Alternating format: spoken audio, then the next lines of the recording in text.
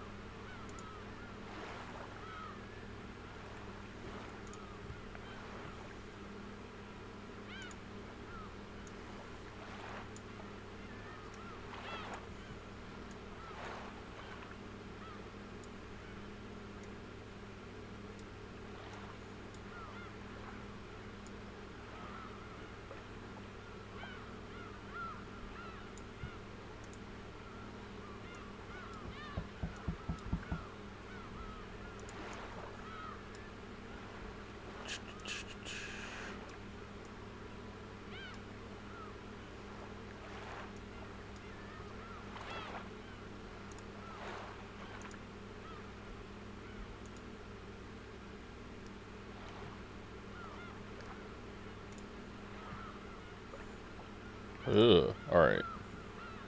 Oh, that's not good either. Okay, there we go. Can we see the mouse? Alright, all windows are set up. Hey, Wuggy, how's it going?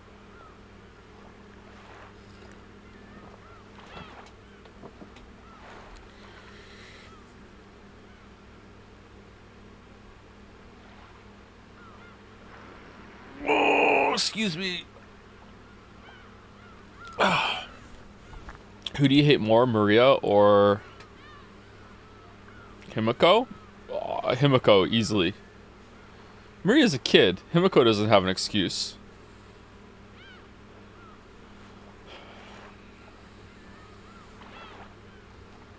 Best bodyweight workout for watching you read Umineko? Well, the great thing about Umineko is that you don't need to see the visual part to get the full experience because it will describe the visuals for you. So you can do whatever you want. Just pop some earbuds in. You should give Maria the Himiko voice. I am not doing voices for this playthrough unless I'm really vibing with it, because it's very long and it's already going to be tiring. I don't know. Oh, man. I don't know if I can do voices.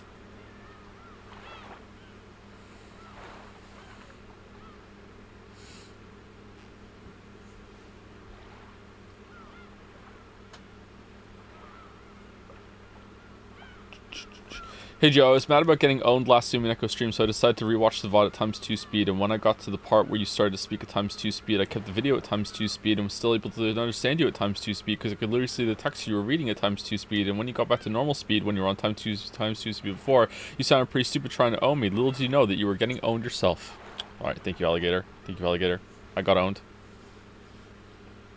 Speaking of owned, there was a discussion between intellectuals upstairs before, while I was having breakfast. Leo was asking me, is it cheating to have a race with someone when you don't know you're in a race with them? And I said, what? And he said, Finn keeps saying we're having a digging race when he's already started digging, or we're gonna have a who can finish this drink race when he's already started the drink. And I was like, okay. And then they started bickering about it, And then I said to them, "Are you guys having a who's the stupidest competition right now?" And they just looked at me and I said, "So who's winning?" And then Leo said, "Probably Finn because he keeps cheating."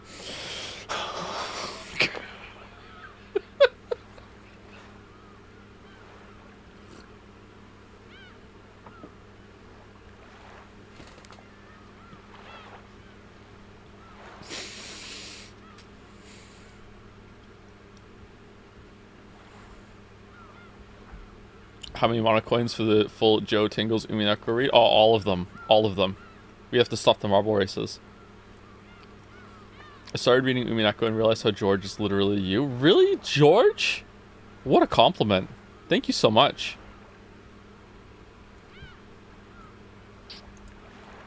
When George enters a room, everyone looks. When George starts talking, everyone shuts up and listens. When George has an opinion, it's objective. You speculated that someone might die. If so, who do you think might bite the dust? Oh, the patriarch for sure. I can't remember his name. The dad is gonna die, or the grandfather, for sure. Or at the very least, he's gonna go missing. There's no way you can have this character around. Well, I guess if he's in his room locked up for most of the story, and people are getting, like, killed, but he still won't come out of his room because he's too busy eating his fucking Dominoes. I don't know.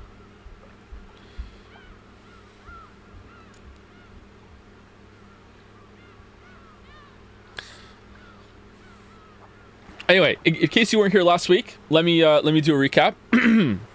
Previously on Umineko. Bitorichi!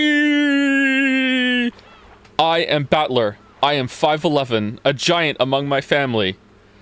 Hey, Aunt, what are these, boobs? Oh, there's my stepmom with my dad. Hey, stepmom, what are these, boobs? Oh, now we're on a boat. Oh, there's my cousin Jessica. Hey, Jessica, what are these, boobs? Oh, there's the maidservant that's really, really old. And she's going to come up to me and say, what are these, balls? All right, now we're on the island. Let's go talk to my other cousin who is super underage and make this really uncomfortable.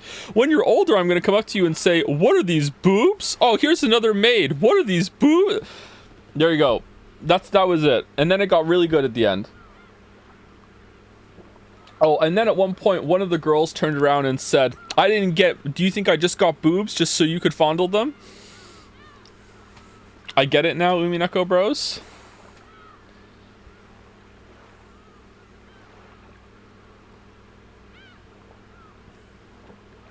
Where's the recap for the good part? For some people in chat, that was the good part.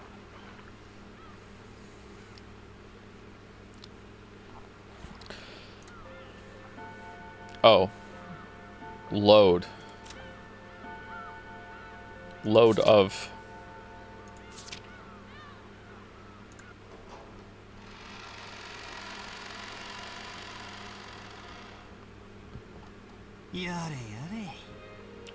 I got to the second paragraph of the Wikipedia summary of this game and went for a wild fucking ride, let me tell you. Wow, the second paragraph? How long did that take? How many Umineko-inspired run-on sentences were in the first paragraph?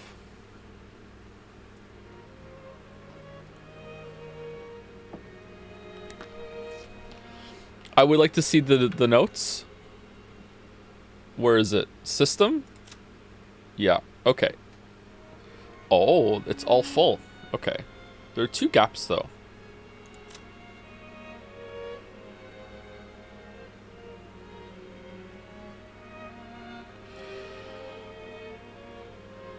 Okay, so this is Kinzo, aka Old Man Kiru. How's the sound? Are we too loud or what?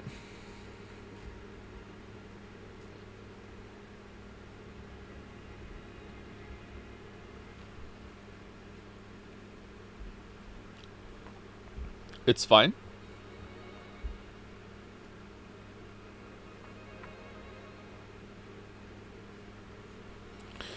Okay.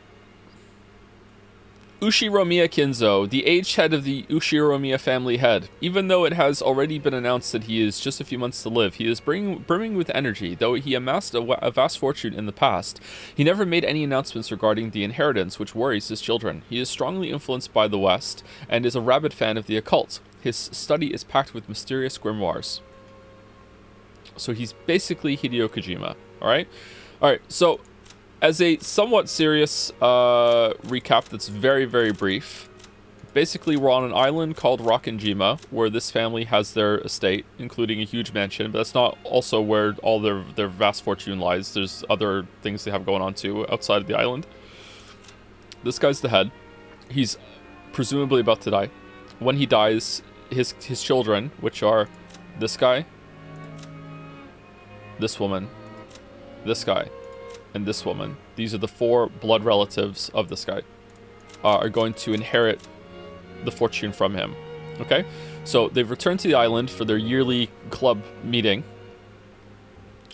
with their spouses, although Rosa did not bring her spouse because she killed him a week before she came. I'm kidding.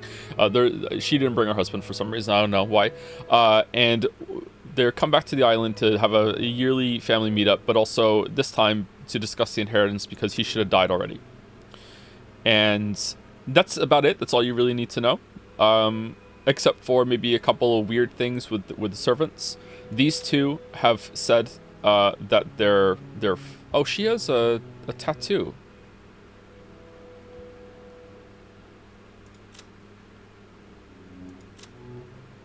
Why don't they have it? Is it like a branding? Anyway, these two have said some very disturbing things about how they're treated in here, but they're disturbing in a way that they don't even seem to really think that there's anything wrong with how they're being treated, although this guy seems pretty unhappy. They've referred to themselves as furniture. She was also completely willing to let Battler fondle her because he's an honored guest and she's just a maid. He didn't actually fondle her, though. He seemed actually really put off by it and really disturbed that he wasn't being called on his bullshit. So that's an interesting link so far. And also, at the end of the stream or the story, these 4... By the way, I'm doing this as much for me as for you guys, by the way, so I can, like, recap what happened last time, okay? And these 4 had a huge blowout fight at the end of the stream, because it seems like these two are this is the eldest son, and he lives on the island with her and their daughter, and it seems like they have already started spending the inheritance. It's not confirmed yet, but it seems like they've already started spending it even before he's dead. And these 3 are understandably very upset about that, even though they don't seem to be like the best people in the world. In fact, all 4 of them kind of fucking suck, to be honest. She is the best character so far, but she is the best character in a way that she's not like I love her, I want to hang out with her, I never want to hang out with this person ever, but she's awful, but she's the best character. She's the most interesting, she's the most entertaining. She absolutely hates her. Hates. Oh my god, she hates her. Okay? And to the point that she has, like, recruited everyone else in the family, him, her husband, maybe even Kairi, to just wage this passive-aggressive that turns actually just regular aggressive war against Natsuhi. This guy seems really passive so far. I'm surprised. But yeah, that's that. The children, well, I say children, but they're young adults, except for Maria. The children are here. We are this character. Although I don't know if this is the kind of story that we're going to stay this character. Maybe that's just we're him for most of the time. George is here. Everyone loves George. It's the famous dog of the story. And Jessica is their daughter, and that was the first "What are these boobs?" But yeah, do we want to read some of the previews or no? She was born with weak bronchi and is sometimes assailed by sudden asthma attacks. Okay, here's the problem. There's no fucking way that anything that we read here isn't going to be explained 3 times in excruciating detail when it becomes relevant. There's no fucking way, you know? What is this, asthma? It looks like she's having an asthma attack. She was having an asthma attack. The asthma attack came suddenly. Is that an asthma attack coming suddenly? And then from behind the door, Playmate thinks you're having an asthma attack. Asthma attacks are when you can't breathe. So you're saying that you can't breathe? Yeah, you can't breathe because you're having the asthma attack. That's what's going to happen. We don't really need to do it. There are no tips, chatter.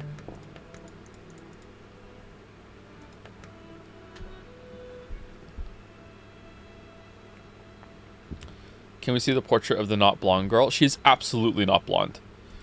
Hey, she might be blonde when we see her, but this is clearly auburn. I don't know what the hell you guys are talking about.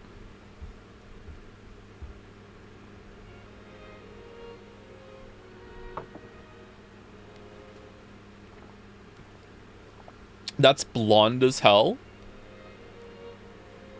Have you never seen someone with auburn hair?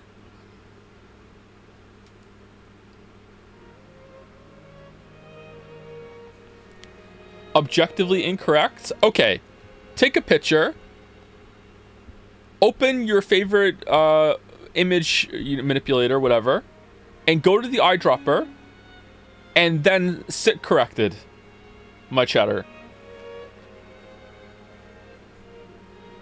There is no way this is blonde. Maybe when she's in lighter lighting, she is blonde, but she is not blonde in this picture. What color is the dress? White and gold, of course.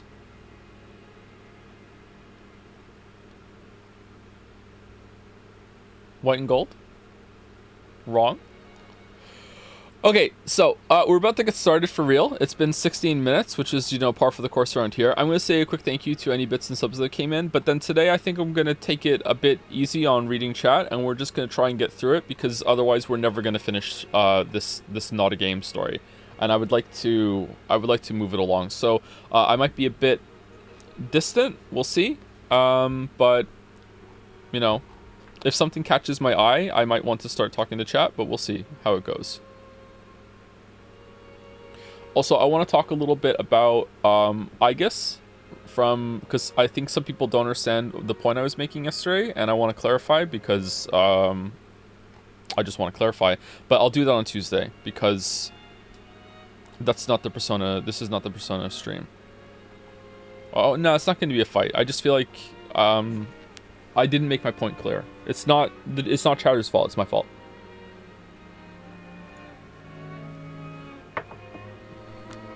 I just get coming? No, I don't think so. Okay. Who did I say thank you to at the end of last stream? I remember saying thank you to PSI Ness, Rhyme Scheme, and then Royal Flush right before the stream ended, I think. Or was it Rhyme Scheme was last? Just in case, thank you Royal Flush 9 for the resub. Thank you Jackie Hale for the giant jobs. Thank you Basic Lucky Fish. Ooh. Resay with hey. Thank you very much. Welcome, welcome. Big Allen Gaming has resubscribed with a JPH point. If you don't want to continue Umineko Joe, at least do an any % speed read. Oh, that's guaranteed, just so we can say that technically we finished it when we didn't finish Steins Gate, because most of my life is now devoted to pissing off the Steins Gate fans, because, wow, just make the Persona 3 people look reasonable, let me tell you. Holy shit. Thank you, Zydias guy, for the resub. Thank you, Dalmek, for the bits. Hope you enjoy yourself. Hope you enjoy yourself too, Dalmek. Thank you. Thank you for the bits, Mouse. Happy Umineko Day, everyone. Umineko. It's today. Thank you, Hoyle3 for the resub. Kolelex for the resub as well. To be honest, which streams are you looking forward to the most, Persona 3 or Umineko? I love all of my stream children equally. I enjoy whichever one I'm currently streaming the most. There you go. There you go. Thank you, Ironwrath, for the resub. Umineko Pog. Thank you, Ironwrath. Thank you, Arthur Gunnarsson, for the resub. 7 Truck Toe. Hiss? Why Hiss? Is the fan bad tonight? Or today? Thank you, Tria Kontakai, for the new sub. Welcome, welcome. Thank you also to Durkashid, A Buff Baby, Ushiromiya Kinzo, with Bitorichi. Thank you, The Boulder, for the resub. Don't be confused. I'm not resubbing because of Umineko or anything. It just happened to fall on today. Baka. You don't like Umineko, Balder? I thought you might like this. Or is it, could have been Homestuck instead. Thank you for the bits, Pincerata. This stream has been my motivation to get through this week. So excited to see you play more of Chapter 2. Well, I hope it lives up to the hype. I'm excited to see new content. The genre is a bit too plain for me. Not enough weeby boob fondling. I get you. Okay. All right. Thank you, Finnick, for the resub. Thank you for going back to 5 days streaming. As mostly a VOD boy, I was starting to get overwhelmed. Yeah, 6 days I think is too much. If I want to pick up a game to perhaps speedrun, maybe I will do a 6-day, and that will be the speedrun day. But if I do that, then I guess you're not really missing much if you're not interested in that, right? But we'll see. We'll see how it goes. Thank you, Gherkins, time for the resub. Thank you also to a Pepsi Addict for gifting out 5 subs. Thank you, Fatal Cutie, for the resub. Junie Day Dreamer has subscribed for the first time. June? Wikipedia Possum, thank you very much. Thank you, Lemon Dread, for the resub. Oh, people love the Beacharichi line. Thank you to Yankosek for the bits. Hey Joe, just popping in to say that I'm still stuck watching the first VOD, but I am enjoying it, and please continue streaming. You might be interested in the Avarici video where the first stream and the second stream were overlapped in a very entertaining way. I'm surprised that I didn't repeat myself quite as much as I thought I did.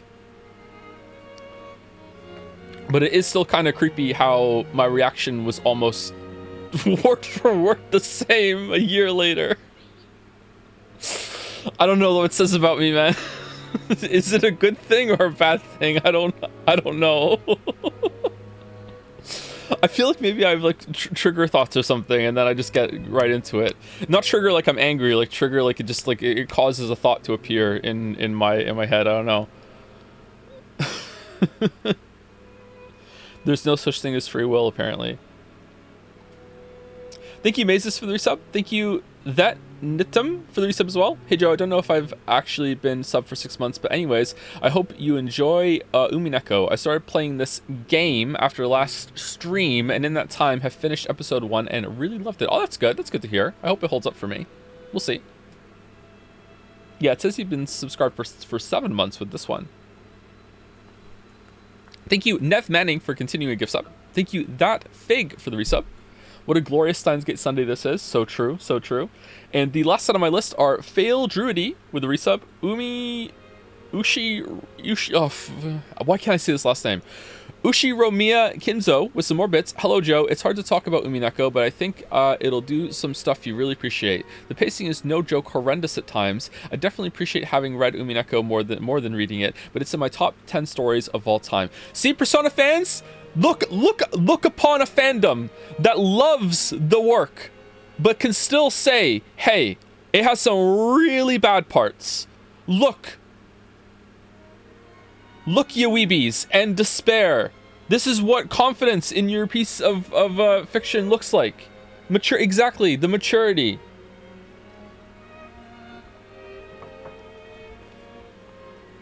Amazing. To be fair, not just Persona fans, also Steins Gate fans, Xenoblade fans, Undertale fans, Steingate fans again, Persona 4 fans, Persona 5 fans, Danganronpa fans, 999 fans. What other weeb games have we played? Dinosaur King fans, yep. Subnautica fans, yeah, Subnautica fans as well. 13 Sentinel. Actually, you know what? 13 Sentinel fans were pretty secure, but not as secure as the Umineko chads. Somnium, I don't remember Somnium fans being that bad. Ace Attorney 2 fans, I don't remember Ace Attorney fans being that bad either, but Ace Attorney is in the top 10 writing that we've streamed. Ace Attorney has really good writing, especially for a weeb thing, or weeb adjacent. Really? Yeah, Ace Attorney doesn't do the show then tell then show and tell again thing. It's pretty good in terms of like how it's written. Don't get me wrong, compared to a book it's still nothing. Sorry. But it's like it's not nearly as bad as Danganronpa and 999 and how Umineko keeps repeating itself.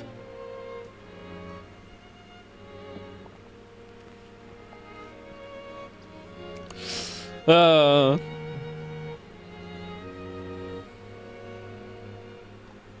much did the Umiden activity of getting new members reading Umineko help making you interested in continuing this, or were you actually pretty interested to continue yourself already? I was definitely interested to continue already because it legitimately got good. Remember, okay, I hope that this is a really good example going forward of look, I have a lot of flaws as a person, I have a lot of flaws as a streamer, whatever like that. However, I feel like I always engage in good faith. And I just hope that Umineko is like a basting example of this. How much relentless shitting on the joke VN did I do on February 29th last year? Just relentless shitting. I fucking hate it. Oh my god, it's so slow. Can something happen? Why is there boob fondling? Oh my god, how did it get good all of a sudden? It's just like, wait, hold on.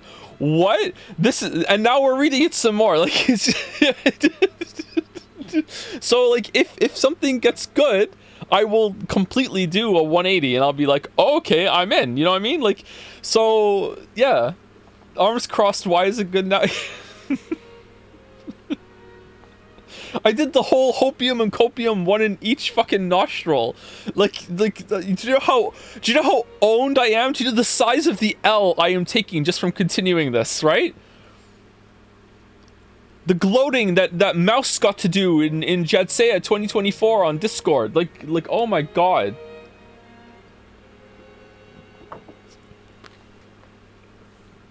Anyway, I feel like I missed the question, but we'll keep going. I'm almost at the end, and then we can continue.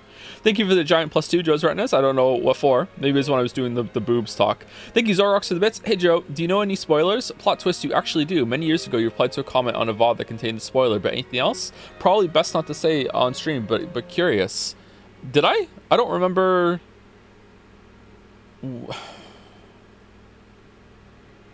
Was it a name? I don't remember any Umineko spoiler at all. The only spoiler I know is that the girl in the portrait shows up at some point and says cackle space E, or someone looks just like her. That's all I know. And I'm, again, assuming someone dies. Oh, you know what? Maybe that was the spoiler came from. I think this was... Umineko was recommended during the Danganronpa stream when I said something like, I really like it when when a story is a bunch of characters stuck in a place and then someone dies and they're really isolated and cut off and they have to figure it out, and I think someone said you should read Umineko. So maybe that's where I got the someone dies thing from. I think maybe, is that what you're referring to?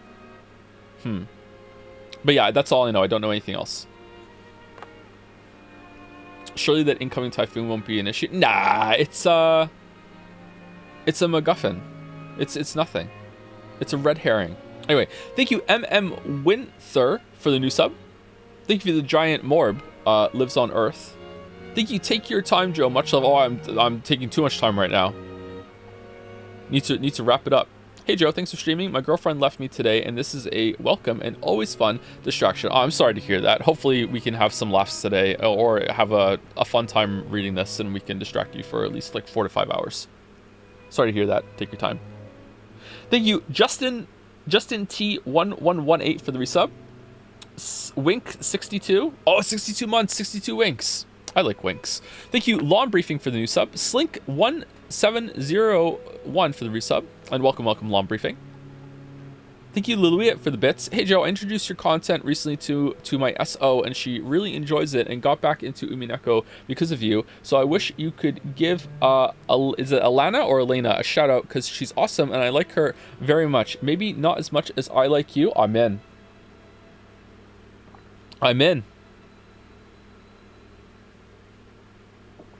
All right, shout out to Elena.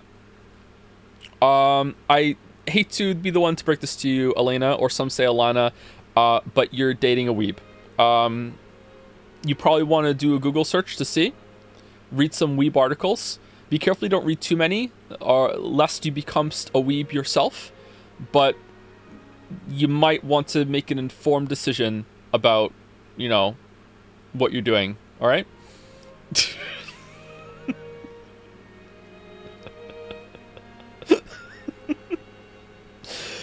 Okay, all right, I really need to start reading. Okay, so let me move this on. Thank you, Kozan K, for the bits. Hydro just noticed you didn't go to his profile, and that makes me viscerally mad. Just kidding. Hope you enjoy reading today. Oh, little Persona 3 is a treat. Thank you, Kozan. Thank you to Nana Burns for the resub.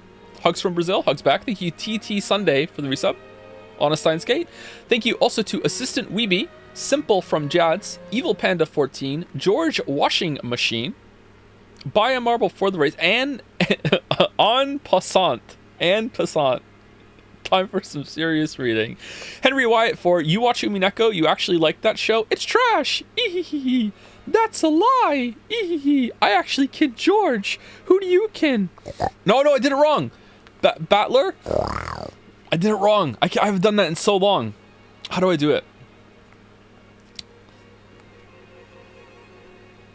I need to practice. I need to do it again another day.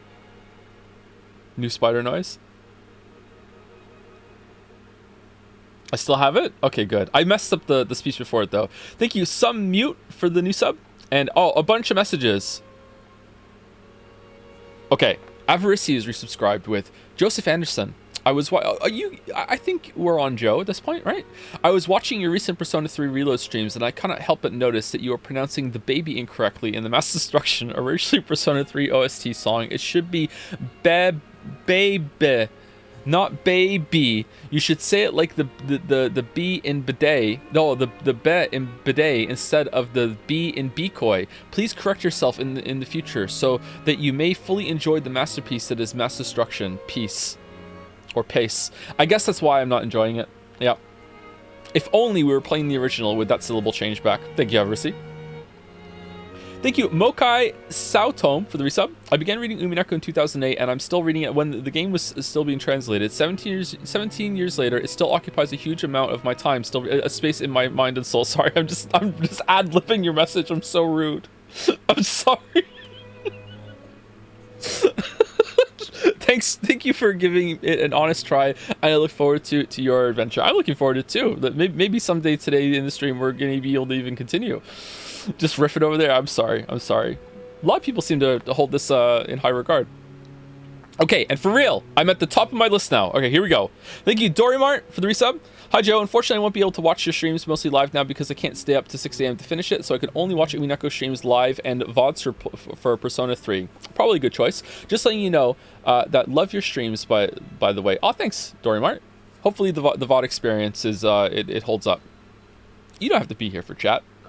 Is it more exciting to watch live? I guess so. Anything could happen live. There could even be a huge argument. Thank you, Acer Sasha, for the resub. Thank you, Tastiest Apricot, for the bits. Thank you, Not Even Close 23 for the new sub. Welcome. Welcome to the Umineko Undercourt? I don't know. I don't know one that begins with a U. And thank you, Cold Ronald, with a cold French fry. And Joe's VOD Enjoyer. And Jelly with a raid. And that's it. Here we go. Thank you, Jelly. Here we go. All right. Oh, there's a marble? Not play it myself, but did you ever expect the witch girl in painting to not show up? I didn't even know there was a painting. Like, I redeemed a marble. Is Dinosaur King a valid choice? I mean, if you want me to sit down and deliberately watch all of Dinosaur King, I already have it on DVD. So, like, I guess so if you want to. I've seen some of the episodes of that already because Leo likes it. What the fuck is that? Dinosaur King is what you want to be. Yeah, make your move. Come on and make your move. Alright, here we go. Prehistoric dinosaurs aren't extinct anymore. See them fight, watch them roar. Watch out because they're right next door. Do. The past is in the present. Do. The time is twisted upside down. Do. These fossils are colossal. Do. Only one can wear the crown. Dinosaur King is what you want to be. Yeah. I love that show. Some episodes, huh? I mean, Leo has watched it, I think, all the way through twice, but I haven't sat down and watched it all with him. Are you really doing Dinosaur King?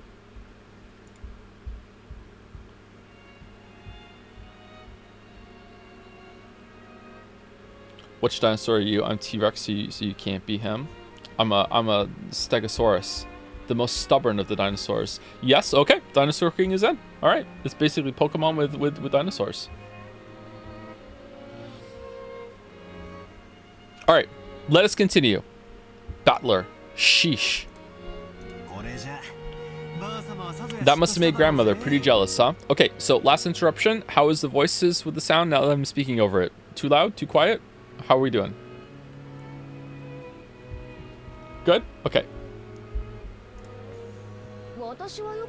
What are these, Boop? I'm not really sure, but that might actually be true.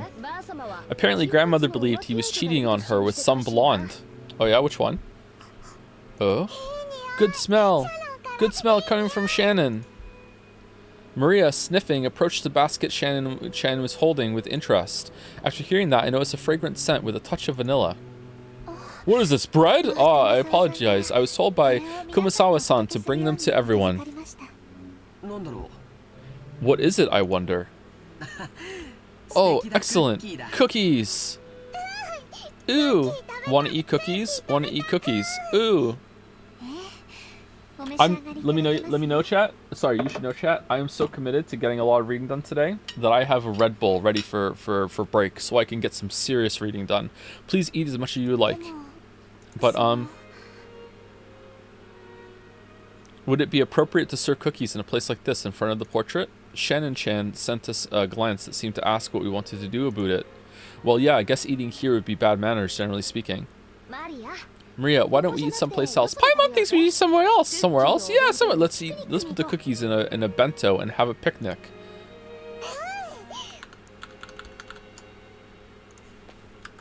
Bento.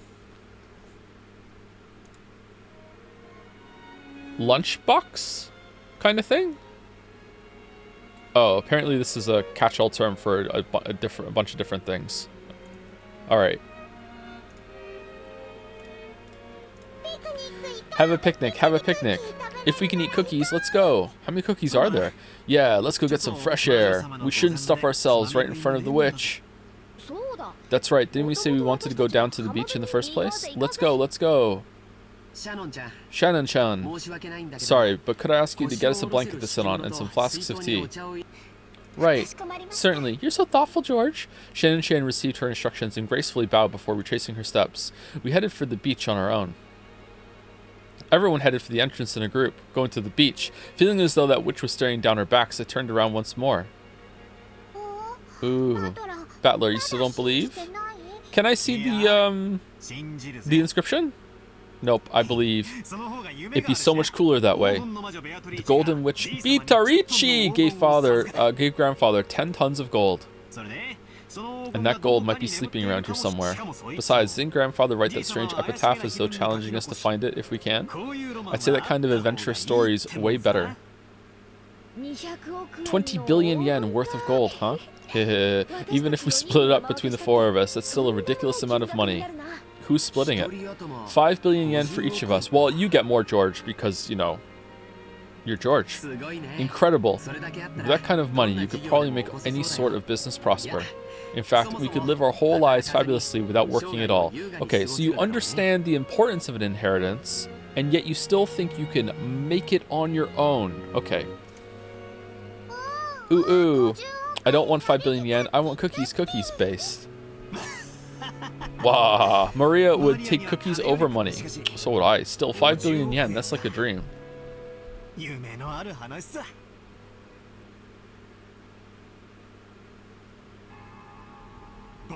Money can be exchanged for many cookies? Explain how. Ridiculous. Oh, we're back to the good part! Is it possible that you all truly believe in Father's legend of the gold? Of course we don't believe that story about a witch giving him gold, but someone did, but there's no mistake about the gold itself. The fact that Father obtained gold bars from an unknown source has been confirmed in several ways. We've heard that before the president of the Marusu company died, Father showed him a large pile of gold somewhere. Father used that man's claim as proof that there were 10 tons worth. That's just nonsense of a senile old man. Along with Father, he was just fabricating a story. You can't take it seriously.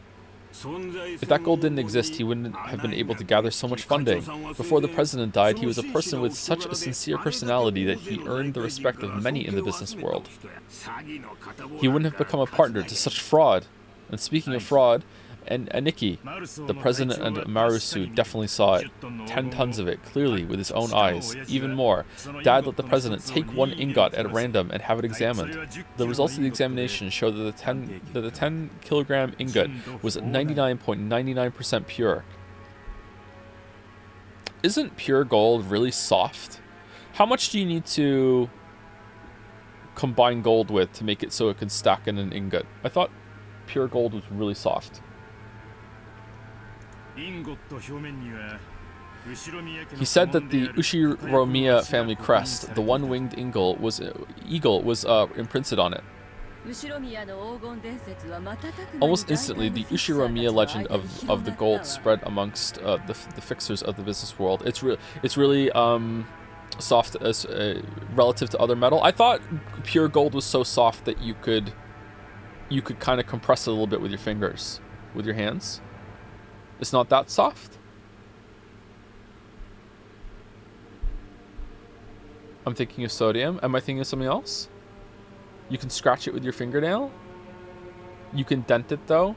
If you had a pair of tongs, maybe you could make an indent in it, but not with your fingers. It's soft but not that soft. It's fragile but not that fragile. Okay. You can, with effort, bend it. Okay, I go to the gym, so gold from an unknown foundry has a poor rate of conversion into money. Thinking that it was a chance for decisive profits, they accepted it as collateral, and as a result, father was able to receive massive loans. My arms are super weak. Actually, I probably couldn't do that. Is there no limit to the absurdity you're willing to accept? How old are you people?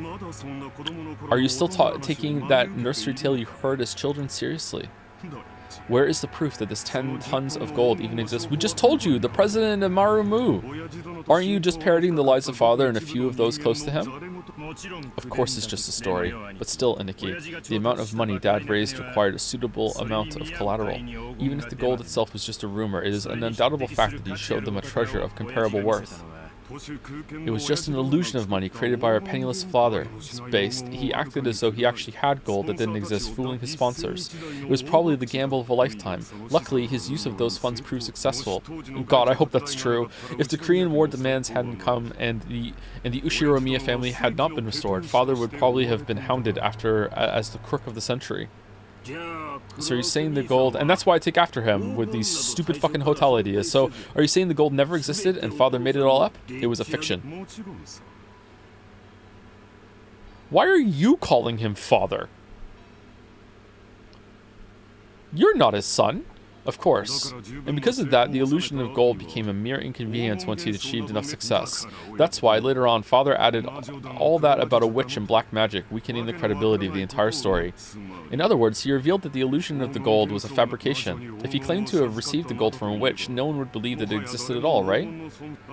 It's also possible he said it for all of your sakes. Nevertheless, here comes some stupid offspring wanting to divide up this non-existent gold along with the rest of the inheritance. Okay. So put your money where your mouth is, bud. Say, all right, if there is gold, you three can split it up and I'll take the rest of the cash. If you think the gold and treasure is so real. There you go. See what they say. Rosa, don't tell me that even you believe in a fabrication like this. I can't prove whether or not father really had gold, but I will tell you that I asked George if he thinks it's real and George says yes. Oh my God, George said it was? I guess it's right then. George is never wrong. I just want to claim my rightful share as one of father's 4 children. Oh, it seems even you have started to talk that way, Rosa. I see, so that's what you're all getting at. You're trying to claim that I'm attempting to keep all the gold for myself. Nissan, you've gathered best girls on the screen! You've gathered a massive supply of funds, that's a fact. You know what my favorite thing about Eva is? It's not her attitude. It's not that she can kick really high. It's not, what are these boobs? It's not her tattoo. It's not her gloves. It's that she's blonde. That's a fact. If we rule out the possibility that you've been embezzling father's personal funds, then there's only one possibility left, right? You found the gold. And Nikki, we've been thinking that you might have found those 10 tons of gold bars. Ridiculous. Such a thing never existed in the first place. Then explain yourself. Was it embezzlement of father's assets or father's hidden gold? Huh, okay, you know what? Maybe I did find the gold. How could you have gathered so much funding if not by one of these methods? Oh, the blonde hair is the hidden gold because it doesn't look blonde, but then you get closer and oh my God, it was blonde after all. Hidden in plain sight. Even I have many friends in the political and financial terms, financial realms. Is Kraus blonde according to you? Kraus is definitely more blonde than the painting, but it could be a light brunette. I would accept someone calling this blonde. I think I would accept this as blonde. I have earned their cooperation, nothing more. And on that matter, I have no responsibility to explain myself to you. You understand, don't you? There are some topics that ought not to be spoken of. What? If you insist on that point, that's all well and good for now, but Aniki, Dad doesn't have long. Nobody can ensure that he'll live to see this day next year. The inheritance process will begin at the instant of Dad's death. Will it? We'll arrange for lawyers and accountants who are impartial to all of us and have them inspect Dad's financial situation. At that time, if it comes to light that you've unjustly interfered with Father's money, you understand, right? Will eat you. I don't have a clue what you're talking about. You're starting to make me feel as indignant as my wife was. Of course, Father's gold is a part of Father's fortune. Why are you calling him Father? We understand it's money you can't reveal openly. But the 4 siblings should have an equal right to it. Yoshi, make you like your name and hide. You shouldn't be talking. Only blood relatives talking. In other words, we're gonna have your financial situation investigated as well as Dad's to determine whether you're hoarding the gold or not. Isn't this a great opportunity? Right now, prove the existence of your so-called support from friends and acquaintances. That way, we can sportingly apologize for foolishly doubting you. Right, Rosa? That's right. Kraus-Nissan, you are the one who's dodging the issue. If you were guiltless, wait, you could just prove that you were in the right, but you aren't even trying to do so. However, Iniki, we still have to consider your position here. As Dad's representative, you're probably bearing a larger share of the burden than we are. We've been living terribly relaxed lives until now, so it wouldn't be fair for the rest of us to complain without taking your efforts into account. Oh, it seems you cannot make up your mind whether to flatter me or slander me. Please get to the point. Basically, randomly investigating nitpicky aspects of Father's wealth seems like a pretty crude way to go about it. I love nitpicking. As you said, Kraus-Nissan, there may have been movements of money that are difficult to explain. We've come to consult with you today while fully aware of that point. Both sides stand to gain from talking about this now. Okay, becoming more casual and American as time goes on, a consultation? Ho. When the inheritance is divided, you'll be rewarded for your years of hard work taking care of Dad by an agreement that's generous in your favor. Don't misunderstand us, Nissan. We aren't saying that we'll abandon our rights, but when we make our claim for what we deserve, we might as well offer a generous understanding for your position. That's what we mean. In other words, if you accept our conditions... Okay, so basically they know that Kraus has put himself in a hole, and they are willing to get him out of the hole if that means it's a smoother transition of the inheritance and Kraus is not going to put up a fight, because I guess they think that Kraus maybe has a claim that he could take all of the inheritance or way more than the share they're willing to give them, or maybe they know something that Kraus doesn't, or maybe there's something about the gold. Huh. Then when the inheritance is divided, we'll leave the investigation of Father's financial situation to you, Kraus-Nissan. I feel like they know something he doesn't, which I don't understand how that could be when Kraus is the one that's living here, but I wonder what that means. All the siblings from Eva downward suspected that from Eva downward suspected that Kraus was trying to steal their father's wealth.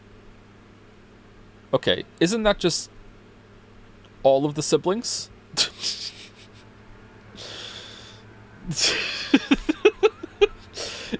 Couldn't we just take this away? Is it just literally all of the siblings?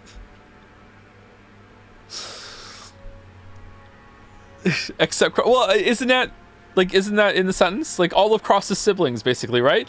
Was trying to steal their father's wealth. So letting Kraus report the state of that wealth was extremely contradictory and a huge concession. If, as they claim, Kraus was actually embezzling money, Kraus would be able to hide that fact. Besides which, it'd be possible for him to control the distribution of the inheritance in a manner favorable to himself. Kraus, realizing this sounded too good to be true, couldn't help but feel suspicious. Yeah, I am too, actually.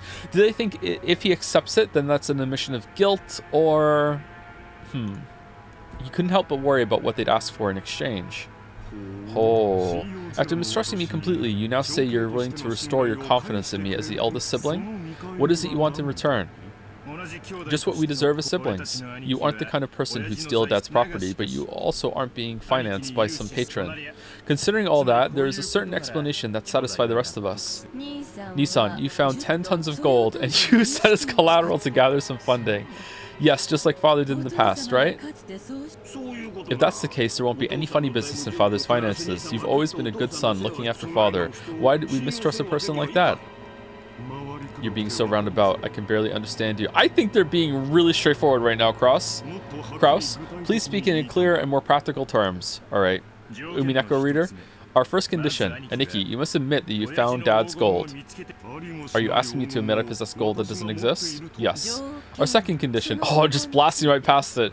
You'll acknowledge that each sibling has a right to a share of the gold, and you will pay out those shares. Okay.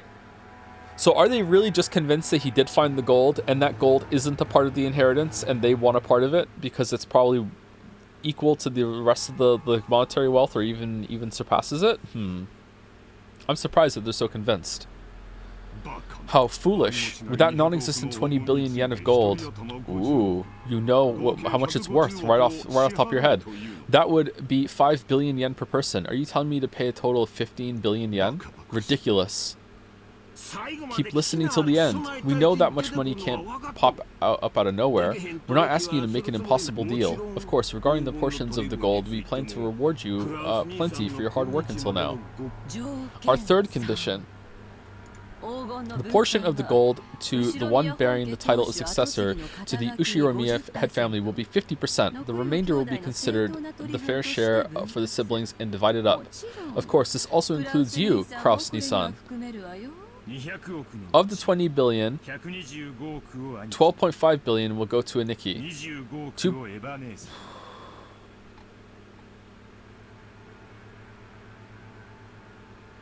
That's not... Am I dumb? 12.5 billion will go to Ava Nissan. Sorry, 2.5 billion will go to me, and 2.5 will go to Rosa.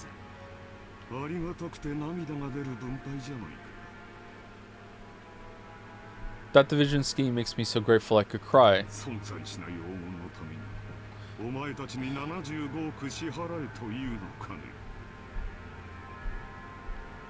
50% plus another one? Okay, so as Ushiromiya head family, that is considered another entity than being a sibling. So he gets the Ushiromiya head family share and a sibling share. Okay. Someone in chat said I'm being a little dumb for not understanding that right away. I don't think so, but okay, maybe it's a financing thing that I don't know, so I'll accept that. That division scheme makes me so grateful I could cry. So you're saying for the sake of the gold that doesn't exist, I must pay you 7.5 billion yen.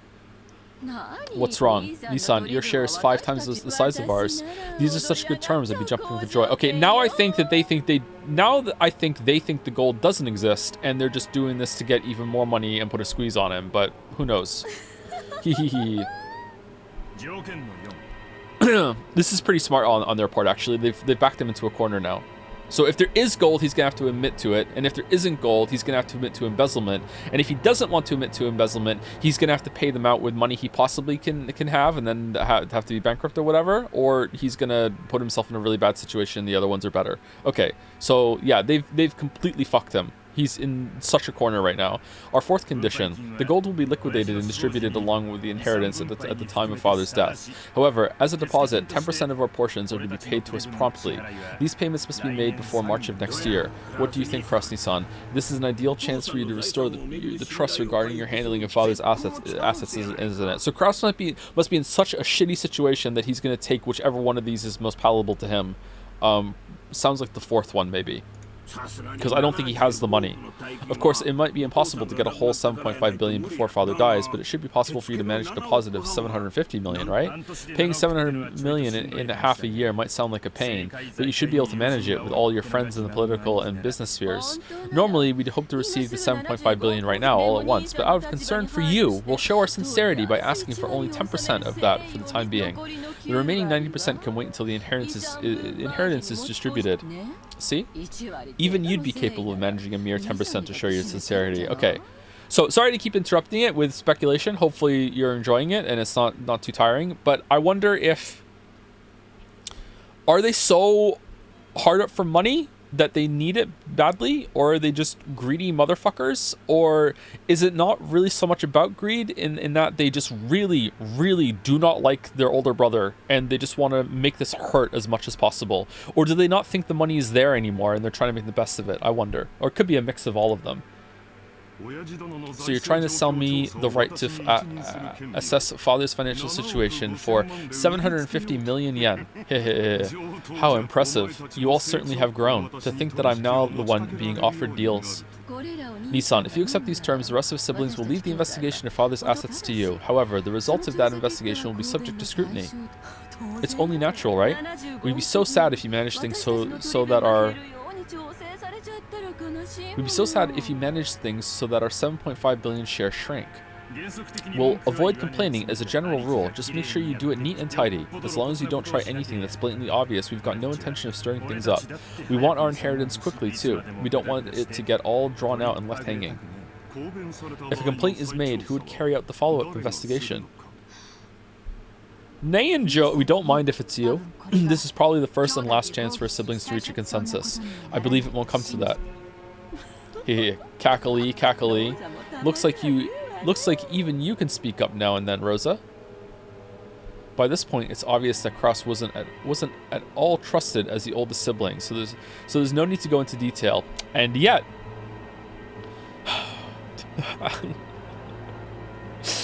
the scene is so good, and then here's just a nugget of shit. I'm sorry, I know it's nitpicky when it like to be like, it's just one line, who cares? But at the same time, it's such an unnecessary line. God damn. The formerly tyrannical oldest brother had always abused his privileges and violated the other sibling shares. It was in response to this that the other three, now adults, were finally teaming up and striking back for the first time. Sorry, but there's more. Our fifth condition. This decision must take precedence over father's will. Later on, we don't want some will to appear and make this decision completely irrelevant. Wait, what? Can you do that?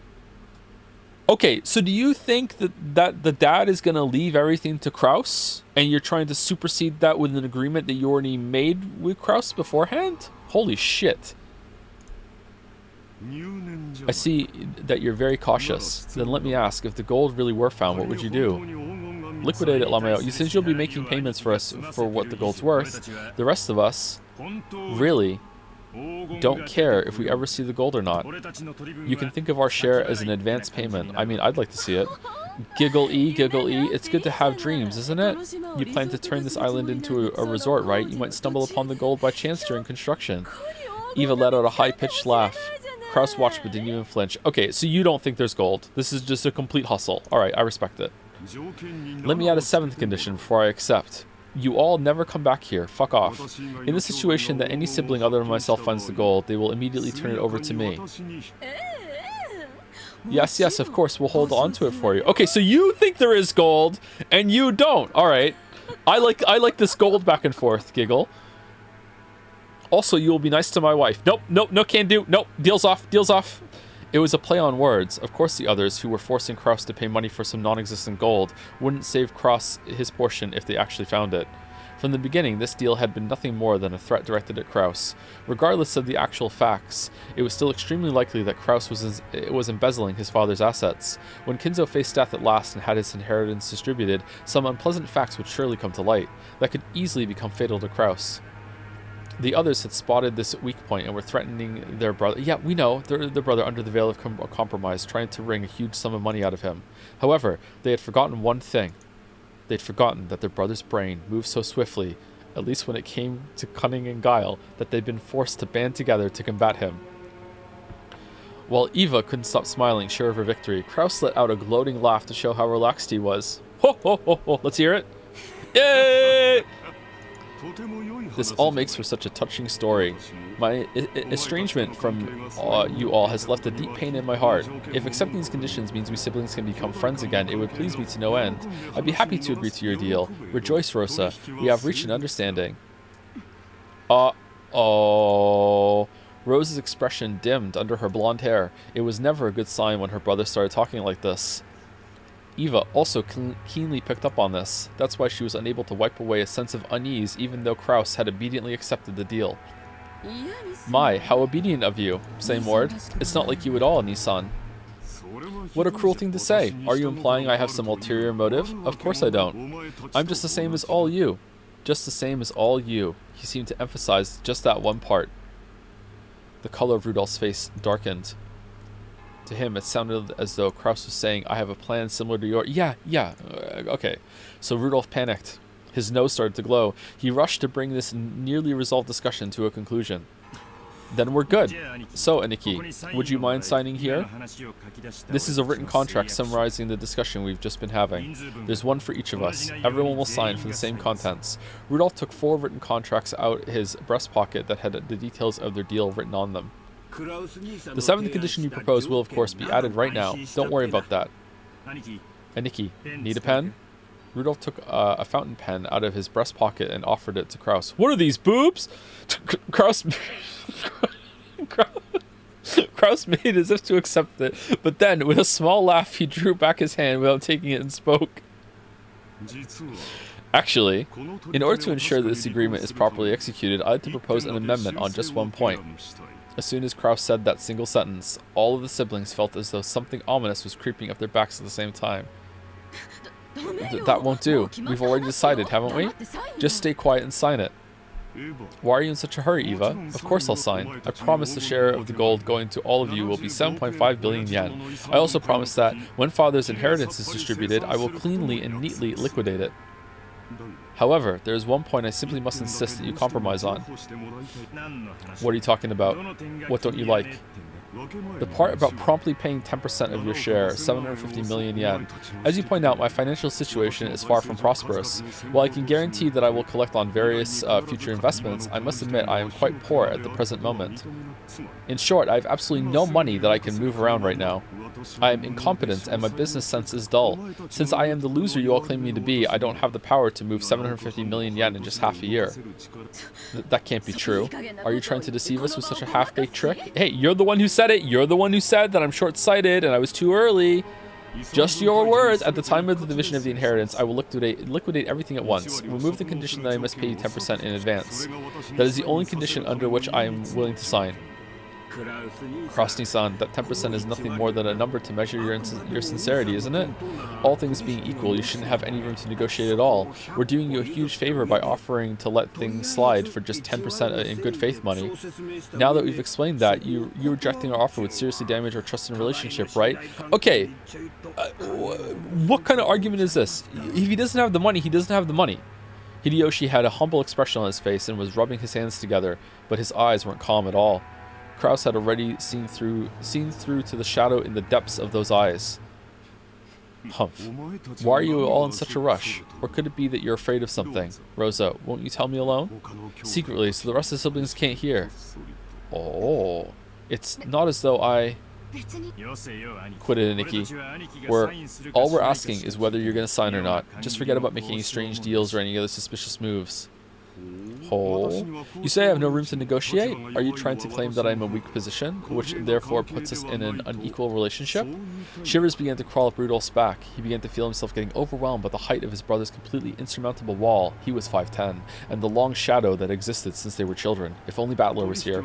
Shouldn't deals be made between those on even footings? From my perspective, this deal will help restore a long-lost trust of my younger siblings and deepen the love between us. It's an old problem that's been eating at me, and one I would prefer to resolve as soon as possible. I would be overjoyed if we could resolve it today. However, it seems I'm not the only one who'd be quite glad to close this deal quickly, am I wrong? Kraus stared at each of his siblings. They avoided his gaze with animal-like instinct. Only Hideyoshi was slow in avoiding it, because he wasn't one of the siblings. So he was caught by Kraus's gaze. Hideyoshi-san, I hear your company has been doing extremely well lately. At a brisk pace, it went public, and both its track record and its stock prices have soared. I am truly jealous. We aren't here to talk about my husband.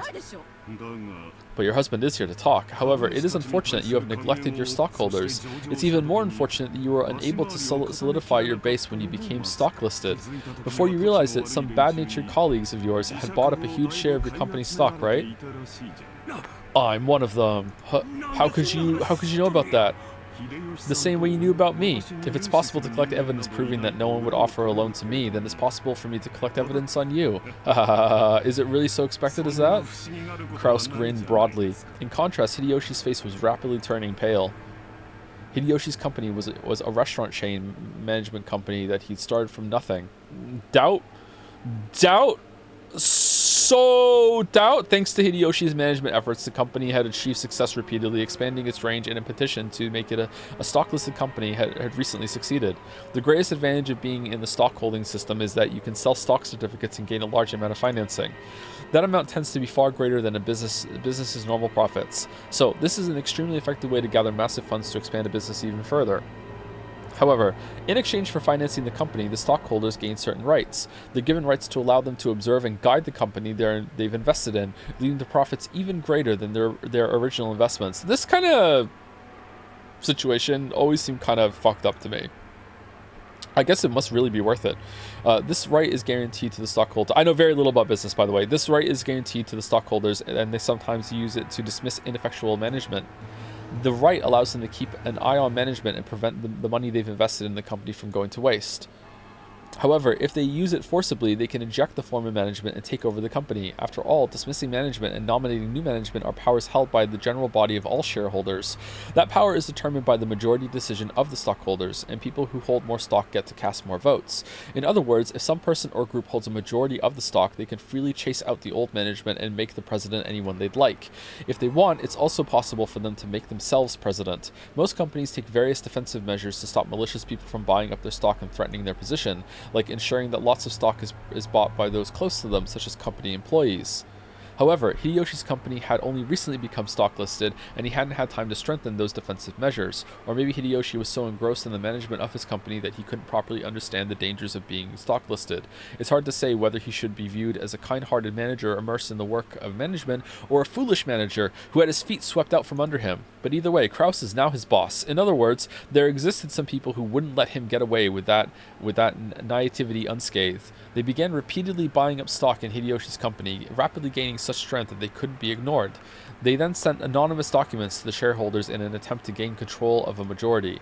The documents read, "The current management continues to make pointless investments and is ignoring the needs of the stockholders. Let us force the current management to retire, cut the current wasted investments, and let this company be born again as one that gives more back to the stockholders."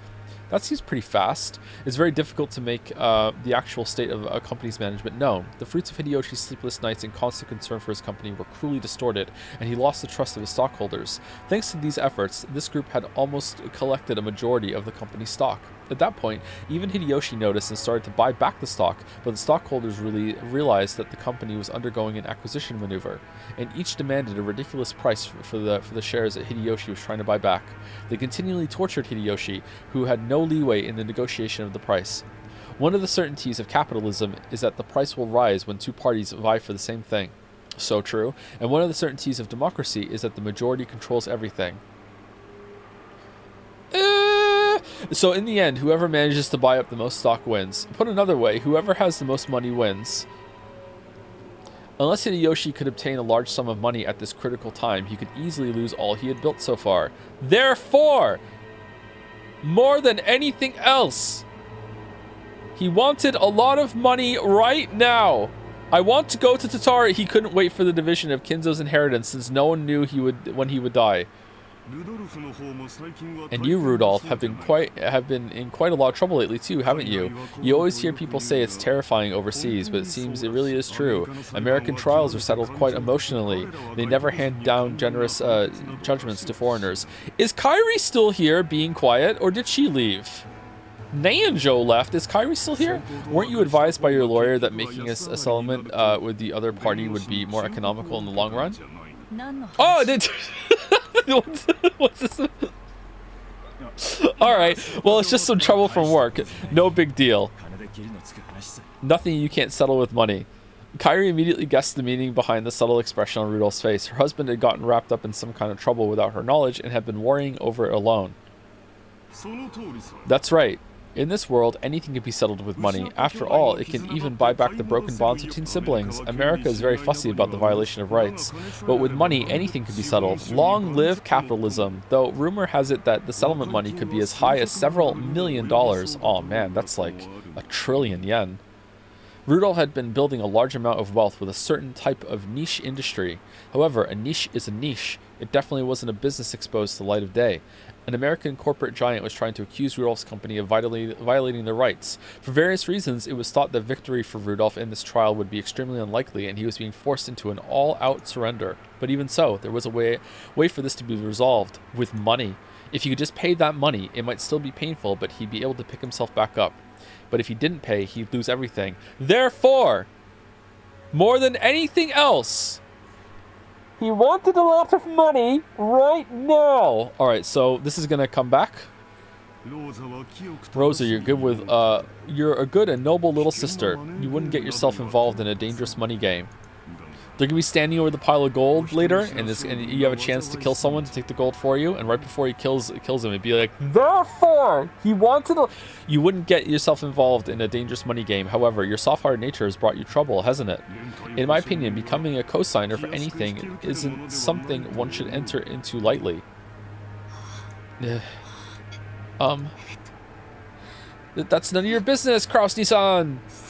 Rosa uncharacteristically laid bare her emotions and yelled. After all, no one was supposed to know that. As Kraus watched, he let slip a muffled laugh. Without exception, every one of them, more than anything else, wanted a lot of money right now. In other words, the situation had been reversed. After all, the person the younger siblings were threatening was the only one who had no urgent need for a large sum of money. The other three, however, wanted a lot of money quickly, no matter the cost. Okay, so it's not just I want money because I have money, I want more money. They're desperate for it. Okay, so they have needs. Obviously, I think if they lost what they had, their companies are, they'd still be well off. So it is just, in the end, it is still greed, but they don't want to lose their standard of living. Okay, but they need it for that. All right. Kraus was extremely sly. He had known of their Achilles heel from the beginning. I'm surprised there was a reversal here. Even so, he had not been certain. Therefore, he had hidden his knowledge until the very end, striking back only after analyzing their attitudes. If it were possible, I would like nothing more than to raise some money for my adorable siblings in their time of need. But unfortunately, I have nothing on hand.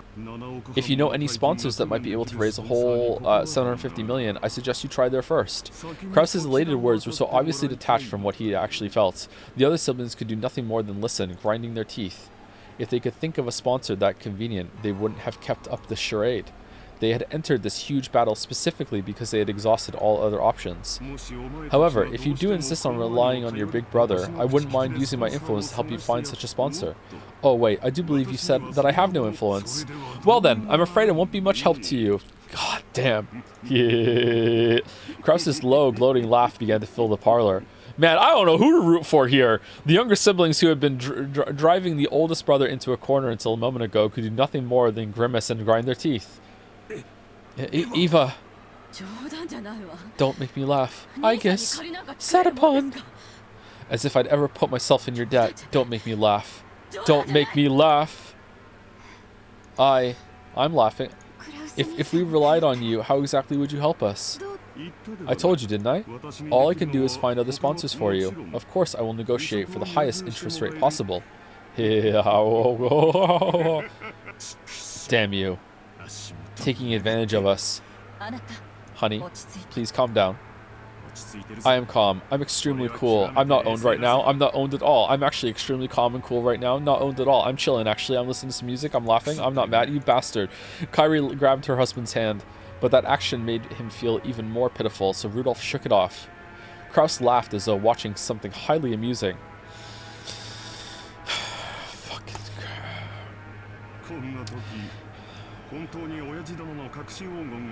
had a chance for a nice simile there, but nope. We're just gonna plain fucking just boiled rice fucking language. Okay, in times like these, it certainly would be nice to find father's hidden gold. If you did, you could split up to 2.5 billion yen portions right now. How sad, how very sad, how extremely, totally, truly, hopelessly sad. Tonight, let us all drink together, as we solve the riddle of Beatrice's epitaph and discover the location of father's hidden gold. Tonight, let us... Oh, sorry.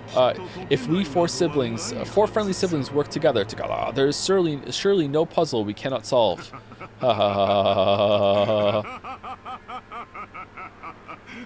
Man, I'm starting to root for this Kraus guy. Natsui crying in the chat. Man, this painting is everywhere. Humph. Quite an entertaining scheme. Well then, what are the conditions they've attached? Well, whether or not Kraus-sama actually discovers the gold, he'll pay Iba-sama, Rudolph-sama, and Rose-sama a total of 7.5 billion yen for their shares. Okay, so they signed? Or what? Alright, so Canon is reporting to Kinzo? However, 10% of that will be paid before March.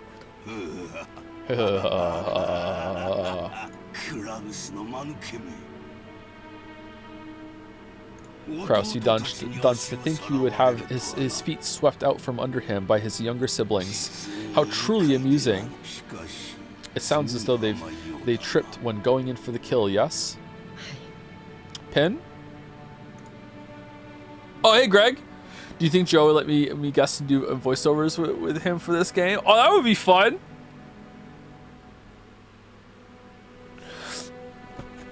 Would anyone want to hear me read next to you? Do you have a favorite character, Greg?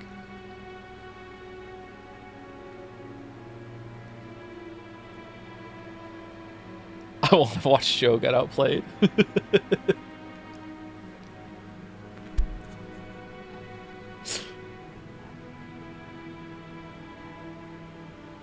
I actually don't know this IP, but it looks amazing. I'm enjoying it so far. It had a slow opening, but it's been really interesting the past, I don't know, last stream and the first hour of the stream. It's been very interesting.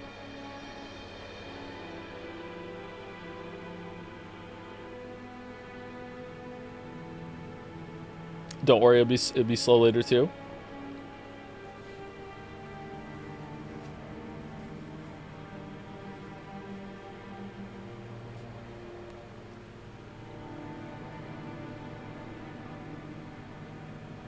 What are these boobs? What time is it actually? Where are we at? All right, we've been live for an hour and 16 minutes. Yeah, so I think it's been we've been reading for a little under an hour, right?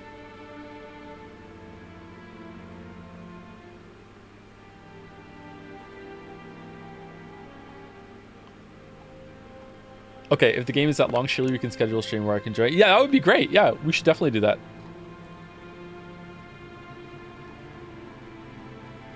Are you on Discord, Greg?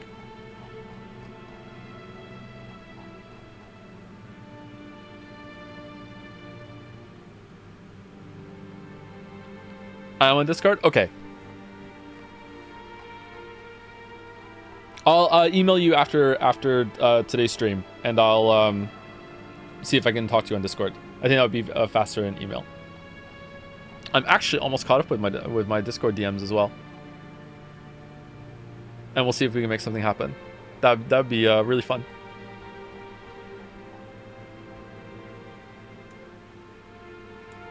I'll join your server. Oh, that'd be great. Oh, awesome. Thanks, Greg. Oh, that's pretty exciting. Okay. All right. Thank you. Okay. All right. All right. I'm a little stun locked. Okay.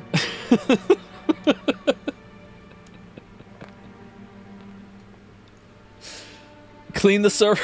Oh no. What is Shads? Oh, do you want to hear the song? What is...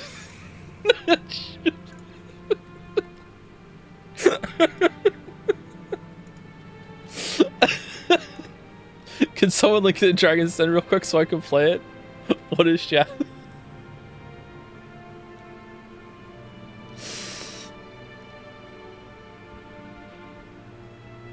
What the fuck is... How are you... No, not that one. Not that one. The song. Here we go. What is Jads?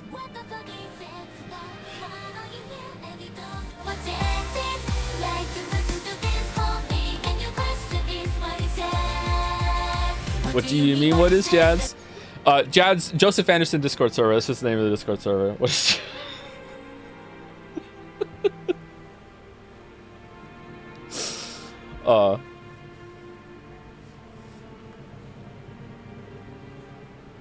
Okay, that's exciting. Anyway, let me continue. Let me continue. Hold on. Let me get my window. All right. Yes. Kraus-sama exposed the fact that Eva-sama and the younger siblings all have an urgent need to get money. Is there even any need to expose such obvious facts? That irresolute, incompetent man? Irresolute. Am I saying that right? Irresolute. Irresolute. Irresolute, not irresolute. Irresolute. Irresolute. Irresolute. Okay. What are they doing now? That conversation has been put on hold for the time being. Now, Beatrice Sama's epitaph is being discussed. So they're trying to solve the riddle and find out where my gold is hidden. So there is gold. Yes. Okay, I wasn't expecting Kanon to report to Kinzo. Kinzo set down his spectacles and snorted. Will the miracle be fulfilled first, or will those fools expose the gold first? What a show this will be. At the very moment those fools solve my puzzle, I will suffer utter defeat. They can suck my corpse down to the last fragment of bone. The greed of fools can allow great magic to bring forth the miracle, and yet, if the fulfillment of the miracle comes first, Beatrice will be resurrected again. The smile I've been chasing half my life will be restored. Oh. I don't have to read that one. Soon will come the sacred night when we shall bet upon a miracle, and the game of demons shall begin. I will surely prove triumphant and survive. I'll let you have the lives of all those others. I don't need wealth or honor or assets or gold or anything. All I want is to see your smile one last time. Cough, cough, cough. Kinzo choked, apparently in great pain. Kanon got closer and tried to pat his master's back, but Kinzo motioned for him to stop. Do you know why I went to the trouble exposing the hidden location of the gold in a place that everyone can see? No. It's because magical power is determined by risk. If the number of people who try to discover Beatrice's gold is great, and the danger of them succeeding is great as well, then the power of magic will bring about a grand miracle if we succeed despite the odds. I really like bullshit magical rules like this. Like, there was an idea for a magic system that I had for a story that I want to be a game, actually, which was that one of the laws of a magic spell is that no matter how powerful it is, there must always be a way to undo it or circumvent it, you know? And like whoever's casting the spell can also take a lot of pains to make that as difficult as possible, but there must always be, no matter what the spell is, there must always be a way to like fight against it, no matter like how unlikely it may seem. I love shit like that. In other words, magic is a game. It is not the case that the one who performs the best becomes the victor. The victor performs the best because he has been granted magic. Do you see? It is similar to how the miracle of life can be granted only after winning against the divine odds of several 100 million to 1. Is this a little difficult for you? My apologies. That's fine. It all comes down to this. I will give all that I have built up to the one who solves the mystery of Beatrice's epitaph. Man, they love showing chandeliers in this. Wealth, honor, gold, and the inheritance of the Ushiromiya family, everything that I have established. My children certainly aren't the only ones with the right to attempt to solve this riddle. Anyone who solves the riddle will have the right to gain everything, even you. Yes, however, I couldn't possibly understand such a difficult riddle. Of course, I made it difficult, but you must try to solve it as well. That will form the seed that summons the miracle of my magic. If everyone attempts it and everyone fails, that will be that. However, if the miracles come together and give birth to magical power, it will happen. Beatrice will revive. That is why you must attempt it too. Everyone must attempt it, and in doing so, they will give strength to my magic. Do you understand? Yes, I will try. You know what? I believe him. For a long while, Kinzo repeatedly muttered to himself, agitated and clutching at his head.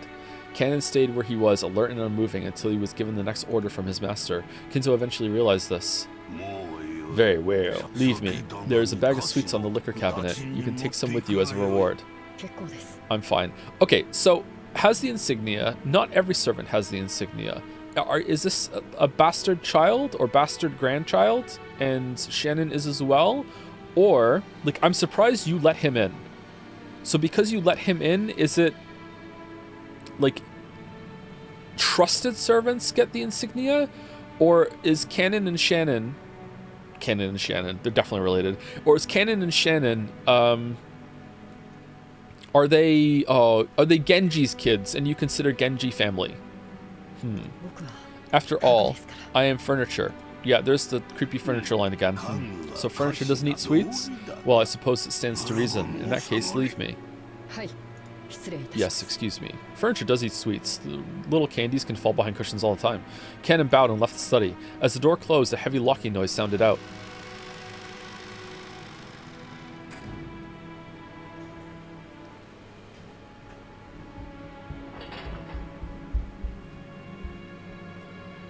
But it was not the sound of Cannon locking the door. It was the door locking automatically.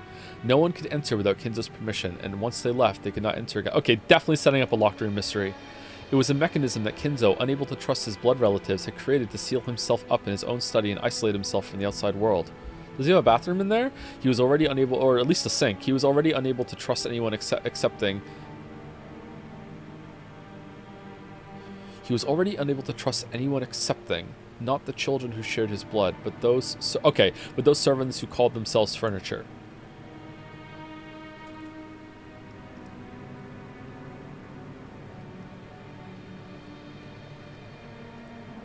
Yeah, you have the insignia too. Nanjo-sama, how are you feeling? Ah, Genji-san. It's just that there's no place for me to be anymore. With a bitter laugh, Nanjo turned to face the door to the parlor. That look was apparently enough to tell Genji what Nanjo wanted to say. For the most part, Genji also understood the family situation. It must have made him want to frown, knowing that right now in the lounge, the master he served was being discussed so disrespectfully. But it would have been difficult to gather that from his indifferent expression. Okay, so because this is narration, is that... Can we take narration as true in this? I wonder. Because that would be quite a good bit of information to know that Genji actually genuinely does care about Kinzo. I wonder if we can or not. We'll have to see. But it would have been very difficult to gather that from his indifferent expression. Still. Have we spent more time as the floating narrator now than we have as Battler? And is Battler the floating narrator? I don't think so. Maybe? Still, I don't understand. Why did Kinzo-san have something so provocative written, I wonder? Nanjo looked at the portrait of Beatrice. No, he actually directed his gaze beneath the portrait at the plate of the epitaph, with the epitaph. I do not presume to understand the master's thoughts. However, I'm sure he had a deep reason for doing so. Okay, can we see the epitaph, please? So, like I can try and solve it, and therefore give Kinzo more power when I can't? Since long ago, when Kinzo-san played chess, he would always prepare his moves according to some far-reaching judgment. Yes, sometimes even to make moves I couldn't understand. For an average person like me, it was impossible to see through to whatever he was planning. Sometimes I wonder if this might be some kind of will in the master's eyes. Perhaps he wishes to hand over his wealth and title to the one who can understand it. So you're thinking he may have wanted the four siblings to work together and solve the riddle before some outsider like myself solved it. Kinzo-san may speak of his children in insulting terms, but perhaps he also wants them to repair the relationship. He's being mean to them for the right reasons. Oh man, look at this blonde. It certainly... How? It certainly would be heartwarming if, as Nanjo had suggested, this epitaph had been made to repair the siblings' relationship. Okay, you know what? Real quick, just in case I'm being ignorant of how some people or some cultures use the term blonde. Does blonde just mean not dark hair to some people? Because if that's the case, alright, if that's what that word means to you, then I agree. But if blonde means, you know, yellowish light hair, I don't see any yellow here whatsoever. Like this is auburn. I would say this is ginger before I would say it's blonde.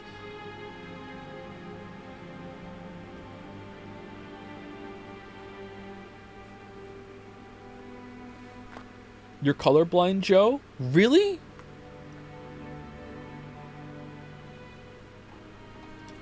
Guys, I fetishize blondes, therefore I'm an authority on this. It's a kink, not a fetish. And yes, true, Chad in the chat. Yeah, It's literally brown or ginger. I know, right? Am I just being trolled? Have you heard of the descriptor dirty blonde? Yes, and this is not it.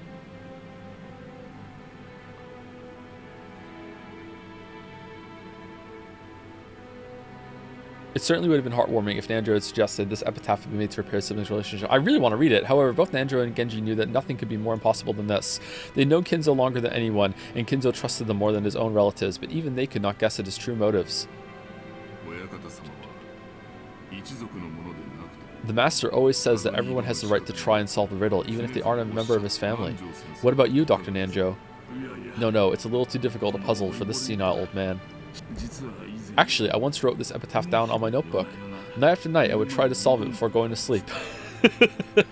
But it really is hard. He was pretending not to care for a second there, and he's like, nah, whatever, I'll just say it. It looks like we might have some free time to relax and consider it before someone comes to get us. What do you say, Genji-san? I am nothing more than furniture in service to the master. Oh, even you say it! Gold and assets are necessary to me. Ma, you're very modest. I imagine that's why Kinzo-san trusts you so much. If so, I am honored. As Nanjo lightly laughed in response, he once again looked at the epitaph. How did the furniture line get established if even Kinzo is nicer to them? Maybe he's nicer in his older age or something, or maybe taking the sweets was a trick for Canon and he knows better? Huh. Behold the sweet fish. Oh, is this the epitaph? Behold the sweet fish river running through my beloved hometown. You who seek the golden land, follow its path downstream in search of the key. The epitaph on the portrait called My Beloved Witch Beatrice goes as follows. Behold the sweet fish river running through my beloved hometown. You who seek the golden land, follow its path downstream in search of the key.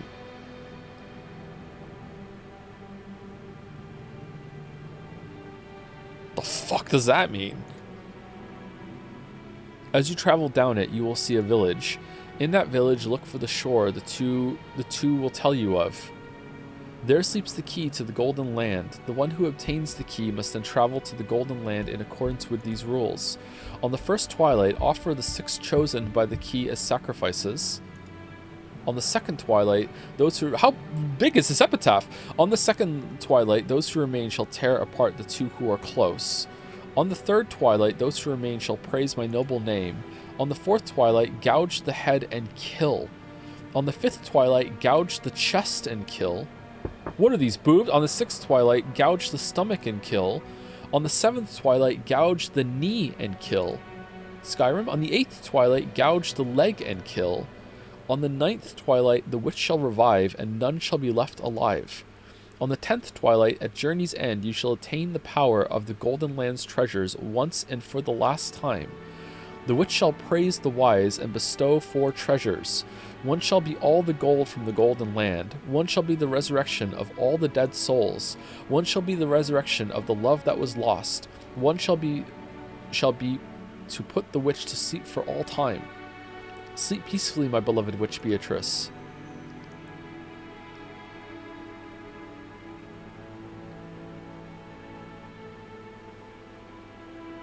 Okay. That was a lot. I was expecting maybe a sentence.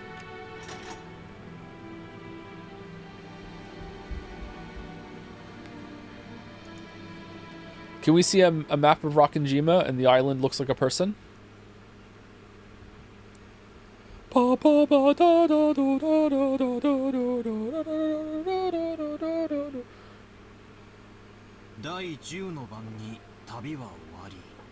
So, on the 12th twilight, the journey ends, and you reach the Golden Land. You really are diligent, Maria.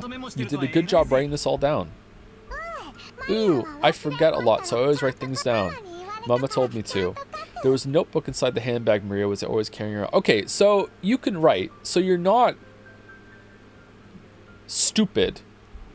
You're just odd? Sorry, if you weren't here for last stream, that might have been rude. She does not act her age at all. She acts like she's a 4-year-old, okay? She's 9, but she acts like she's 4. She can't talk properly. She can't communicate properly. But she can write, and she can read. So,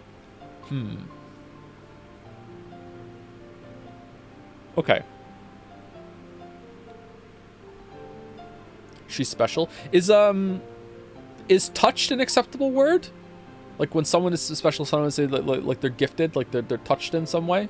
Is that a term that some people know or no? No? People don't know that term?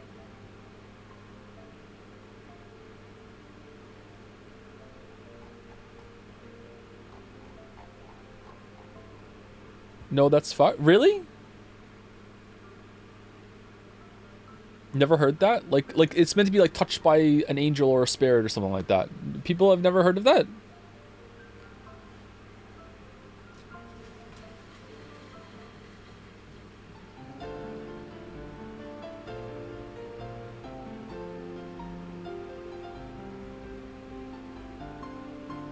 Touched by a devil. Maybe it is. Maybe it is got a devil thing. Yeah. Okay. A couple of people have heard of it in chat, but not very many. Okay. There was a notebook inside the handbag Maria was always carrying around, and Beatrice's epitaph was copied onto it. Thanks to that, we were able to challenge the puzzle of the epitaph while walking down this beach.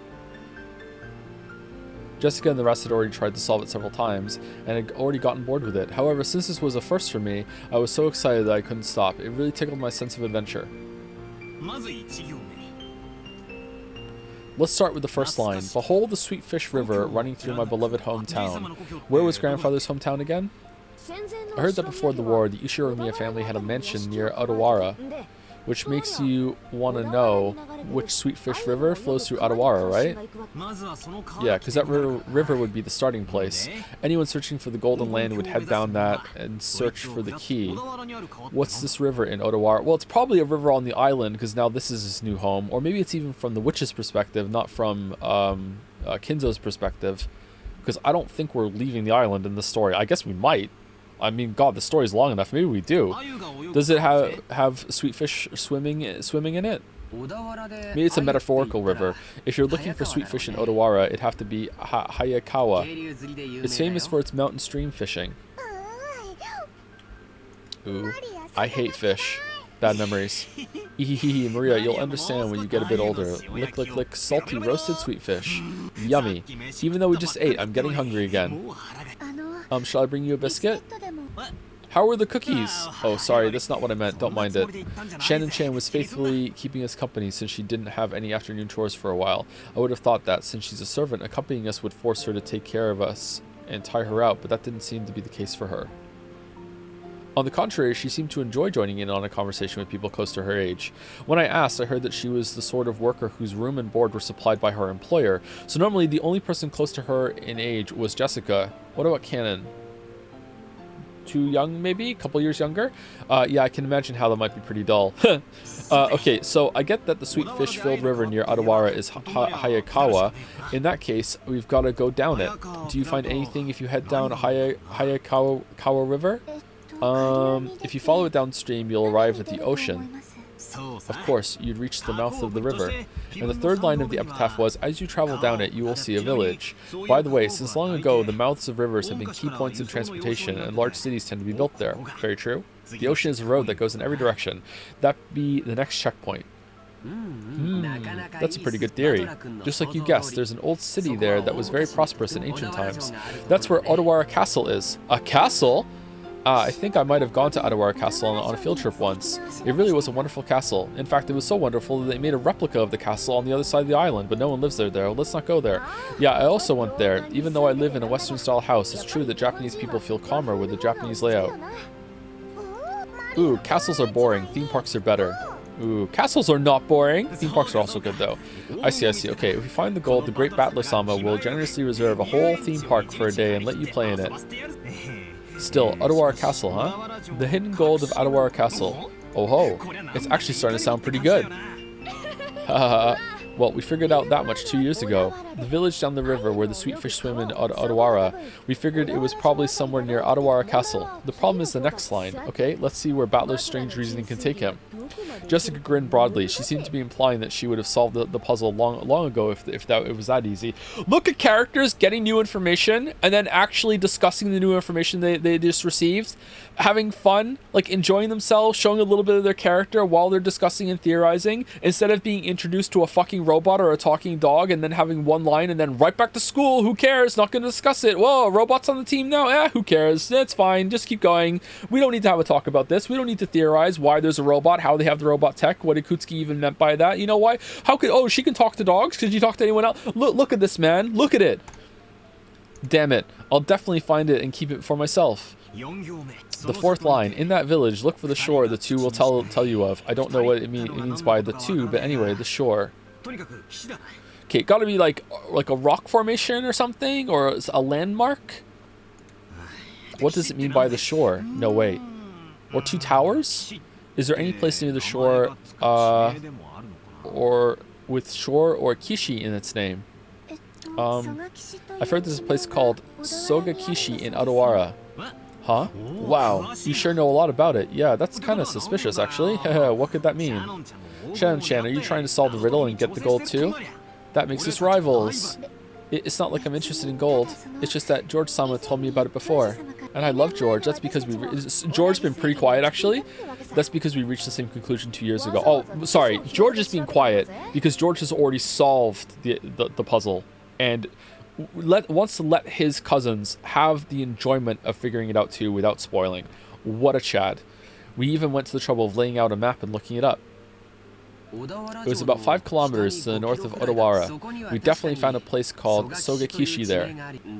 However, after that we get stuck. The 5th line doesn't say where the key is hidden in that place. Maria-chan, could you read it for us?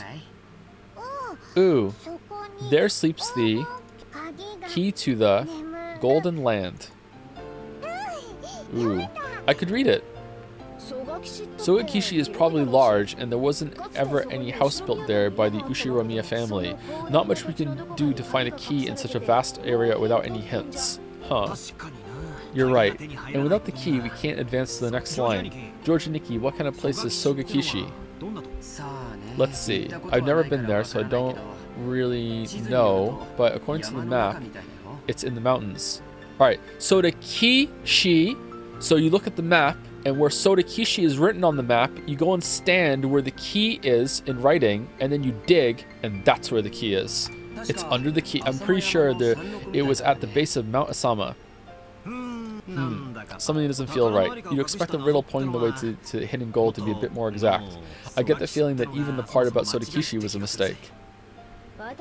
Well, I think it could be Sodakishi. It could be talking about some house the grandfather lived in when he was a kid that we don't know about. After all, the first line mentioned his beloved hometown. Shannon, you've served grandfather alcohol and stuff lots of times, right?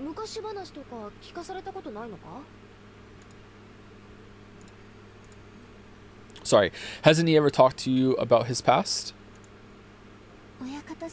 The master almost never speaks of the past. However, he talks of the Great Kanto earthquake as though it was someone else's story. So he may have been living far away from the Kanto area. The Ushiromiya family may have been living in Adawara, but not all of the branch families were. Grandfather often called himself part of a branch family, the least connected to the successor. And that means the beloved hometown might not even be Adawara at all. I never heard anything about grandfather's hometown, and I doubt he'd actually tell me if I asked. If the so-called beloved hometown isn't referring to the Ushiromiya family's roots, then the Adawara theory is wrong from the beginning. Of course, this doesn't completely remove the possibility that it was Sogakishi.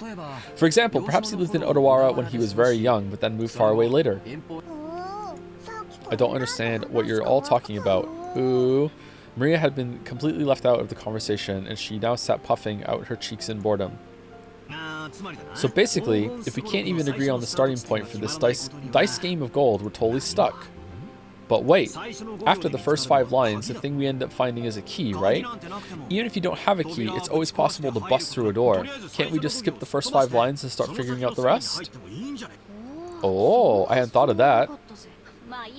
Oh well, we're just wasting time anyway. Let's hear the rest of Battler's reasoning.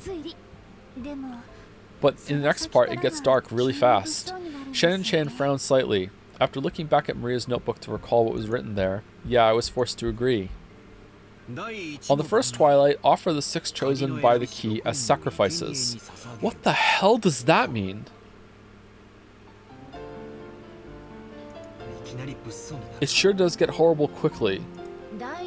On the second twilight, it says to tear apart the 2 who are close. Does that mean to make them break off their loving relationship? Or does it mean to literally tear them apart? I don't know, but either way, it's pretty disgusting. Even if we set that second line aside, it mentions 6 people for the first twilight, then 5 people for the 4th through 8th. How can people be involved? Unless it's people, like, something representing people, or is there some amount of, like, precognition going on here? It's like a spell. Predetermine people in a ritual somehow, but then how could you solve it ahead of time? I don't know. Okay. I feel like I don't have enough information. Maybe it's not something that can be solved. Maybe it's just a guiding line for the story. Then 5 people for the 4th through 8th twilights. Oh, for the 4th through 8th twilights. So at least 11 people must be sacrificed. Their sacrifices to revive Bitorichi. I see. Sacrifices to restore the witch. Yeah, that's what it'd mean. Near the end, the witch will be revived on the 9th twilight. That last part is guaranteed. Just to go to sleep forever? On the 9th twilight, the witch will revive, and none shall be left alive. So everyone will die in the end. And after that, the 10th twilight is the goal line. Not sure how you're supposed to reach the Golden Land if everyone is dead by then. Depending on how you interpret it, the traveler who holds the key may or may not be included in the none shall be left alive part.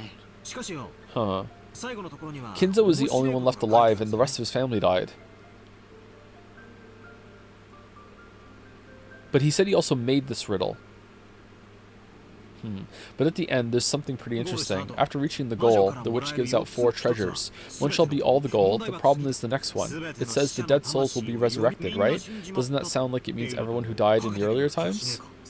If you put it like that, then the part about reviving lost love might refer to the pair torn apart on the 2nd twilight. That's right. And the 4th one refers to the 9th twilight. The 4th treasure is putting the witch, revived on the 9th twilight, to sleep.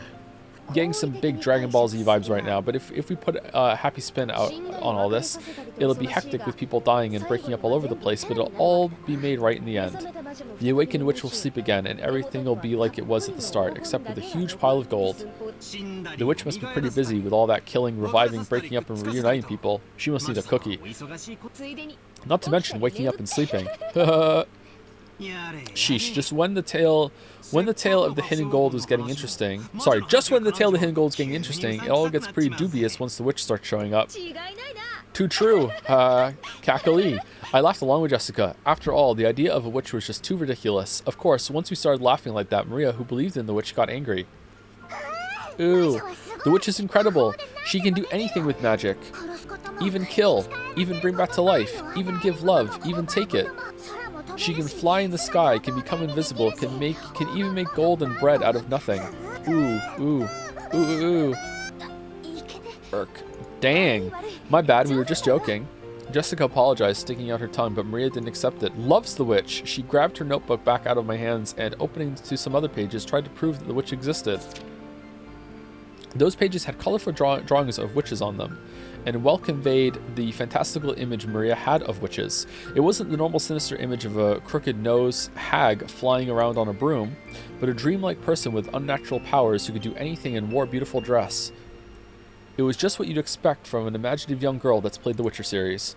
Flitting through the sky, crossing a rainbow, dancing around all night with a teacup and a teapot that would never get empty no matter how much she poured out of it. With a flourish of her staff, the stars in the sky would become candy and pour down, and flowers that produce sweets would bud by the roadside. That sounds nice.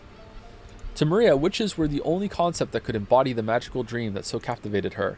As she grew older, it was the last remaining thing that could give richness to her dull and plain everyday life. That's why Maria believed in witches. She didn't want that dream of hers to be tarnished. That's why she didn't want anyone to tarnish the epitaph which affirmed the existence of witches. Because the witch name Beatiatri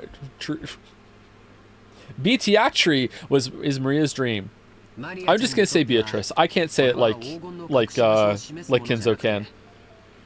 To Maria-chan, the epitaph isn't a guide to the hidden god, but magic to revive the witch. So it was the single link between Maria and the witch. Maria was very angry and clung to George and Nikki. Jessica and I scratched our heads and apologized. It might not be possible to smooth things over again like the time she got mad in front of the portrait. Can I have a flashback, please? Maria didn't seem willing to be so easily consoled. If this was Persona, I would have gotten one. Unlike Jessica and I, who hung our heads wondering what to do, Shannon Chan timidly opened her mouth. Maria-sama, did you know? There's a ghost story about Beatrice that has been passed down amongst the servants. Yeah, that's right. Shannon, tell us about it. I don't really know, but it's apparently pretty famous among the servants. What is this? A ghost story? Yes, it seems it's a story from before we were born. I also heard about it from my mother. Yes, it has been passed down since the time of the mansion's construction. George's mother is Eva, right? I'm just trying to make sure I'm solidifying all these facts. George's mother is Eva, right? Yeah, for sure. Okay. George is really nice, coming from Eva, and Hideyoshi seems kind of a little twisted as well. Is George gonna go sicko mode later on? Maybe. Maybe George is not as nice as he's fronting right now. Passed down since the time of the mansion's construction, the servants of that time whispered that the mansion had two masters, one of the day and one of the night. Or maybe none of the kids are like the parents, because Jessica seems not like her parents either, and we're not definitely like, God damn it, what's his name? Rudolph. Battler's not really like Rudolph. Well, he is in one way, but in the other ways he's not. The tale that Shannon told was just like a typical campfire ghost story. If there was a forest with a witch living inside it, then of course the witch would come pay the mansion a visit from time to time. At some point, this ghost story naturally sprouted up between the servants. When people do the rounds a second time to check doors, windows, and locks that were supposedly closed, they find some of them left open. Lights that were supposed to be off were turned on, and lights that were supposed to be on went out. Things left lying around would disappear, and things would appear when no one had any memory of putting them there. When any of these things happened, the old servants would say that the witch had visited the mansion invisible and was playing pranks. If you lived in an estate on an island, and that was the only estate on there, would you even lock the front door? Maybe just out of habit.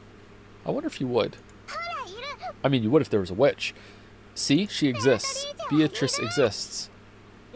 Yeah, she exists. Long ago, it was always right before leaving for school that I wasn't able to find my bag and stuff.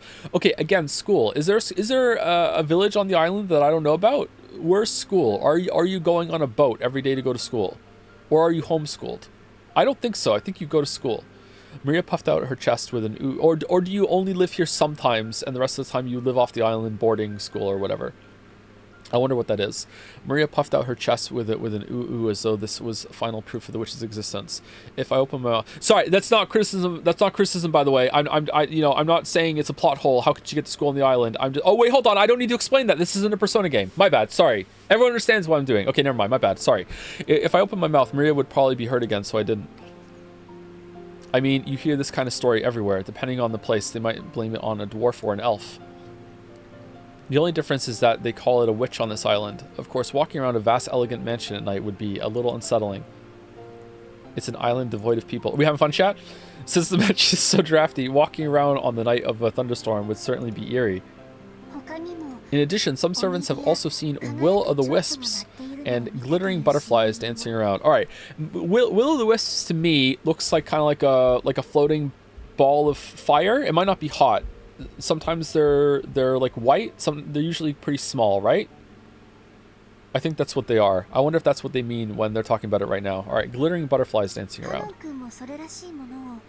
Canon-kun also saw something like that when he went patrolling one night. And recently, you often hear servants talking about strange footsteps heard inside the mansion near midnight. We've whispered together that Beatrice-sama in the portrait sometimes makes herself invisible and walks through the mansion. Nah, it's Kinzo going through his secret passages. It happened a while ago, but even I have heard footsteps while patrolling at night that resembled these stories. If I had a big mansion, I would definitely have secret passages all over the place. I would love a secret passage. Phew, that's scary. It's a dream of mine to live on a house on the ocean that's big enough to have secret passages. But there's nothing to be afraid of. Beatrice-sama is another ruler of this mansion, separated from the master. So there's no need to be unnaturally afraid. If you respect her, I hear she won't do anything bad. However, she can be quite terrifying if you don't disrespect her, right? Correct. I've heard that just before I began working here, someone who spoke badly about Beatrice-sama fell down the stairs and quit after receiving a large injury to their back. Oh no. Because of that, there was a rumor between the servants that Beatrice-sama's anger had been brought down upon this person. Anger will definitely be brought down on Battler and Jessica. Ooh, oh no. I'm sorry. I don't want her anger brought down upon me. I apologize, Maria. Of course I apologize to the witch. I'm sorry, Beatrice-sama. Please forgive an outsider's nonsense. I'll apologize as well. I'm sorry, Beatrice-sama. Will the witch be able to forgive us now? George, the Chad, didn't have anything to apologize for, so he didn't. Ooh, don't know. Witches are fickle, so they forgive when they want to, and don't when they don't. Just like streamers. That's no good. Maria-chan, isn't there some kind of good luck charm that could prevent Battler-kun and Jessica-chan from suffering Beatrice-sama's wrath? Maybe something that can block against magic. By relying on Maria, who was proud of knowing the most about witches, George was trying to revive her self-esteem. Once again, I've got to admire his ability to calm kids down. After taking a moment to cross her arms and seriously ponder whether there might be a charm that could save us, she started flipping through the pages in her notebook. I thought it was just a scribbled diary, but there also seemed to be quite a few pages that looked like they'd come from a book on black magic. Maria solemnly considered a group of these pages which contained things that looked like magic circles. Apparently grandfather wasn't the only one with a black magic hobby. When Maria finally found what she was looking for, she snapped the notebook shut and threw it into her handbag. She then began fishing through that bag's contents. There seemed to be various jumbled up things in there. After a while, she took out various pieces of junk, although they were probably important magical items to Maria, and repeatedly threw them back in, saying they were wrong. It was all a little humorous, just like when Doraemon took out the wrong tool.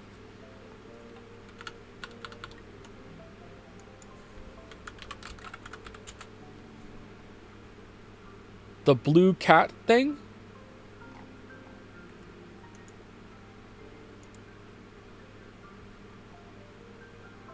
I think I've seen this once before. Just a still image. Is it a dog?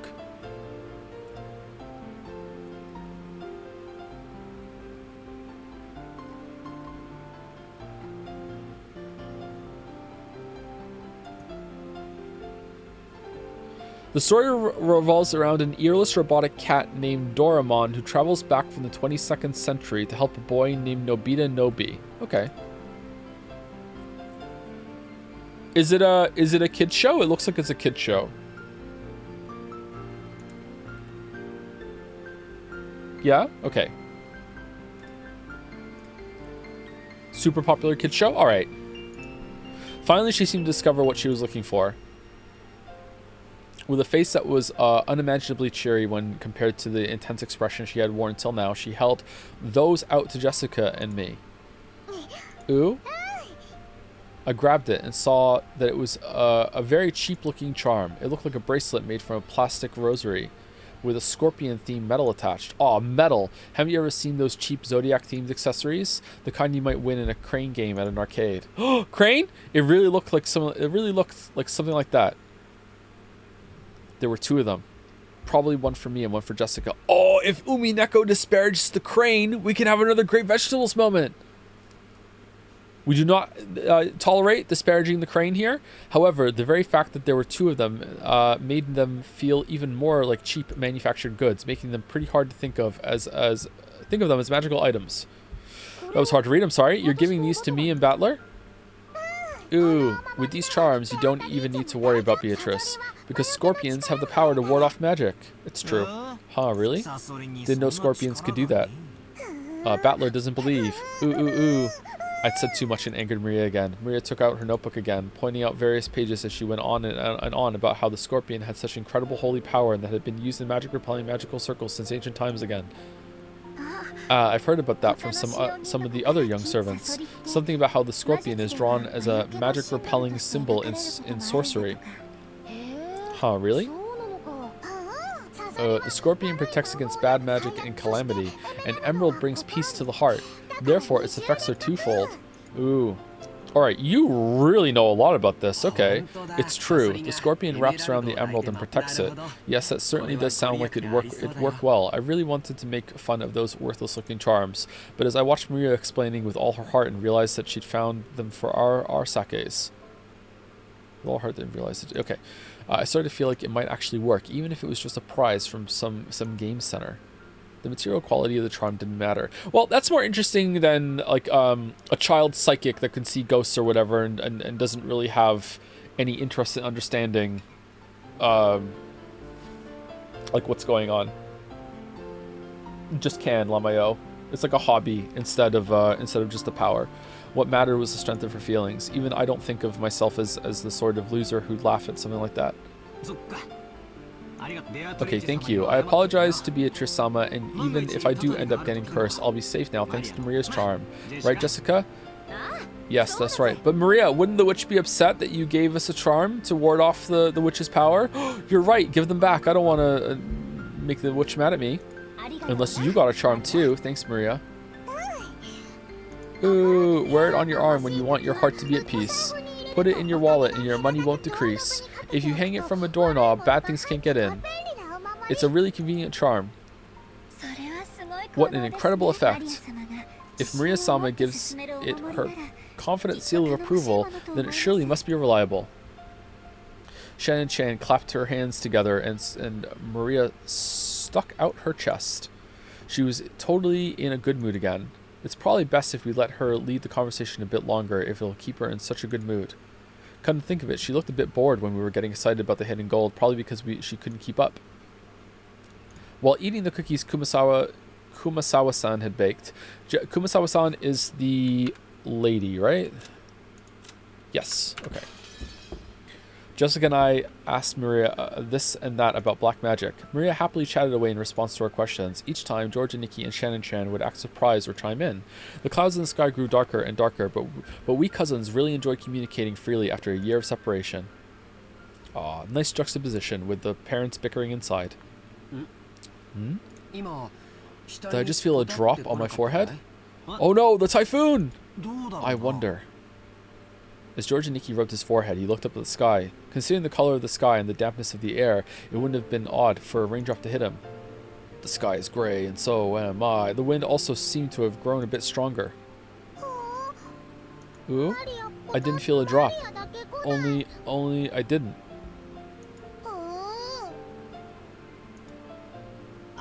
Don't worry, neither did I. Okay, I understand. Anyway, I'm sure it'll rain so much tonight that everyone will get to feel plenty of raindrops. That's right. Maybe we should head back soon. Shannon Chan looked down at her watch. It was probably well into the evening by now. Is it already time for you to return to your work? Yes. Thank you very much for allowing me to enjoy some time together with you all. Tell Kumasawa-san thanks for the cookies. Okay, everyone, help out with the cleanup. Shannon Chan declined our help, saying that this was a servant's job, but picking up a dropped fork before the waitress has to is like my purpose in life. My god, the callback. The callback to the making the waitress pick up the fork line. What the fuck? I love Umineko. That's still just a weird line. Who the fuck does that? Seriously. We folded up the blanket, gathered up the trash, and helped clean everything up. Ooh, the trash is getting away. If this was a Persona game, there would have been a flashback to when he said about the waitress with the fork line earlier. I won't let it escape. I'll grab it before Maria does. I'll grab it. Ooh. Maria, don't get your shoes wet. You'll get in trouble. To Maria, chasing after some trash sent flying by the powerful winds was just another game. By the time we finished, the wind was blowing pretty strongly. Probably a good time to head back. You've all helped me out a lot. Thank you very much. It looks like you're really out of time. It's okay if you head back first. George and Nikki perceived from her hurried appearance that very little of her free time was left. This doesn't have to be free time, though. It could be, hey, we wanted a servant here to serve us cookies or something, right? We could do that. Genji-san's very strict about time. If you don't show up where you're supposed to be at the right time, I bet he'll be pissed. We'll see you later. Do your best with your work. Yes. Then if you will excuse me. Alright, this scene seems like it's coming to an end and we're due for break. I think we could probably get to the scene transition. Let's see. After making a respectful bow, Shannon Chan ran toward the rose garden. Okay, let's head back to the guest house. We can watch TV or something and relax a little. Ooh. Wanna watch TV? Wanna watch TV? Ooh. Then it's decided. How do you have TV? Okay, definitely can't have cable on the island. Satellite? Was there satellite TV in 1986? Probably. I don't know actually. Would broadcast TV make it to an island from the mainland? How far away are we from the mainland?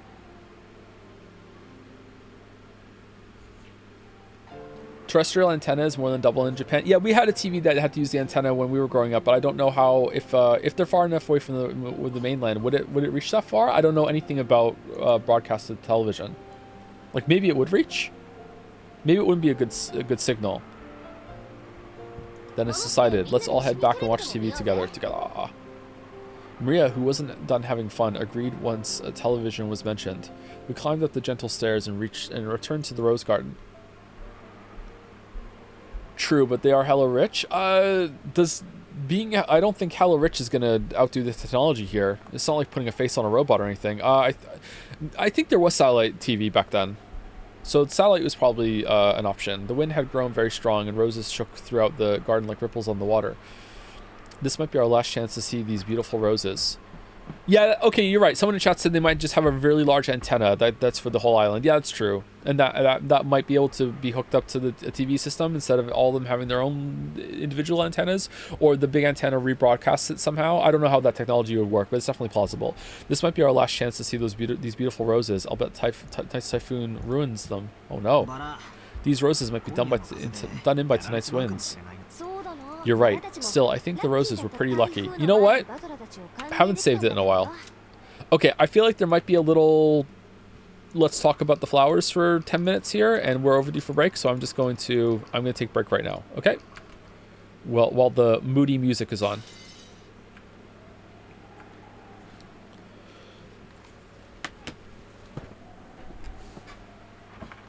Anyway, I'll be back in 5 minutes. If you've been sitting the whole time, get up, walk around. Get a drink, brush your teeth. Do what you need to do. I'll be right back.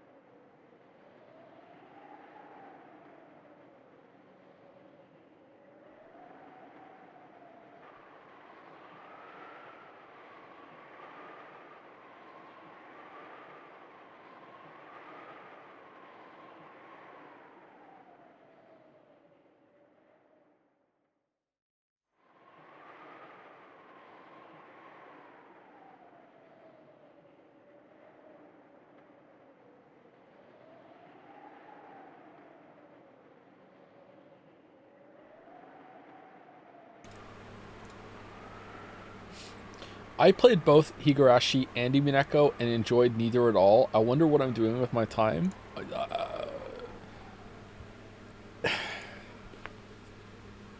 My brother in chat, you read one, didn't like it, read another one. Okay, you know what? Chad-like behavior for being like, okay, one isn't enough to judge something. All right, based. But now you're here watching a streamer read something that you already read and didn't like? What? Are you hoping that like experiencing it again as a community will make it different somehow? Maybe, I don't know. Sunk cost fallacy? Smoker who hates smoking?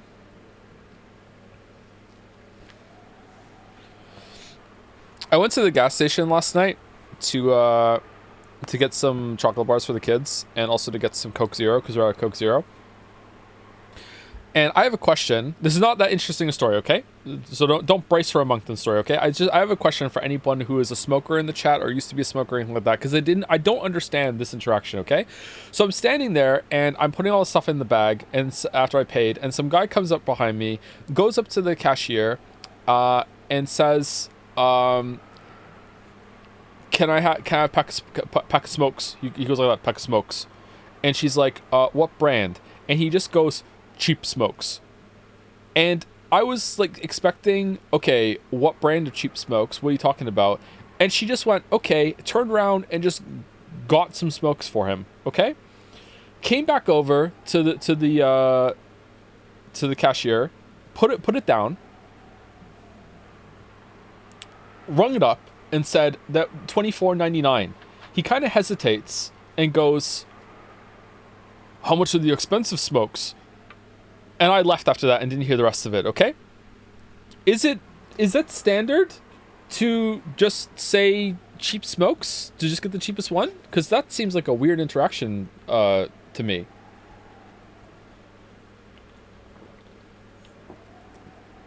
$25 Canadian? Yeah. Former smoker? No, this actually was a Moncton story. Oh, was it really? I love the Maritimes. All right. I think she just handled that very well. Okay, good for her, I guess. I don't know. Maybe she's so sick of people's shit that when they just don't give her an answer to a question, she just randomly picks. You don't tell me the brand, I'm just gonna give you whatever brand I feel like looks the best right now. Maybe. My dad buys smokes like that. Oh, does he? Okay. Cheap smokes. Current smoker. Some smokers don't really care about the quality of the cigarettes or their tobacco. I've especially observed it in people that have been smoking for like the past 27 years. All right. My parents, like I said before, many times on the stream before, my parents were big smokers. My dad presumably still is, and they had a specific brand. They would only smoke one brand, but maybe it was the cheapest brand. I don't know. Every Christmas, they would get like a huge carton of them, and they were really happy about that. Just so many cigarettes. I wonder how many cigarettes were in there. Easily hundreds. Oh my god. My brand.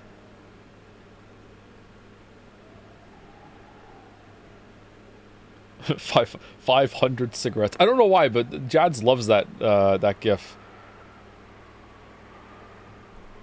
Anyway, that was the intermission for Umineko. I feel like we're reading at a decent pace today. I feel like I'm reading better than I was last week as well. I'm more engaged. I'm enjoying it quite a lot, actually. There hasn't been any part of it today that I felt has been slow. There have been a couple lines that I think could have been cut, but only a couple lines. So I feel like today's going quite well. It's interesting. So let me say a quick thank you to some people that subbed during that read, and then we will continue with it promptly. Last person I said thank you to was Cold Ronald, I think? No, it was Jelly Raid. Okay. So thank you, Rati, or Ratai. Thank you also to Captain Cobalt, Cookie Fan 303. Oh, you must have loved that last scene, Cookie Fan. Thank you, No Hope, for my queer ass for the resub. Thank you, Greg, for gifting out 10 gift subs. Thank you so much, Greg, if you're still here.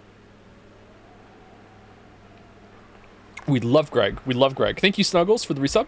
Thank you, Daniel Lock 123 for the new sub. Thank you, Tanker358 for the resub as well. I can Joms now. We can Joms now. Thank you, Pincerata for some bits. And some more bits after that. Okay. When I decided to read Umineko after your stream, I told myself I would give it a trial run by only reading a few scenes after where you left off. Then I was hit by the children saying that the gold couldn't possibly be real, the adults following up and saying they think the gold is real, and then this extremely fun and interesting scene of Kraus flipping the inheritance issue back on his siblings. Sadly, it led me to finishing Umineko after a few weeks of reading. Oh, this was last year then. Okay, well, 2 years ago. No, it was last year. Last year was the leap day. Okay. Speaking of interesting magic rules, there's a book called Carry On, where the spells are all common phrases songs. Is one Carry On My Wayward Son? And they are only given power if they're a popular phrase or if the spellcaster resonates with the statement. So in that world, wizards are meme lords who make the memes popular, giving them power. Interesting. Example, someone can fly with the spell Loves Give You Wings, but only if you're in love with someone. The book itself was mid, but it would be funny if Jad's quotes worked that way this time for sure, and it makes an unlikely event more likely. Maybe that's where my Nagito powers come from. Ooh. Oh, this part coming up is so good. This part's so good. I love this part. This part is amazing. I cannot be bothered to write more of these messages because I failed to copy paste it. All right. You having fun, Rodney?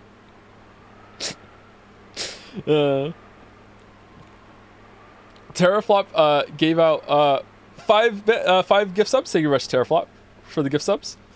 I think Rodney said at one point in chat, or maybe it was on Jad's, I can't remember. Rodney said something like his goal is to say something so unhinged in chat that it gets pasted in Dragon's Den. Have you achieved that yet, Rodney? Thank you, Fu Bubaba for the bits. Thank you, The Last Curry Rice, for continuing their sub. Don't give away my secrets. Oh no, I'm sorry. In 5 minutes, on bet close, the 9th letter on the first sentence. What are you guys doing? What the hell? Thank you, Try Givey 1234 for the resub. Don't know what to say, but I'll know what to say next month for sure. All right, we'll hold you to it. Let's remember. Try Givey is going to have a message next month. Thank you, Ethan Magic Brown for the resub. The Sly Artist for the resub. Cash but available. Really respect the way you don't shy away from discussions and arguments with chat. Really? Unironically improves the vibes a lot, I think. Really? Happy to have you back. Also, the A in Blaha sounds similar to the O in Or. O. Bloha? Blowhaj? I can't remember what it was now. Or. Blow. That's. Oh, man. I hate reading. Good thing we're reading Umineko, and the ha in is like high. So, blowhai, or blowhai. I feel like I'm becoming Scottish as it goes on.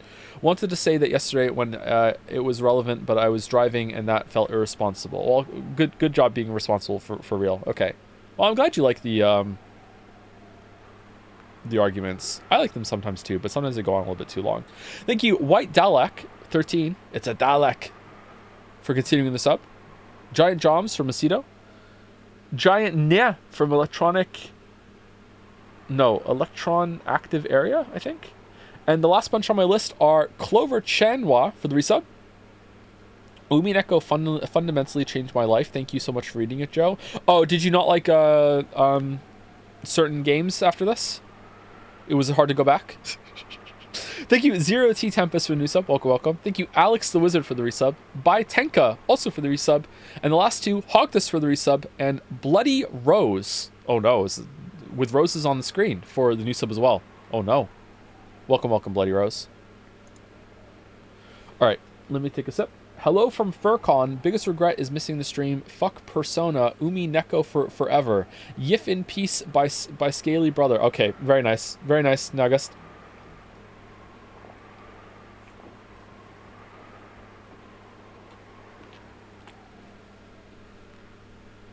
Or should I say Ikutsuki? Alright, let's continue. Okay, you're right. Still, I think the roses were pretty lucky. After all, they got to welcome all you before the typhoon. All flowers lose their petals eventually. Alright, George, that's kind of creepy. But that means we can admire them even more when they're in bloom. That's right. Maria, burn this image into your eyes. At this moment, they're the best roses of the year. They're the boat burned into eyes. Right then, Maria suddenly clapped her hands. It looked like she'd remembered something.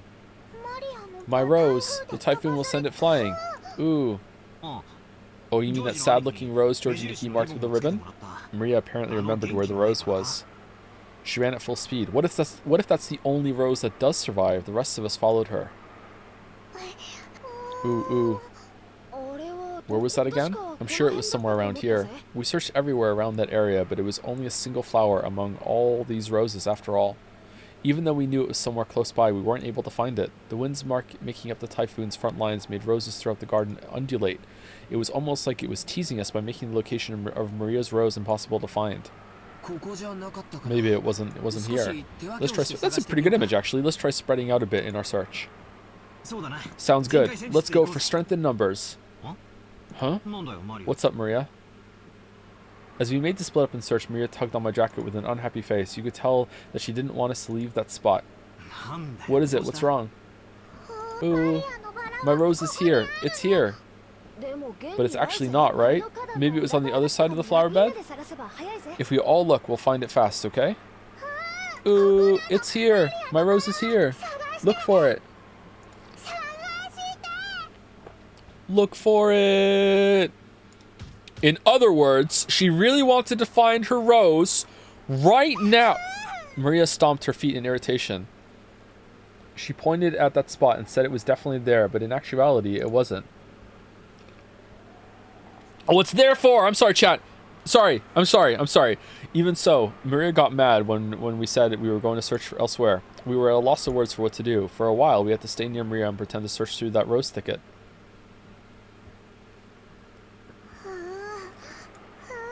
Ooh, ooh, not here, not here, not here, ooh. Maybe she's saying that it should be here, but isn't. Maria became increasingly irritated. Can you change to American dub, please? This is an American site. My weeb, I am the American dub. I am providing the American dub. You're hearing it. Oh man, Maria's really losing her temper.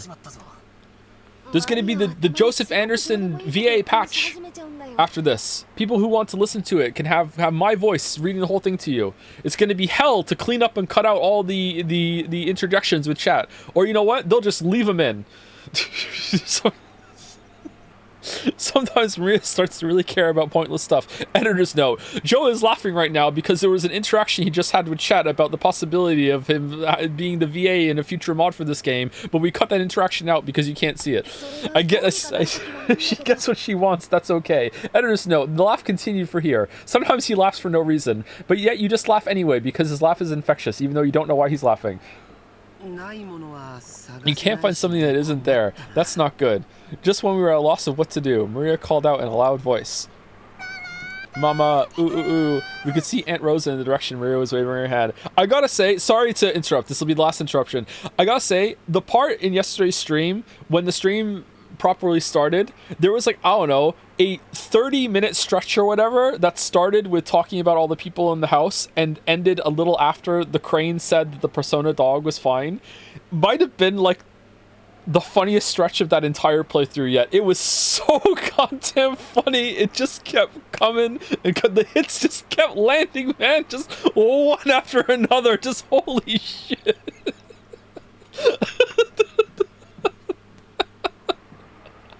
And then when you sit down with, I don't know if anyone else found this as funny as I did. When we sit down and watch the video with the Akihiko, and he's like, and in one corner was Akihiko, and in the other corner, and I just went, a dog. I just lost my shit. Because I forget what I say. So like I can watch it back and be like, oh, I wonder what I'm going to say now. Anyway, we can see Aunt Rosa in the direction Maria was waving her hand. Maybe she wanted to look at the garden one more time before the typhoon came, or maybe she had some business at the guest house. Aunt Rosa was coming from the mansion. She quickly noticed her daughter's voice and came over. Oh no. My, what happened, everyone? Are you looking for something? Look for it. Rosa, Rose, look out. Mama, you look for my rose too. Ooh, ooh, ooh. Your rose? We found an unhealthy rose around here and marked it. Remember? We tied a candy wrapper around it. Rosa, you were there, but Maria, if I remember correctly, was growing... It was growing right in front and really stood out, didn't it? Unless it grew legs and ran off somewhere, it must have been somewhere else. I mean, it might have. Maybe you remembered wrong. Ooh, it is here. It is here. Did we morph? Battler doesn't believe. Ooh, ooh. How many times do I have to tell you to stop saying ooh, ooh before you'll understand? Mama will look for it, so stay quiet. I'd never seen Aunt Rosa be anything other than kind and gentle, so her anger surprised me a bit. Aunt Rosa began searching as well, so we went along with her for the time being, but we were already more than sure it wasn't around here. So it didn't take long for Aunt Rosa to realize that too. The rose isn't here. Did you mistake this place for somewhere else? There are so many roses around. Ooh, ooh. That's wrong. It is here. Mama doesn't believe. Ooh, ooh, ooh. I already believed you and looked hard for it, didn't I? But it isn't here. Ooh, ooh. But it is here. It is here, but it isn't. Ooh, ooh, ooh. Then someone must have ripped it out. Anyway, stop saying ooh, ooh. Ooh, ooh, ooh. Okay, technically it was 3. Who ripped up my rose? Who did? Give it back, give it back. Ooh, ooh, ooh, ooh. How should I know? Stop it, stop it. Stop saying ooh, ooh. Aunt Rosa slapped Maria's left cheek with her palm. Whoa, in that instant, Maria was shocked into silence. Of course, it was only an instant. When Maria realized that her wish was being rejected, she started yelling even louder. Ooh, ooh, ooh, ooh, ooh. My rose, my rose. Ooh, ooh, ooh. Didn't I tell you to stop that weird habit? That's why all the kids in your class make fun of you. Cut it out. Once again, her palm slapped Maria's cheek. Is this typical, or are you really angry about what just happened in the house? Like, what? This time she didn't go silent. She choked as she started crying and began to bawl in an increasingly loud voice. Aunt Rosa was clearly irritated and lifted her hand once more to try and shut her daughter up. Aunt Rosa? No, she's just a little kid, so there's no reason to get so serious. I tried to cut in with a bitter smile, rubbing my hands together. Okay, you know what? Good job, actually. Like, this might be the first time I've liked you. Good job. This takes guts. This takes guts to stand up to your aunt. Aunt Rosa glared at me with a serious face, and I realized I should have stayed out of this. I'm sorry, but could the rest of you go back to your room for a bit? I need to have a little talk with Maria. Ooh, ooh, ooh. Nobody believes in my rose, even though it was here. Ooh, ooh, ooh. Look for it. Look for it. Here, it was here. Ooh, ooh, ooh. But it's not here, so you must have confused this place for somewhere else, right? Ooh, ooh, it is here. It's definitely here. I'm gonna stop saying the ooh, oohs, okay? Then it disappeared. Give it up. Why? Why did it disappear? Why? Why? I don't know that. So stop saying. Ooh, ooh. Aunt Rosa once again raised her hand, overcome by emotion, and slapped Maria's cheek. It was strong enough to knock Maria over. Hey, Aunt Rosa, even if she is your daughter, violence isn't the answer. I stepped between them to protect Maria, who was still on the ground crying. I knew that as an outsider, problems between parent and child were none of my business, but I wasn't brought up to just silently observe someone like this.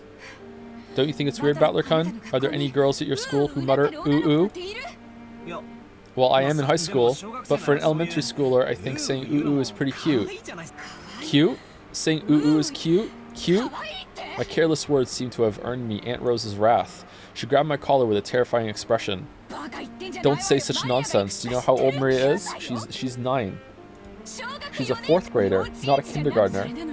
But she still makes that sound during class. Don't you get it? Do you know what they say about this kid when they bully her? Thanks to this weird habit, she still hasn't made a single friend. Don't turn your eyes from reality and carelessly call Maria cute. Think more seriously about this kid's future.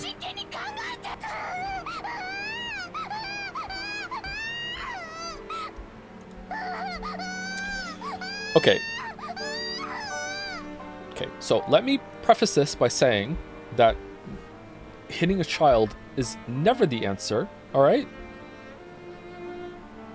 Rosa does have a little bit of a point, okay? This is kind of weird, and it is The kid is very irritating. She absolutely should not be hitting her, and there should be a better way to go around this, okay? Battler is 100% right to stand up to Rosa right now, okay? But, yeah, it is... Like, imagine how many... Let's say Rosa is being 100%, what do you call it? Fuck. Truthful, honest, okay? Genuine right now, okay?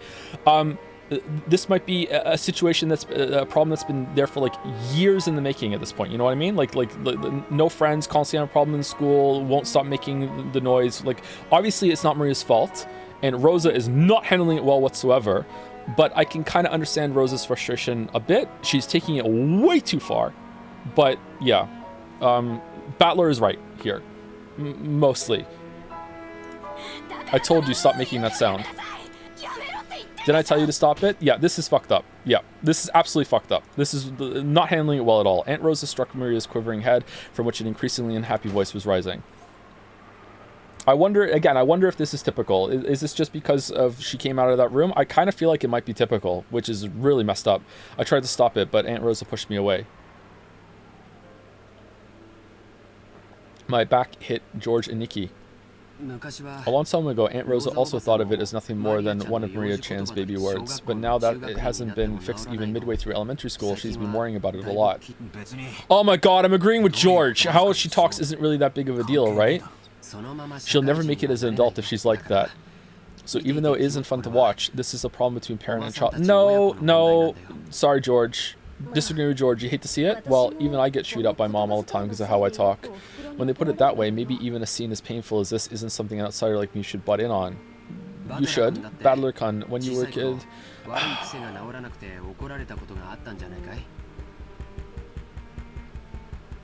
Yeah, you still should.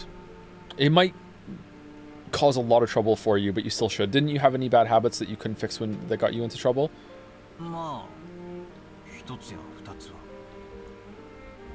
Well, one or two. On Parents' Day once, I kept getting yelled at in front of everyone. It was embarrassing as all hell. Well then, you can understand how the two of them must feel right now. I'm sure they don't want us to be here now. You understand too, don't you, Jessica-chan? I don't think anyone likes to be seen when they're being scolded. Let's go. We'll return to the guest house. Then after Maria-chan comes back, let's welcome her as if nothing happened. That's probably for the best, isn't it? We thought George and Nikki's point was probably a reasonable one, and we may have been eager to use that reasonable-sounding argument as a justification to retreat from this heart-rending scene. Jessica and I nodded at George and Nikki, and we all left. Excuse me, we called toward Maria, telling her that we were going to head to the guest house, but she didn't seem to hear, and we felt sort of guilty and shameless. Shameless? After saying it? In that case, look by yourself as much as you want. Mama doesn't care. I'll look for it. I'll look for it by myself, even if Mama doesn't care. In the typhoon? Have it your way. After blasting her with those last few words, Rosa spun on her heels and quickly returned to the mansion. Maria probably viewed that as a cold gesture meant to injure, but that wasn't Rosa's intention. Man, Rosa, like, going from the nicest of the aunts and uncles to just immediately, like, the worst one in one scene. Holy shit.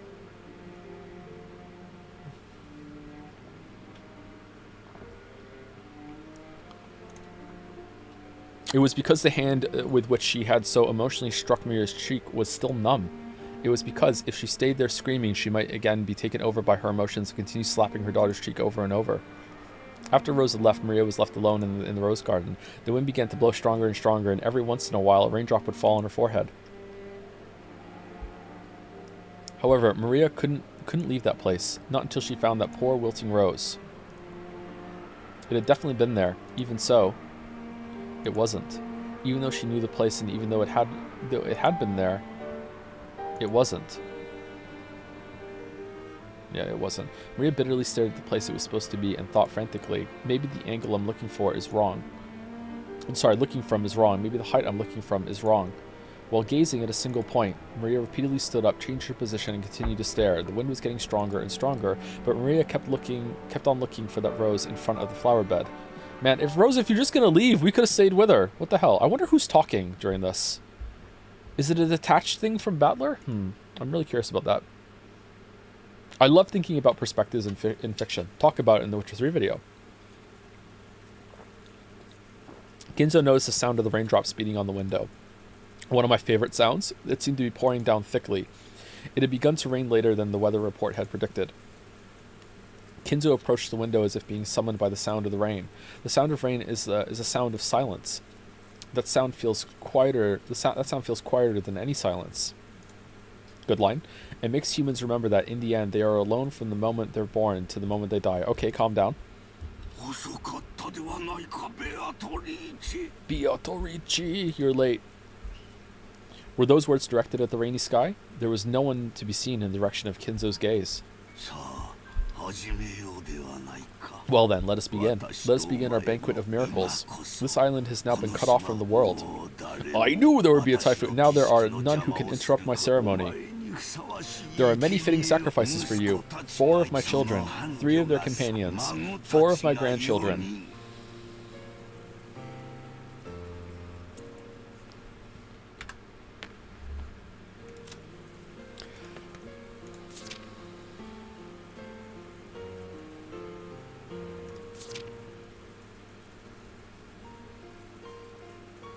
Wonder if those numbers match to that.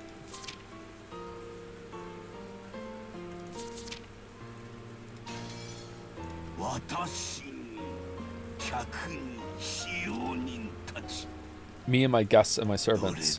You may devour as many as you please. The key of fate will select the sacrifices in accordance with the demon's roulette. If that roulette chooses me, even I will become your sacrifice. Damn. Alright. Summons a succubus, ends up falling in love with the succubus, and wants the demon to come back instead of like living with the deal made. So unfathomably based that I can't even say unfathomable. God damn. However, because of that, because I will bet on such madness, I will most assuredly bring forth a grand miracle. Come, devour to your heart's content. I will achieve victory over that roulette. Unfathomably. I can't say it. Unfathomably. I can't say it. Why can't I say it? Yes, I'll put everything on the line. First, I'll return the inheritance of the Ushiro Miya family. Accept it.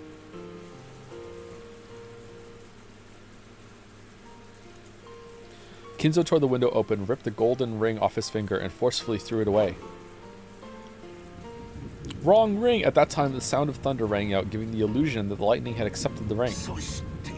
And when you are resurrected, surely I will be the one who stands witness. I will survive until the end and watch over you as you awaken. So come, Beatrice. Welcome to my banquet. In exchange for all that I've created, show me another miracle just this once. It's like us with Trolley-chan. Miss her so much. Already?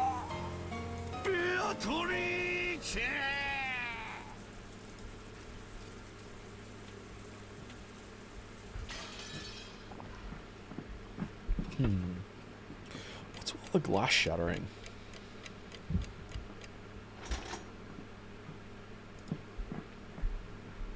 Six o'clock.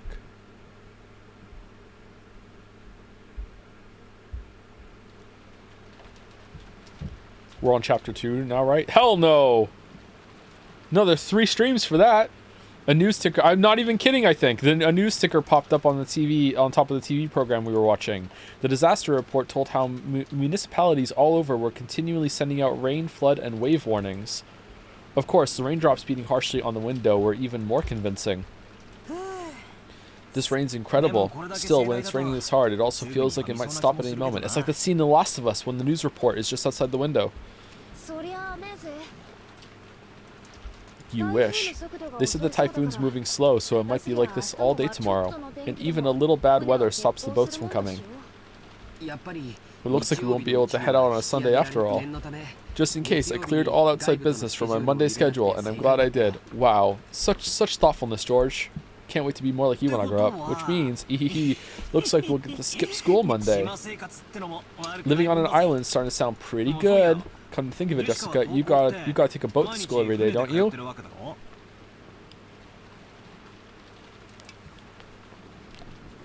Had a thought, and they're addressing it.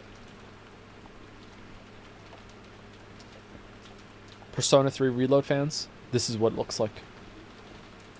This is what it looks like. What do you do when the boats stop running? I don't go, Lameo. Do you stay home when it rains and show up late when the wind's blowing, like King Kamehameha? Kamehameha? If the boats don't come, I stay home. Still, it's not as good as it sounds. Usually, I'm ordered to study by myself, and it's not that fun with someone standing right behind you watching everything you do.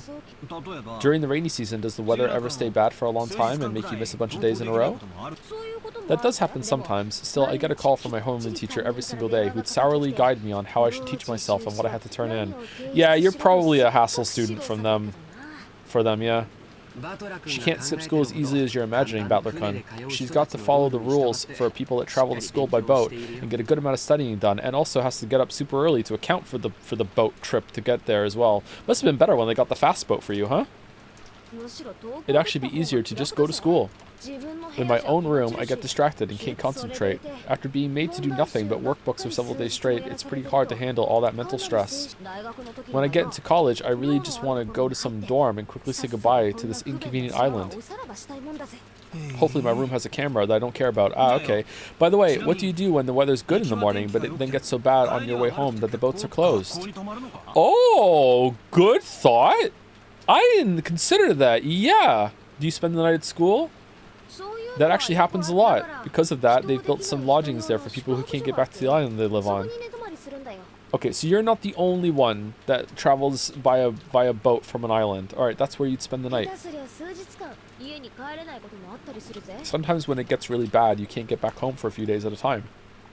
Someone commuting to school or work on a train packed to twice its capacity might carelessly think that commuting by boat would be pretty interesting and fun, but it sounds like it comes with troubles of its own. Shut up, George. You hear thoughtless tourists saying stuff like that all the time. I've had enough of island life. I really want to just graduate high school and say goodbye to this island. But there are all dorm schools even for high school, right? Why'd you choose that Nijima school of all places? I've wanted to go to one of those from the beginning, but Mom's always going on about how I need to learn manners and discipline as a successor. So I ended up sticking close to home even for high school. Man, I hate this island. I just want to go live in a city. I don't care if rain or even spears fall from the sky, as long as I can move to a city where I can wear casual clothes and sandals and can get to a convenience store in less than 5 minutes. Hold out just a little longer, just a bit more, and you'll graduate high school, right? I can't wait a little longer. Ah. Jessica stretched out and reclined in the sofa. Maybe it was a bad time slot because there weren't any interesting programs on. Meanwhile, Maria just blew right past the window, and we had nothing to do but languidly kill time, good word, until we were called for dinner. After that episode, Maria never returned to the cousin's room after all. Ooh! Aunt Rosa probably took her back to the mansion.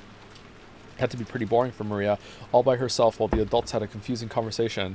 We thought we might as well head over to the mansion to see her, but the weather really was awful, and since there wasn't much time until dinner, we stayed where we were.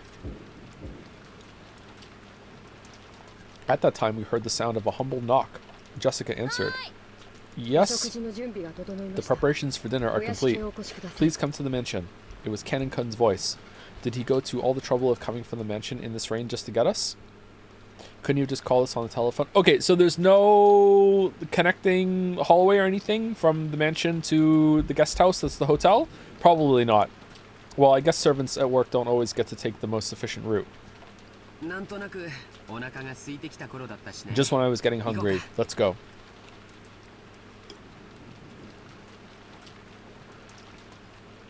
Not even an underground one? If it gets a lot of rain here, they should have included that. George and Nikki turned off the television and stood up. My stomach's been growling for a while. I've always been a huge fan of the main family's dinners. And didn't Goda-san say it was calf steak or something? Oh, I can't wait. Our dinners are always even more fabulous than usual when the family conference comes around. Even I'm looking forward to it. Let's go, let's go. As we left the room, Canon Kun bowed silently and respectfully. Okay, let's go. Is the rain pretty nasty out there? Yes. Take care not to get your garments wet. After seeing the three of us out, Canon Kun appeared into the empty room. Wasn't Maria-sama with you? No, she's not. Wasn't she with Aunt Rosa? Uh-oh. Live chandelier reaction. Rosa was lying on a sofa in the empty parlor, having fallen asleep before she knew it. What an awful person! What, she was bearing a burden that the children couldn't even imagine. That's why she only needed to let her guard down a little before the weariness immediately dragged her into the world of sleep.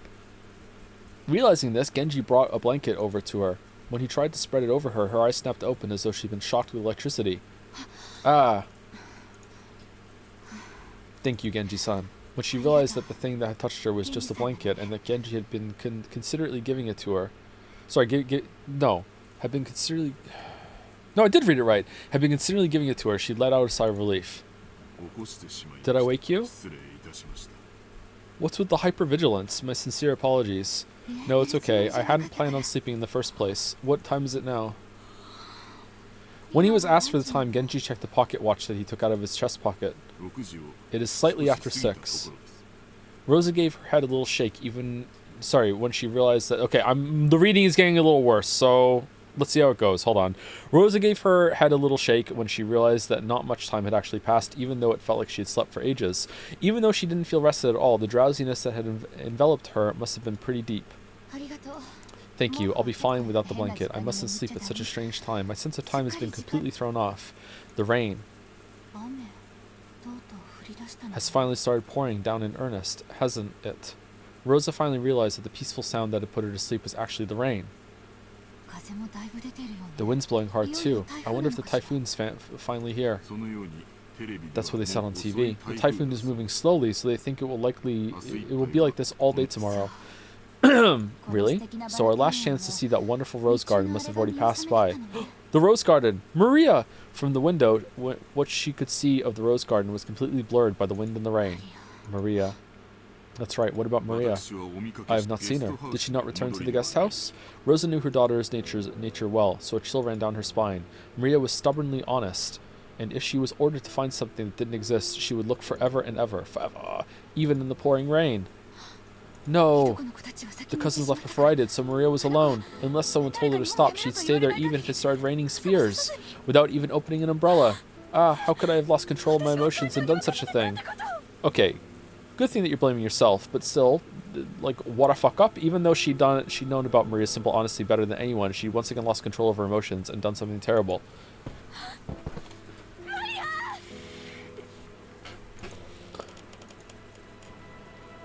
Rosa pushed Genji away and ran down the hall.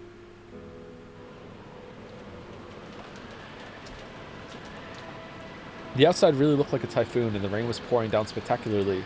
Maybe because of some aspect of the terrain, the winds weren't typhoon class, so an umbrella wouldn't be torn out of one's hands. What? Even so, it certainly was a windy rain. There was no time to admire the roses being drenched. Anyway, I'm getting pretty worried about Maria. You don't think she's still rebelliously searching for that rose alone, do you?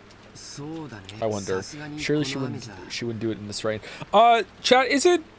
Sorry if this is wrong. Isn't a typhoon just another word for a hurricane, and the name is determined by what part of the world it is? Is that true, or are there some differences at the same time between that? Typhoons or hurricanes in the Pacific Ocean? Okay.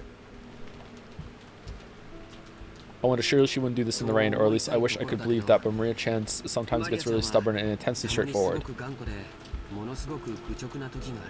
We hadn't worried much, thinking that Aunt Rosa had taken her back to the mansion. However, when Kanun-kun had come from the mansion to call us and thought Maria was here, we got a little worried. I did not see her in the mansion, so I was sure she was here. After all, Rosa-sama was taking a nap. You didn't see her on your way over here? My apologies. I opened my umbrella and ran as fast as I could, so I did not pay much attention. If he had cut through the rose garden, taking the shortest line between the mansion and the guest house, then he would have just barely missed the place where Maria had been looking for her rose. And it was raining this hard, too. It certainly would have been possible for Kanun-kun to fail to notice her. Instead of arguing around here, it'd be faster to just check it out directly. Let's go. Aniki, why don't we race over there? Oh, do you think you could beat me now that you've been growing for 6 years? George, now is not the time for good-natured, sparring. Someone is missing. Although, considering what Rosa said, she should still just be out in the rose garden, but she's not going to be. That's too simple. So why would she leave? If she would just continue to do it forever, why would she leave? The wind's not that strong. Did she see the rose and it blew away? Okay, let's settle this. Go. Oh god, Battler is the best one here. I know! What the hell happened? Honestly, if you just cut out some of the parts in the first part, not a bad protagonist. God damn it! George and Nikki and I flew out into the rain. Jessica and Canon followed us. In episode 2, Rosa's gonna be inexplicably good. Man, Rosa's the best aunt and uncle. What the fuck happened to Maria? If you're there, answer me. Maria. It's Aunt Rosa. Hey, Aunt Rosa. When George and Nikki called back, Aunt Rosa jumped at him and grabbed onto him. Where's Maria? Isn't she with you? No, we didn't meet with Maria Chan after that. Maria... Bitorichi! 6 years ago, Maria was 3 years old. Yep, that tracks. She was a cute and pure kid who just accepted whatever anyone said, but 6 years have passed since then. Yep. She's 9 now, and experiencing the ups and downs of life should have taught her something. But Maria, are you telling me you're still as innocent and pure as you used to be? Maria... As I circled the rosebed, something white unexpectedly turned to face me. It was a white umbrella. Maria was crouching down, holding a white umbrella and still searching for that rose. Oh, good! Oh, okay. Her face, which had turned bright red from her crying her eyes out, was dirty with water and mud. It was a truly pitiful sight. Maria, are you still looking? Ooh, can't find it. Can't find my rose. Ooh. Maria had probably been here since the rain started pouring down. Her shoulders were freezing.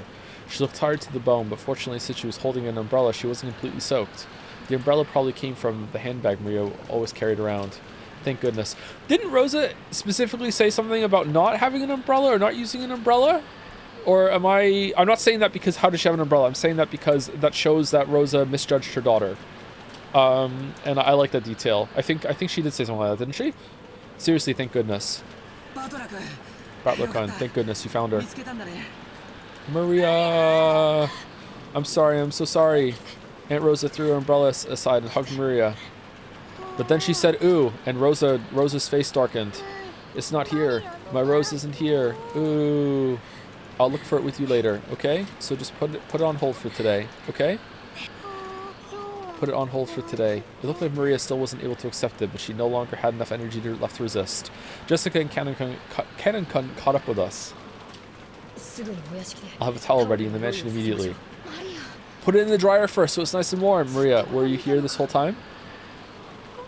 I'm sorry for being such a bad mother. Aunt Rosa, why don't we head back to the mansion for the time being? If we stay here, Maria will catch a cold. You're right. Maria, let's go. If we don't get you cleaned up, Grandfather will be mad. Ooh, hungry. It's already time to eat. You did a good job holding up, Maria. Once the weather gets better, we'll all go searching together. We couldn't stay in the rain forever. We took Maria with us as we headed back to the mansion. Maria apparently wasn't as worn out as I thought.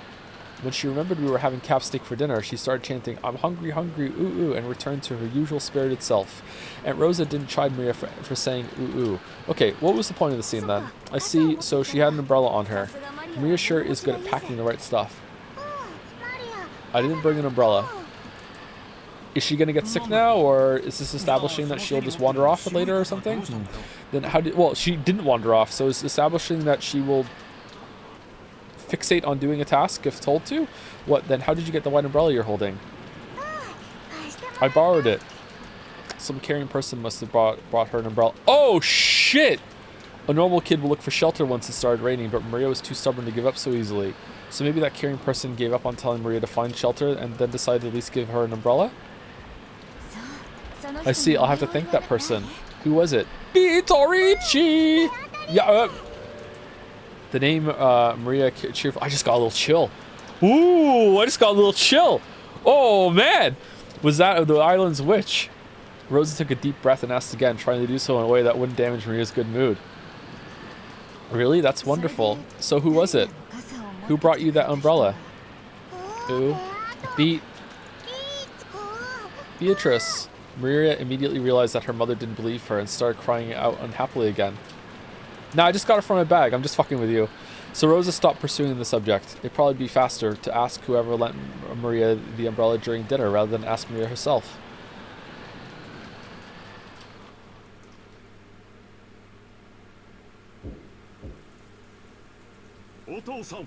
Father, please at least join us for dinner. It won't be a family conference otherwise. Along with the dull pounding on the door, the sound of Kraus's entreaty could be heard. However, that voice seemed to be resigned to the fact that nothing it said would be heard. Kinzo-san, won't you at least come out for dinner? All your children have gathered here to see your face, haven't they? Silence, Nanjo, so the bishop won't work. One move too short. Apparently, Kinzo was completely focused on the final battle of his long-lasting chess match with Nanjo. Kinzo's brow was wrinkled as he continued to glare at the game board through his spectacles. Kraus's voice didn't reach his ears. Kinzo-san, I'm hungry myself. Why don't we go down and eat? Go by yourself if that's what you want. Let me consider this next move for a little longer. We are going to finish it tonight. Otherwise, it's doubtful we'll finish before the world ends. Nanjo rose from his seat, hoping this would prompt Kinzo to do the same, but Kinzo's eyes never left the chessboard. He knew well that Kinzo always displayed a blind concentration when it came to chess. But he'd never seen Kinzo concentrate as hard as this. It was almost as though Kinzo was telling the truth, and there would never be another chance for them to continue their contest if they didn't finish tonight. It seemed that no matter how obstinately he called out to Kinzo, it wouldn't reach the latter's heart. Nanjo gave up and headed to the door that Kraus was still banging on. The door to the study opened. Kraus was taken aback, thinking that maybe Kinzo was actually coming out. However, Nanjo was the one who appeared, and Kraus let out a sigh of relief. Dr. Nanjo, his father?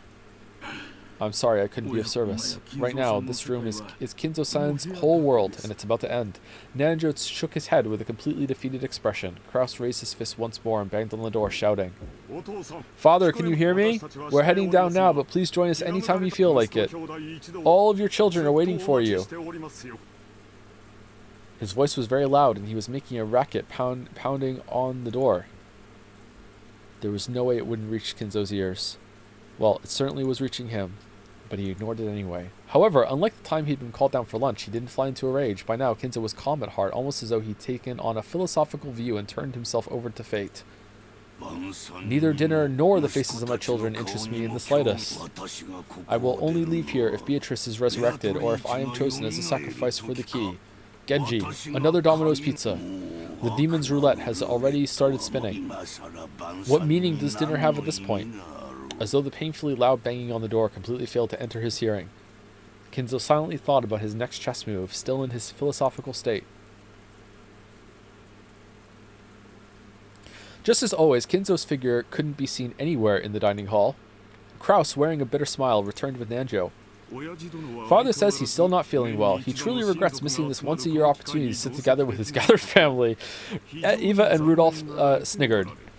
Given Kinzo's personality, there was no way he'd show signs of regret, and none of his relatives showed any regret in his absence. Then why don't we start dinner? Goda, begin. Cheese? Certainly. Well then, if you will allow me.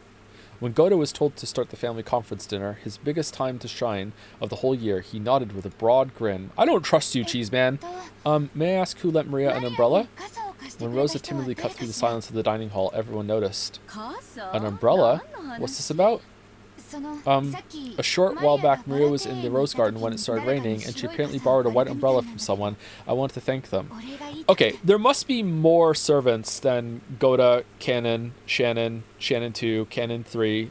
There must be more than that on the island, right? Or is it? Maybe it's just them? I'm gonna guess there must be more.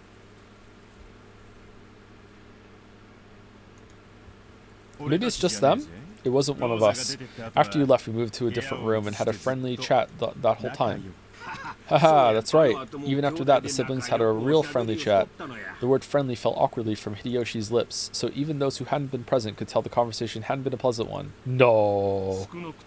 At the very least, it couldn't have been me, Eva, Rudolph, Hideyoshi-san, or Kairi-san. Like, is this really it? Is there anyone on the island that we've seen that isn't here? Servant, other servant, Nanjo.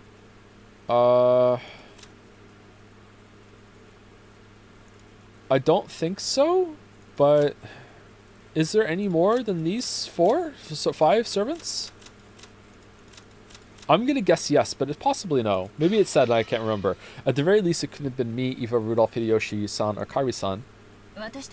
We were together the whole time, even after Natsui, Nisan, and Rosa-san left. The whole time until the meal started. It was probably Natsui. Nisan went up to the study with Genji-san to call father.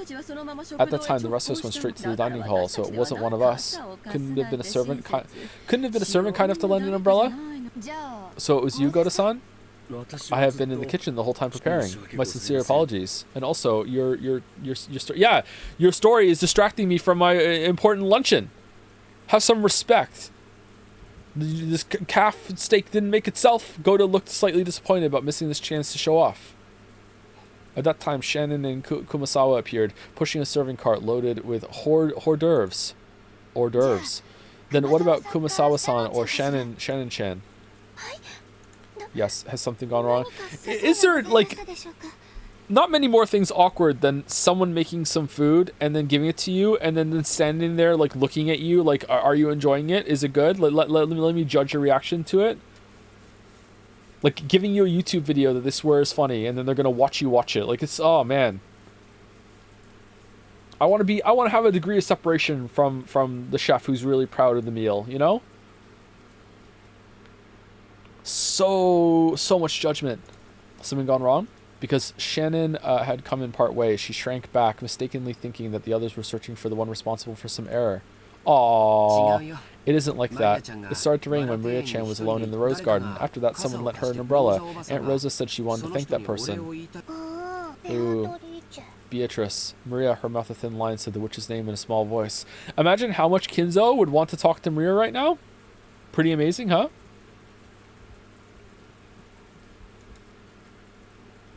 Aunt Rosa explained the situation one more time. As she did, Kumasawa-san cackled. With an E. Oh, it wasn't us. Shannon-san and I were preparing the rooms together, so we did not go outside. Like giving a streamer a good weeb game and hoping they love it? Yes. It can be awkward sometimes, actually. I'm sorry I wasn't able to be of assistance. I feel bad when someone really likes a game and they want me to play it and they hope that I really like it and then I don't. I really do feel bad. Preparing the rooms?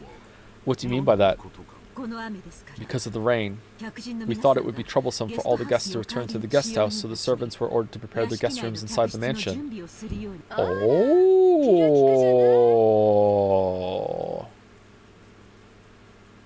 Nah, I won't go back to the guest mansion. I'll walk in the rain. I'm cool with that. Really? How thoughtful. Yes, it certainly would be rude to chase us outside in this rain. Could you give it a rest? Even Hideyoshi's had enough of Eva's shit. Yes. After receiving the order from Madam, Kumasawa-san, Kanon-kun, and I started preparing the rooms. Then it became time for dinner, so Genji-sama ordered Kanon-kun to go to the guest house and summon the children. Yes. So did Kanon-san find Maria on the way to the guest house and hand her an umbrella? Ooh. Wrong!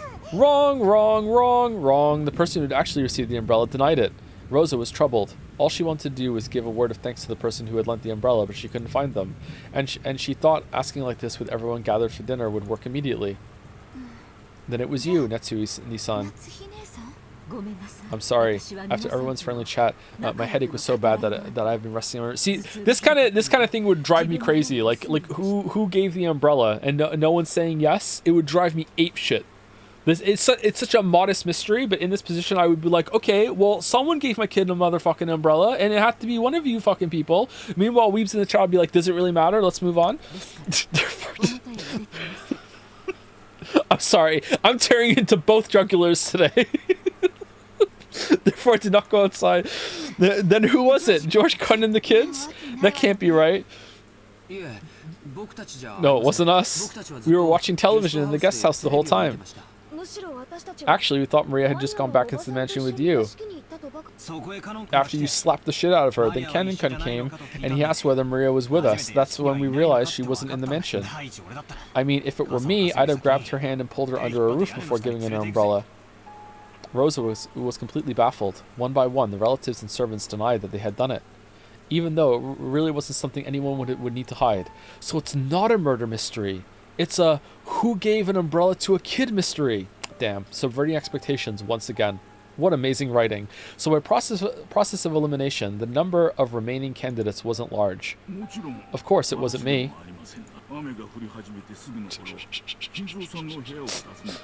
No one asked Nanjo? Live Nanjo reaction? Oh yeah, Nanjo's here. Of course it wasn't me. Right after it began raining, I visited Kinzo-san's room and I was playing chess with him until just now. Which means that it also wasn't grandfather. Unless... Wait a sec. Isn't this starting to get a bit weird? Who's left? The music. Then who was it? Genji-san? Huh?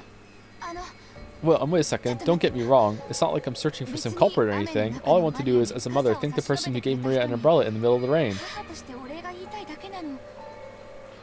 Oh, then come thank me! I'm Beatrice. I speak like Paimon. Cackle E. Giving an umbrella to a girl loitering in the rain was something to be praised, not hidden. Despite that, no one raised their hand. Why not? Everyone started whispering about how strange this was getting. Calm down, Rosa. Why don't we just ask the person who was lent the umbrella? That's what everyone had been thinking since the beginning. She's already told us! They were all scratching their heads at why she didn't just ask Maria, who had been given the umbrella. However, Rosa bit her lower lip. After all, she already knew how Maria would answer if asked. Of course! Rudolph here's got it right. Maria-chan, tell your uncle. Who lent you the umbrella? Vitorici! The dining hall was wrapped in silence for an instant, but it was soon interrupted by a burst of laughter. Oh, she's just fucking with us. I see. So Beatrice, the witch of the forest, felt pity and lent her an umbrella. What a lovely story. Rosa, there you have it. Rosa couldn't believe it. Even though she just wanted to say thanks for the umbrella, why did everything have to be so clouded in smoke? Cheap smokes. Just like Uncle Kraus said, Beatrice let me borrow it. Ooh. Borrow means you have to give it back. Haha. Isn't that wonderful? Can we see the umbrella? Is there like an engraving on it or something like that? We should all be jealous of such purity. What do you think, everyone? Kraus was laughing with a face that was clearly mocking, but Maria was overjoyed, apparently convinced that her claim was being believed. How did that work? Does that mean the witch really appeared and lent her an umbrella? Jessica asked me in a small voice that wouldn't carry over to Maria, who was sitting across from me. Has Maria ever been the type to make jokes? And also, don't doubt the witch's existence. She'll get really mad. If we'd heard that kind of story pop out of my old bastard's mouth, we would have just taken it as another joke. However, it was hard to explain it away like that when Maria said it. This was getting pretty unnerving. No way. She's always been frank and serious. I forgot I was streaming for a second there. Oh no! Oh no, I might have started singing some degen song to myself or whatever between lines. That's scary. Oh shit! She's always been frank and serious. She's the sort who'd believe any joke, even ones normal people could instantly tell were lies. I've never even heard of her cracking a joke. Aunt Rosa probably knew better than anyone. It appeared that because of this weird situation, she had no idea what was going on anymore. So, if Maria says she borrowed an umbrella from Beatrice, that must mean it really was Beatrice? We're talking about Maria here, so I can't think of it as some kind of metaphor or joke. What's that? It might be best to take what she says at face value. Then what's going on? Are you saying Genji-san or someone put on that fancy dress in the portrait and gave Maria the umbrella? That's what I was about to say, yeah!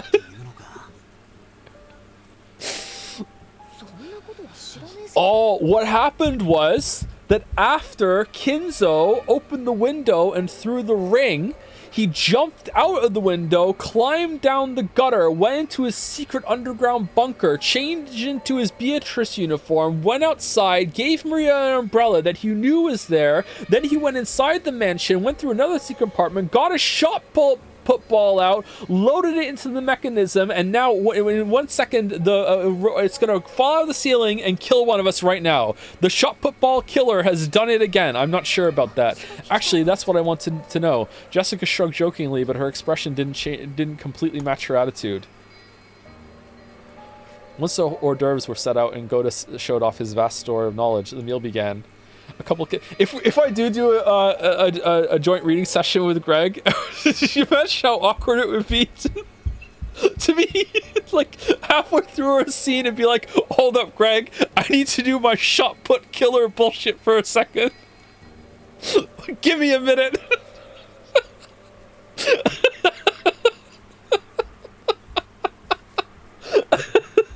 A couple casual chats broke out here and there, but they seemed somehow distant, and the meal ended up being so quiet that you couldn't ignore the sound of the rain sneaking into the dining hall. coaching Greg on how to do the together bit, and then he gets it instantly, and then he's better than me. It's like, okay, can you teach me back now? Kumasawa and Shannon pushing the serving cart right into Genji and Ken on their way to the kitchen. Oh, it's Genji-san. Did you lend Maria-san an umbrella? An umbrella? What are you talking about? Well, I heard that when it started raining, Maria-sama was alone in the rose garden. It seems she borrowed an umbrella from someone there, but we don't know who it was. It wasn't me. After all, I actually thought Maria-sama was in the guest house. When Butler-sama first found her, she was already holding a white umbrella. My apologies, but it was not me either. Then could it actually be the master? Both in the dining hall and right here, everyone had stated that they hadn't done it. That left only Kinzo, but maybe he went walking down the corridor for some reason when he just happened to see Maria-sama in the rose garden without an umbrella, and then he went and put on his Beatrice wig and a dress and then gave her one. The master is not particularly fond of Maria-sama. I agree. I can't imagine that for Maria-sama's sake, he'd go to all the trouble of descending the stairs with an umbrella. Oh my, how troublesome. Maybe it has a lightning rod on and he was trying to commit a murder. Does that mean the one who lent Maria-sama an umbrella really was Beatrice-sama? Oh. Kumasawa laughed, just like the relatives in the dining hall who had laughed it off. She couldn't think of any other way to break through the smoke veiling the current situation. Just then, the crisp sounds of hands clapping twice rang through the hallway. They all turned around at once to see Gura coming out of the dining hall. Guys, no one is appreciating my calf steak because one of you motherfuckers dressed up as Beatrice and gave the 9-year-old an umbrella in the rain. I'm very upset. This is definitely going in my live journal. I'm so fucking mad. Okay, everyone. When serving a dinner, proper timing while setting the table is essential. Please immediately see to setting up the soup. Yeah, they know. Genji-san, the women are in the middle of an important job, so please don't get in their way. Kennen glared at Goda for being rude to Genji, a person Kennen respected.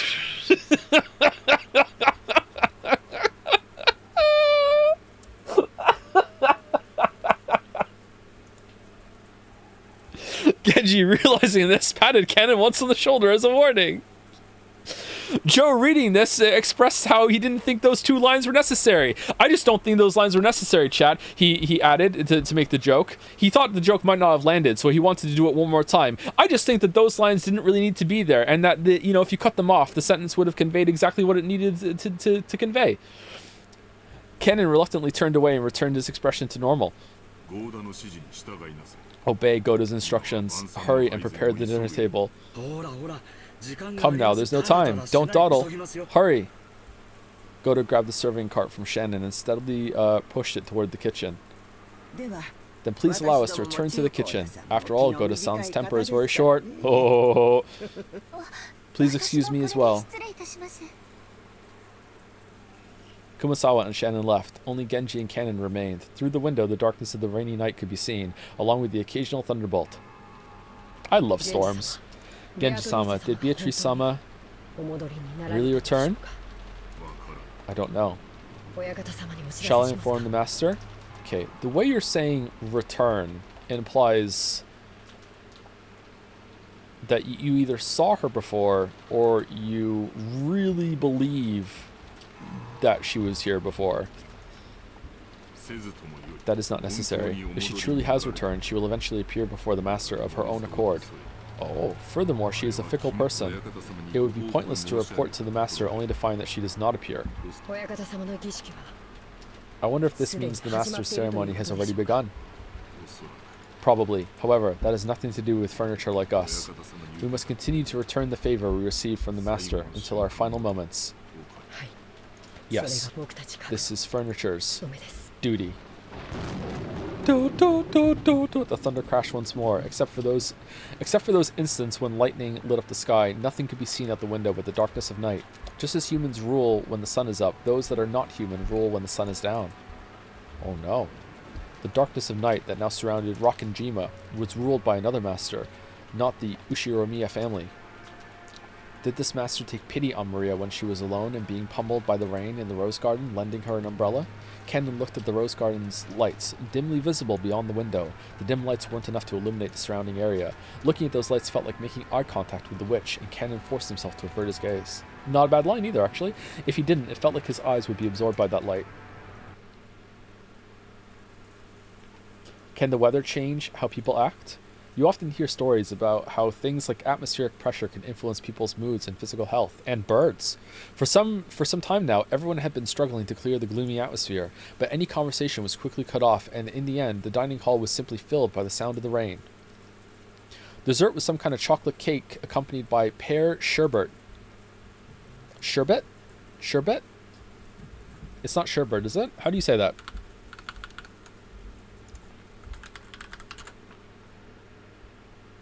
Sherbet? Isn't it sherbet?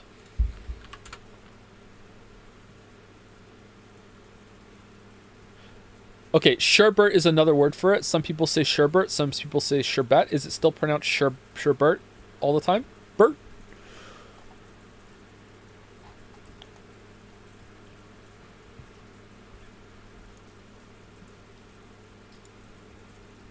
Okay. Goda-san enthusiastically explained the recipe as soon as this final dish was presented, but I quickly forgot the details. This pissed him off. The guest of honor grandfather was absent, the weather was horrible, and the identity of the one who'd lent Maria an umbrella remained a mystery. When dinner ended, no one felt even one bit refreshed. It was too late now, but I realized painfully that taste wasn't the only important part of a meal. The whole atmosphere was also critical, and also how it looked.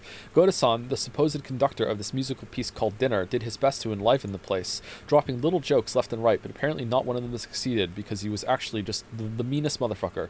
Zero Riz. After taking orders for after-dinner coffee, tea, and orange juice, he left for the kitchen. As soon as he disappeared, Uncle Kraus spoke. My. What a waste that the dinner Goda worked so hard to create has met with such a gloomy atmosphere.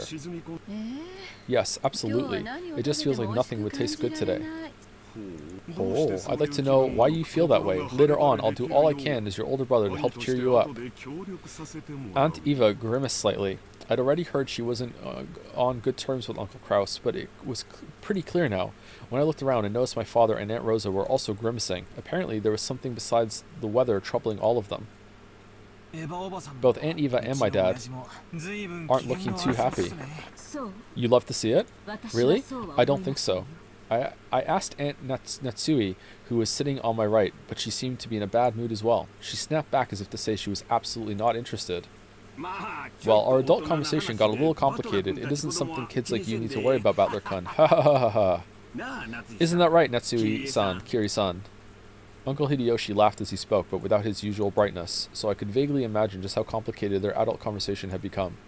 On top of that, even Aunt Nutsui and Kari-san, the people he had directed his comment to, ignored him as though they hadn't heard anything. You know what? I think it's kind of fucked up. I know why, because it's just sexist. It's fucked up. Hideyoshi was like an equal member of that conversation earlier, where she had to get fucked off and banished out of the room in her own house, and Kari was just told to just like be quiet. Like, goddamn, man. I don't know what kind of conversation they've been having while us kids were away, but it reminded me of how Dad said he had stomach cramps when we arrived at the mansion. The family conference might have been playful. Oh, to the Persona fans in the chat, that wasn't criticism. That was a comment on like how the characters are treating each other. It's actually good writing. It shows conflict that's brewing and that not everyone's getting along. That wasn't me saying that the story is bad because I don't like how a character is being treated. It's actually like I'm engaging with the story. That's what that was. Okay. The family conference might have been a playful reunion to us kids, but it was definitely different for the adults. After Uncle Hideyoshi's comment was ignored, I'm having so much fun. With the other adults, and an awkward silence fell over the room. Kari-san spoke up. We're talking about how the kids' careers would turn out, such as what lies in your future, Battler-kun. Will you just drift on to college? Wouldn't that be a little disheartening as a starting line for the long race of life? Hey, wait a sec, Kari-san, if you start talking about something like that in the middle of a meal, it won't digest well, and we'll all end up getting constipated. Oh no. Wahaha, that's right. We were talking about Battler-kun and Jessica Chan's careers. You gotta think seriously about the future. Wahaha. Hideyoshi hardly agreed as if they really had been talking about that, but that was probably wrong. How do we have more people here than the Persona 3 stream did yesterday? It's pretty fucking competitive, actually. Holy shit! Chat loves it. Okay, this would like this is because of once a week people get to catch up and everything. It's not exhausting. Maybe we should be playing 3 games simultaneously, and we should have like a VN on the weekend and then 2 days a week on the other one, just so people have time to catch up. I don't know. Maybe. Kairi-san had been obviously trying to change the subject. However, if Kairi-san had determined that this was the best course of action for now, then she was probably right. Taking this into account, I cast aside my suspicions as to the cause behind Aunt Eva and Dad's bad moods. At long last, it's Saturday. People are off work. But it's a like somewhat obscure, like 5 times Bible length VN with no gameplay, and I'm not even interacting with chat. Like, come on, like, oh, it's got the Saturday buff. It has so many other debuffs though. It's peak Umipiko. At long last, the serving cart returned, filled with coffee and tea. Kumasawa-san and Shannon-chan served it to everyone. Guda-san then explained that this concluded tonight's meal. If only the mood had been a bit more cheery, it might have been the best dinner in my life. Damn. It was a shame this best of dinners couldn't have been had under the best conditions. Just the fucking same line twice. George Oni-chan, is there over now? Over? Yes. Where's Tatara? I want to go to Tatara with this dinner.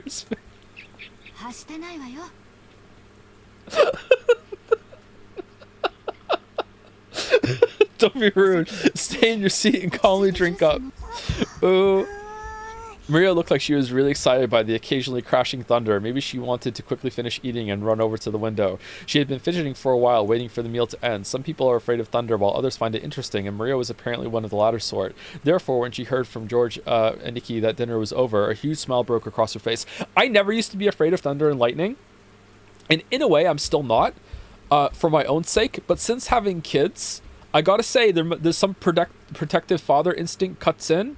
Or takes over. Whenever there's a storm, I'm just so terrified the lightning bolt is going to come in and hit my kid next to the window or something. I don't know. It's a really big change because I really love storms. When it used to storm, I used to go out on a walk because it was storming, because I like storms so much. But now my brain goes, okay, keep the kids from a window. What if the house gets hit by a lightning bolt? How are you going to stop the fire? Make sure you're ready to get everyone out of the house. You know, just so many protective instincts just kick in now. She then rose from her seat, took out her handbag, which she'd set under her seat, never having left it even when she was eating, and began fishing around the side of it. No one seemed particularly concerned by this behavior. Is she going to get the umbrella out? What's that? Where did you get it? George was the first to notice it. As he spoke, Battler noticed it too. Oh shit! They saw that Maria was now holding a beautiful Western-style envelope. On the front of the envelope, the Ushiromiya family crest, the one-winged eagle, was done in gold leaf. Furthermore, the fact that it was sealed with dark red wax made it clear that this wasn't something Maria could have brought as a prank. Maria-chan, what is that? It seemed that Natsui had also noticed the strangeness of the envelope Maria was holding. Her voice sounded too serious for someone admonishing a small child, so the relatives around us finally noticed too. What happened, Natsui-Nisan? What is that? Maria, where did you pick that up? That envelope has... Kinzo-san. When Nanjo muttered that, even us kids could understand why everyone seemed to be frozen solid. It really was Kinzo pretending to be Beatrice. Maria confirmed in Smash. the envelope that Maria held was one of the Ushiromiya family head's custom-made envelopes for private use. In other words, it could only mean one thing. This envelope contained a message from Kinzo. Oh, what is an envelope like that doing here? Now that's an interesting thing to come jumping out at us. Just let me have a peek. Know your place, Hideyoshi. No way, I'll read it. I was told to read it to everyone. By who? Uncle Hideyoshi tried to snatch the envelope out of Maria's hands, but she protected it as though hugging it and didn't let go. Protected it as though hugging it? That's a bit weird. Hideyoshi-san, you can't use force against a child. I mean, Rosa can. Maria-chan, where did you get this envelope? Ooh, I got it from Beatrice when she gave me the umbrella. She told me to read it to everyone after the meal was over. I'm the witch's messenger. Ooh. Messenger? The almighty witch of the island sure likes to mess around. Does this mean it was in English? Or quote? Or what? Yeah? Okay. Battler tried to joke about it, but no one laughed. I wonder what's written inside of it, Miria-chan. Gonna read it. Okay, gotta say, I don't think we're approaching a cliff or anything like that, but I gotta say, this has exceeded my expectations for a second stream so far. I was really expecting, after that good scene in the parlor, that it was gonna be like another 6 scenes of bullshit, and then another good scene, and then 6 scenes of bullshit, and then another good scene, and so far, all the scenes have been pretty good. I'm sure there will be more bullshit scenes coming, but I was really expecting to have to pay for that good scene of plot. So I'm pretty happy right now, actually. Maria casually opened the envelope. It was sealed only with wax, so she just had to remove the sealing wax to open it. That sealing wax fell onto the desk. Hideyoshi hastily picked it up and stared fixedly at it. He then set it in the center of the table where Natsui, Kairi, and Nanjo stared at it. Can wax be hard to break? I don't think I've ever had to break a wax seal. Imprinted in the sealing wax was the one-winged eagle, which was the Ushiromiya family crest and also Kinzo's personal crest. Could a child do it easily? This is the family head's personal crest. I know it from the letters I have received from Kinzo-san before. Without a doubt, this is his wax seal. But aren't there several things in this mansion bearing that crest? For example, if there was some kind of stamp for wax seals, couldn't someone other than Kinzo-san have used it? No, Kinzo-san would always use a ring on his finger, his proof of the Ushiromiya family headship, when he sealed the wax. Oh, Beatrice got the ring! This shape and complex design is definitely Kinzo-san's seal. Or, after he climbed down the gutter, he went into the forest, got the ring back, and he just threw it out to throw off the scent of the reader because he just knows he's in a story because he's pretending he's in a Danganronpa game. Oh, this is not necessarily so. Anyone in the family must have received a letter from father at least once. We can't eliminate the possibility that someone used that wax as a model to create a fake seal and pass themselves off as father. It's true, yep. They reverse engineered it. I agree with Nikki. No matter how much the seal resembles Dad's, we can't prove that it's the real thing, so it doesn't prove this envelope came from him. And this handwriting that looks like our father's handwriting. Someone could have studied my father's handwriting and just did that. Just practice and forged his signature at the end. I absolutely agree. I cannot approve of arbitrarily deciding that this letter came from father based on solely on the wax seal. And now that our dad is standing in the hallway door and he's telling us, I actually did write that and do that seal. That could be someone in an elaborate father costume. We can't conclude that it was actually Kinzo that's talking to us right now and telling us that he wrote this letter. Dr. Nanjo, couldn't you be a bit more couldn't you use a bit more discretion with your vague words? Damn, you are just the worst. I apologize. It was not my place to speak. One after another, all the siblings from Cross on downwards, rejected Nando's. What? Rejected Nando's statement, saying that the envelope Maria held wasn't necessarily from Kinzo.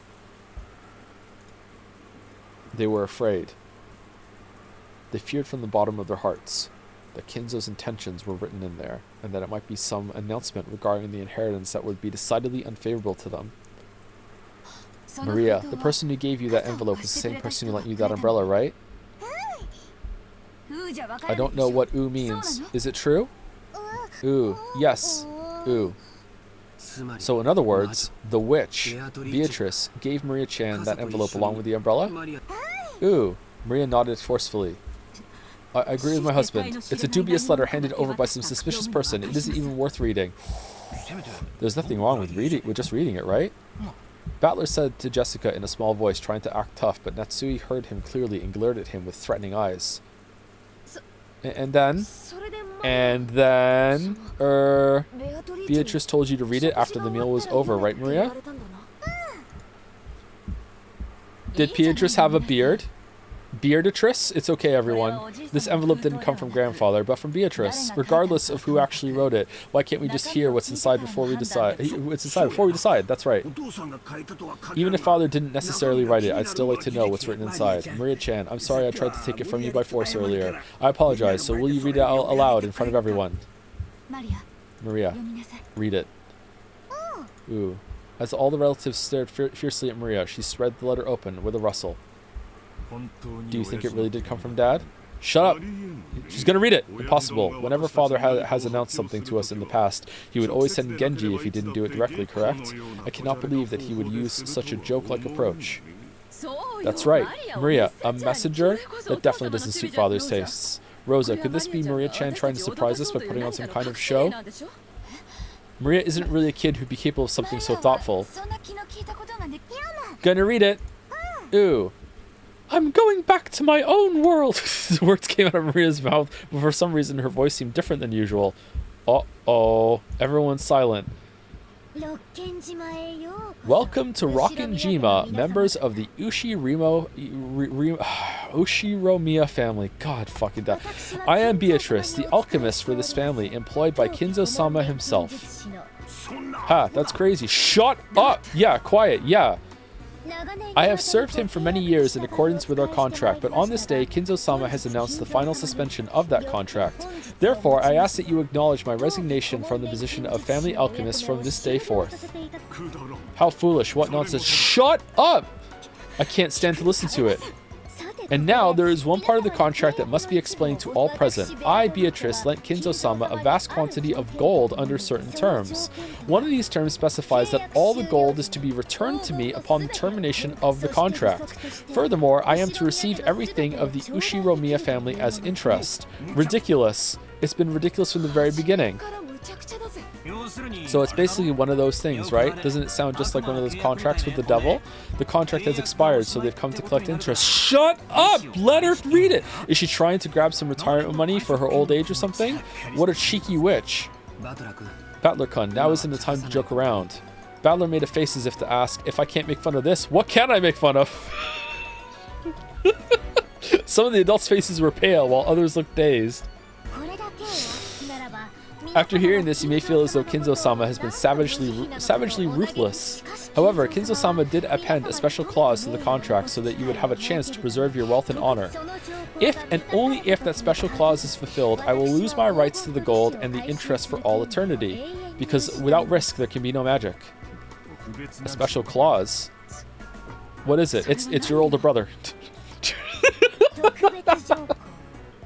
Special clause, Beatrice retains the right to collect the gold and accumulated interest upon the termination of the contract.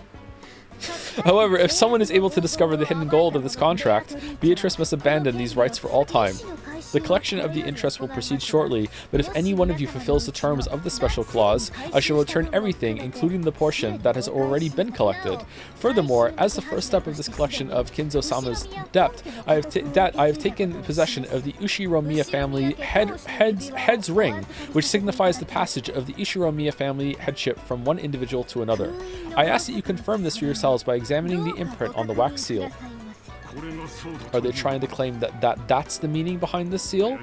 That father would relinquish his ring is unthinkable. Kraus stared at the sealing wax as if to burn a hole through it. Eva and Rudolph were doing the same over his shoulder. Come to think of it, when we were playing chess, I did have a strange feeling that something was missing from Kinzo-san's finger. Dr. Nanjo, don't say something so careless just because of a vague memory! We can't prove its authenticity here. Only by asking Father directly can we determine whether he really handed over his ring and whether this letter tells the truth. He's dead! That's right. It's just as Kiri-san says. Do you really think Kinzo-san will tell you? After all, that person's thoughts sometimes surpass the bounds of common sense. No matter what happens, it's still nonsense. In the first place, the illusion of gold itself is one of Father's tricks. I've already heard enough talk of that gold from the rest of you. But this is the witch speaking, right? About how the inheritance and all of the assets will be handed over to the one who finds the gold, right? So maybe Beatrice-sama is Father's legal advisor or in charge of his funds. We can't possibly trust some strange person who entrusts such a suspicious paper to a child. Aniki, we need you to be frank with us. Is it possible Dad's assets are being managed by someone you don't know? Some mysterious person that we didn't know was on the island who decides to give an umbrella to a child and also a secret letter after finding the ring in the forest and uses the wax seal and does it, and this is how they're communicating with us? Yes. Typical lawyer stuff. No, that's impossible. As the family's head representative, I control all the father's assets. It should be impossible for anyone to do as they please with them without me knowing it. So this must mean there are some assets you don't control, right, Kraus-Nissan? How foolish. Such assets could not possibly exist. So you have been embezzling. Oh, but there is such a thing. An asset of father's that you don't control. There's no way such a thing could exist. No, it does. It's father. No, Beatrice's hidden gold. Okay, I don't know what marching band they're doing upstairs. Sorry about that. Let's keep it simple. In short, Dad is some trusted confidant that Aniki doesn't even know about. Furthermore, this person has always been in charge of watching and managing the gold. Is Maria even done with the letter, or could it be some eccentric rich person who offered him a loan with rules like a devil's contract? Could it be that this confidant called Beatrice is trying to test which of Kinzo's children is most worthy to be financed by her gold? Kairi's question was one that all the siblings wanted answered. Upon reflection, they realized that Kinzo's strange epitaph had hung in the wall beneath the witch's portrait for quite some time, and while it had long been whispered that whoever solved the puzzle would receive everything, no one had ever clearly stated it. It was just something that everyone had hoped might be true. And right here, right now, the thing they'd hoped for had been clearly stated in Beatrice's letter. It clearly specified that everything of the Ushiro Miya family would be given to the one who found the gold. Kinzo-sama had already publicly displayed the location of the hidden gold within the epitaph under my portrait. The rules apply. Oh, she's not done. The rules apply equally to all who can read the epitaph. If you discover the gold, I shall return everything to you. Tonight, I ask that you enjoy your battle of wits with Kinzo-sama to the fullest. I sincerely pray that this night will be both intellectual and elegant. Beatrice the Golden. No, she's more auburn.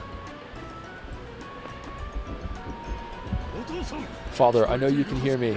Please respond. The door to Kinzo's study was being violently, harshly beaten against over and over again like a percussion instrument. The yells coming from the other side belonged to Kraus, Rudolph, and sometimes Eva. It was the siblings who were trying to intrude upon Kinzo's study to question him about the truth behind that mysterious letter. Kinzo was eating. Oh, he's not dead! An elegant tablecloth was set over the desk, and the fabulous dinner that had adorned the table in the dining hall was reproduced here. No, it was pizza. Kinzo continued his meal in silence. Shannon, taking away an empty plate, looked uncomfortably between the door being pounded on and Kinzo's face. Everyone is calling for you. But what should I do? Leave them. God and my meals both hold silence as a virtue. Should I silence them? There's no need. It does not even reach my ears. Kinzo enjoyed his food, apparently indifferent. Man, the servants are more family to him than his actual family. Why is that? Is it because you knew the witch would take them away one day, so you made your own family that was not subject to the witch's rules, maybe? Genji quietly lowered his head and took a single step back. As he did, Kanon, who stood in reserve like a shadow behind and to the side of Genji, opened his mouth. Maria-sama apparently received a letter from Beatrice-sama, so I imagine they want to test its authenticity. Has she started already then? Come, Beatrice. I have no shortage of coins to be wagered. Shall we enjoy this night to the fullest? I don't think I'll lose. Your smile will be mine for all eternity. If I could see it one more time, I wouldn't regret losing my wealth, my honor, or even my life. Just go to the Steam page. Well then, the roulette has begun to spin. Which pocket will the ball fall into? Noir? Rouge? Oh, Rouge, or House takes it all. Come, you may begin, Beatrice. I'll show you the power of miracles once more.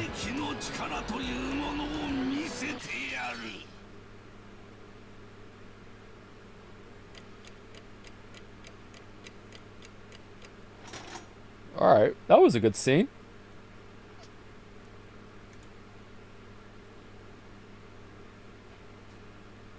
Thoughts so far? I really miss Persona 3.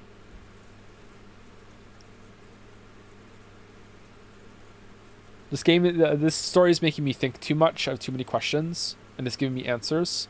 I'd rather just shrug and say who cares and just go into Tartarus. I want to go to Tatar! The strange letter that the witch had entrusted to Maria wiped all memories of dinner from our minds. Maria was repeatedly barraged with questions by Aunt Rosa and the other parents, and became increasingly ill-tempered when they refused to believe her. If we kids tried to butt in, they'd probably ignore us. Our parents were all stirred up, firing back and forth about the gold and the distribution of the assets, and completely forgetting that we were even there. I'd already guessed they'd been talking like this in the shadows, but I hadn't thought they'd be so blunt. It gave all of us kids a considerable shock, like an electric shock. From what we could overhear, all the parents wanted more money as soon as possible, back and forth about grandfather's inheritance, back and forth about the distribution of the gold if it was found, about advance payments in cash. It was so despicable I could hardly bear to watch, even though one of them was my father. And speaking of cash, thank you to Fentyrus for the resub. Tacos Dabira for the new sub. Welcome, welcome. Thank you, Toxin14, also for the resub. Mama, I didn't mean to make you cry. Thank you, Lieb13 for the resub. Dark Sleeve also for the resub. Hack McMac for the resub. Goda's time in the spotlight completely overshadowed by a child's umbrella, Lamayo. I know, right? Thank you, La Magica. Oh, nice. I was promised crying cat girls. Where are they hiding? Oh, that'll be later. That'll be later. Thank you for the resub. Thank you, Mean Bean Egg for the new sub. Welcome, welcome. Thank you, Cameron D6 for the resub.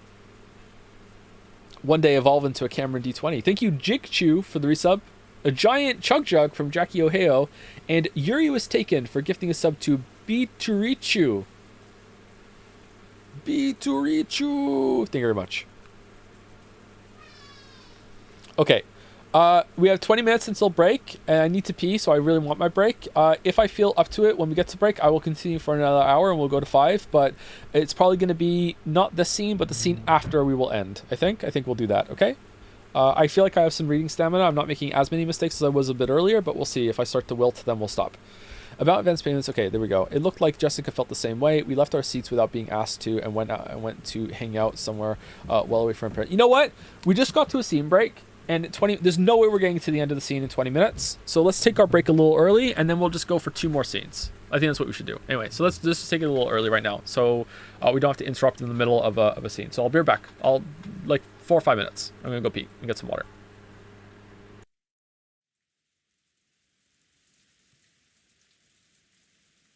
You loving this, Mouse? Mouse, you loving this? Look, everyone in chat liking this VN. God damn it, you hate.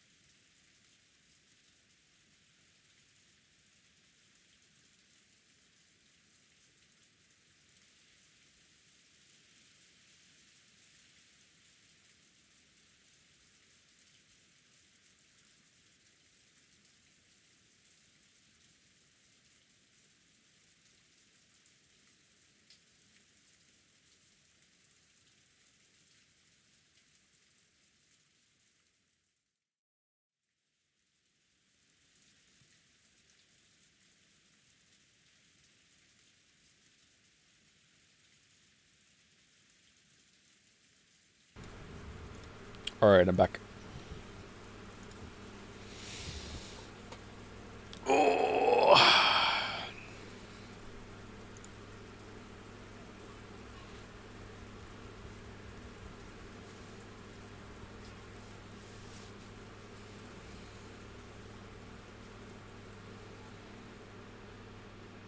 Damn, man. Almost a 100% enjoying it on the poll. I guess that makes sense, because if you're not enjoying it, you would have left. But still, you don't really see polls that big. Unless you're comparing the Navigator characters in the Persona games.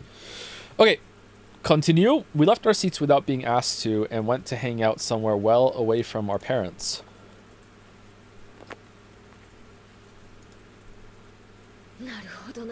I get it. Now I totally see why grandfather hates coming down for meals.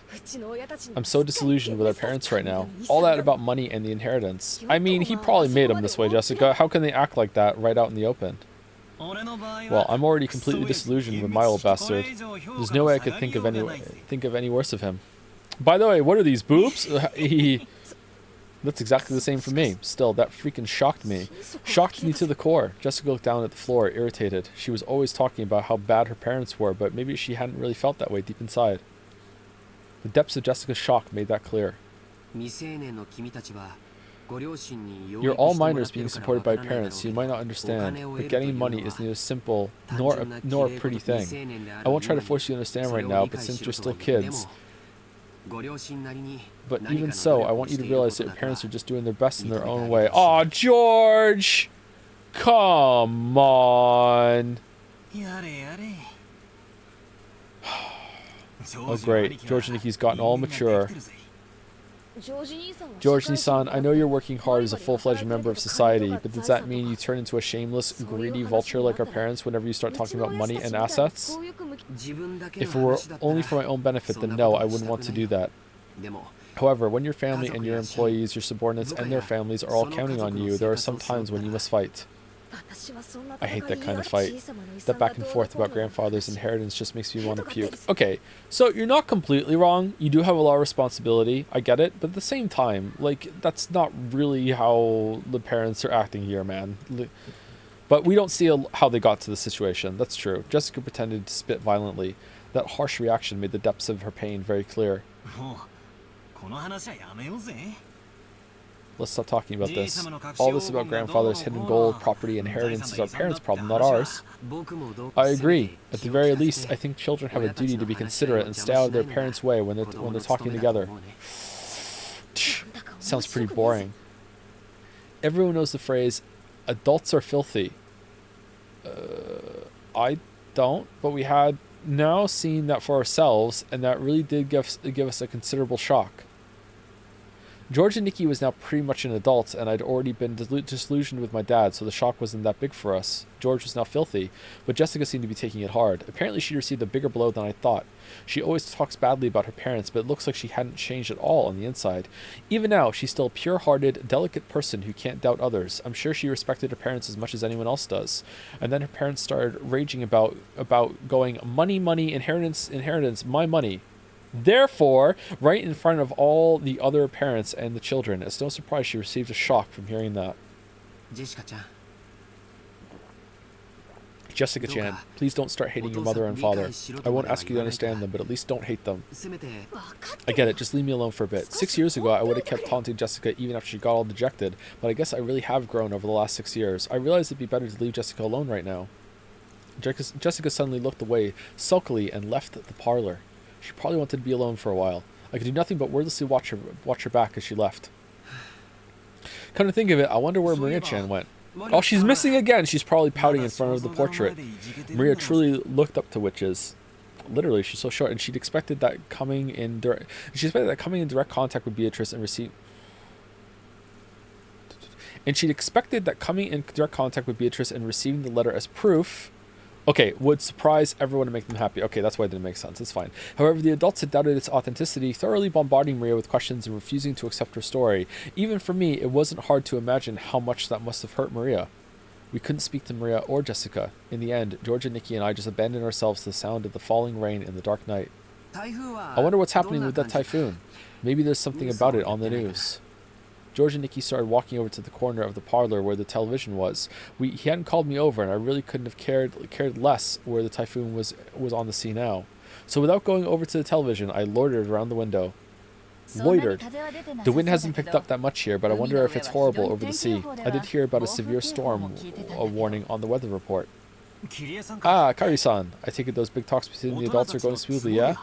She seemed to catch the sarcasm. Kari-san shrugged. I wonder if that stomach ache of the discussion will continue all night. It's not going to be fun. Well then, please enjoy playing vultures to grandfather's property as much as you'd like. I feel sick. I'll agree with you on that. If I could just slip away like you, I'd do it. Unfortunately, I can't.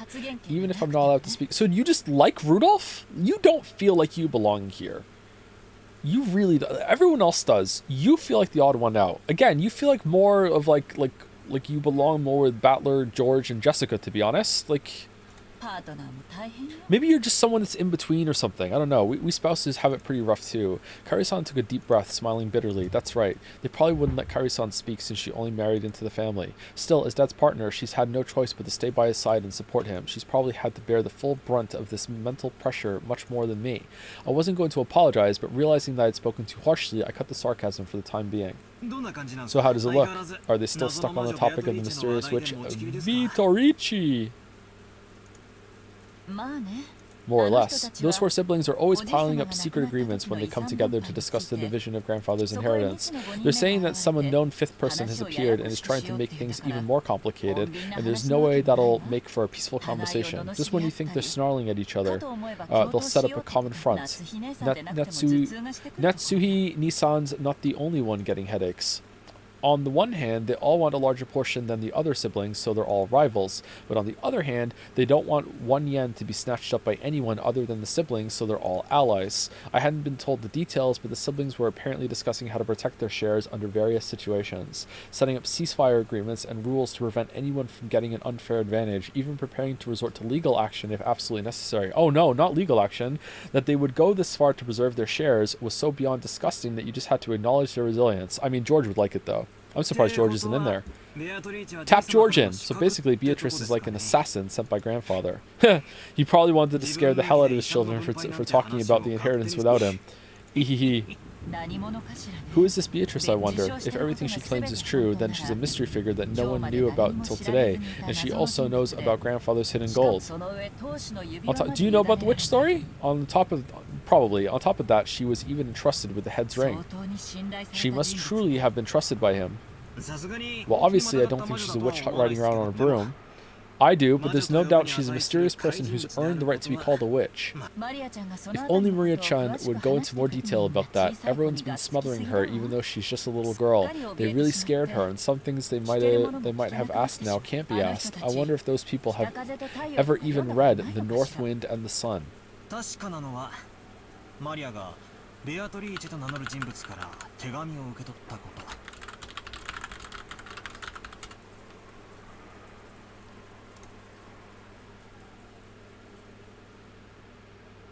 Aesop fable? North Wind and the Sun. The North Wind and the Sun had a quarrel about which was the stronger. While they were disputing with much heat and bluster, a traveler passed along the road wrapped in a cloak. Oh, I think I've read this.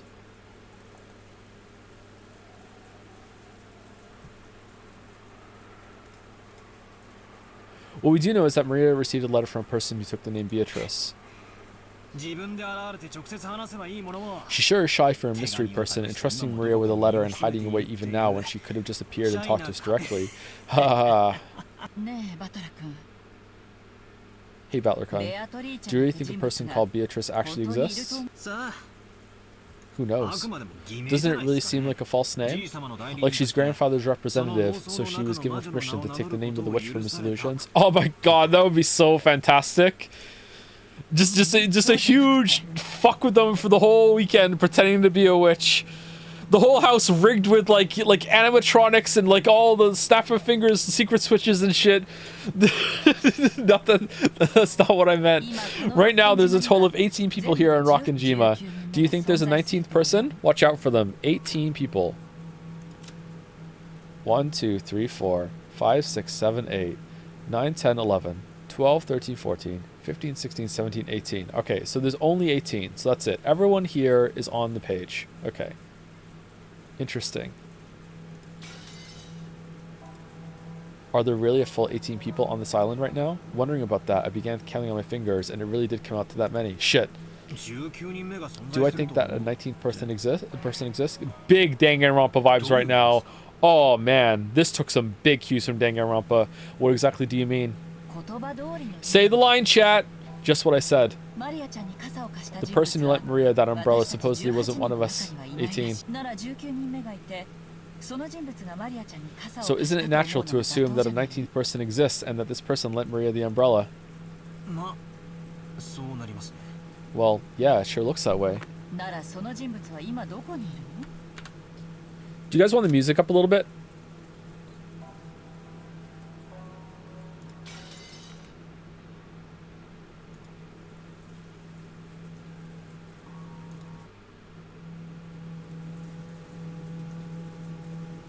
Music sound effect?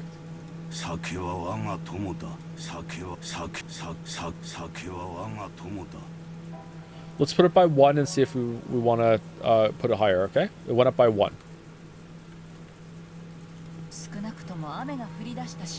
At the very least, she must have been on the island when it started raining, and ever since that time, the weather has grown progressively worse, so taking a boat out would be pretty much impossible.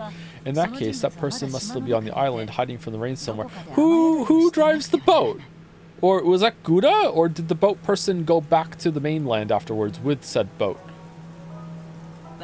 And without any of us spotting her. True, we've all been randomly prowling all over the mansion and the guest house, but no one has bumped into a 19th person. But this island is huge. There might be other places to take shelter from the rain other than the mansion and the guest house. At about this time, I began to realize what direction Kairi-san's suspicions were taking us in. Kairi-san was denying that a 19th person existed. Beatrice was one of us 18. In other words, she thought someone we knew well was tricking us. With a wig. If Beatrice is who she claims, she would surely be the most honored of guests, the most honored of confidence trusted by Grandfather. There's no way Grandfather wouldn't give that kind of person a warm reception. She would surely have been ushered into the mansion. However, we haven't seen anyone like that. Wait a sec, isn't this line of reasoning a bit too hasty? Sure, no one spotted this person, but that doesn't mean that you can deny the possibility that a 19th person exists, right? Maybe, for some reason, they landed on the island stealthily, and have been hiding ever since. And it was procure on site for the whole operation. It's what they call a devil's proof. It's easy to prove that something exists. If this Beatrice appears in front of us all and says hi, then it's settled. But it's impossible to prove that there's no 19th person. Yes, Battler-kun, your way of reasoning isn't bad.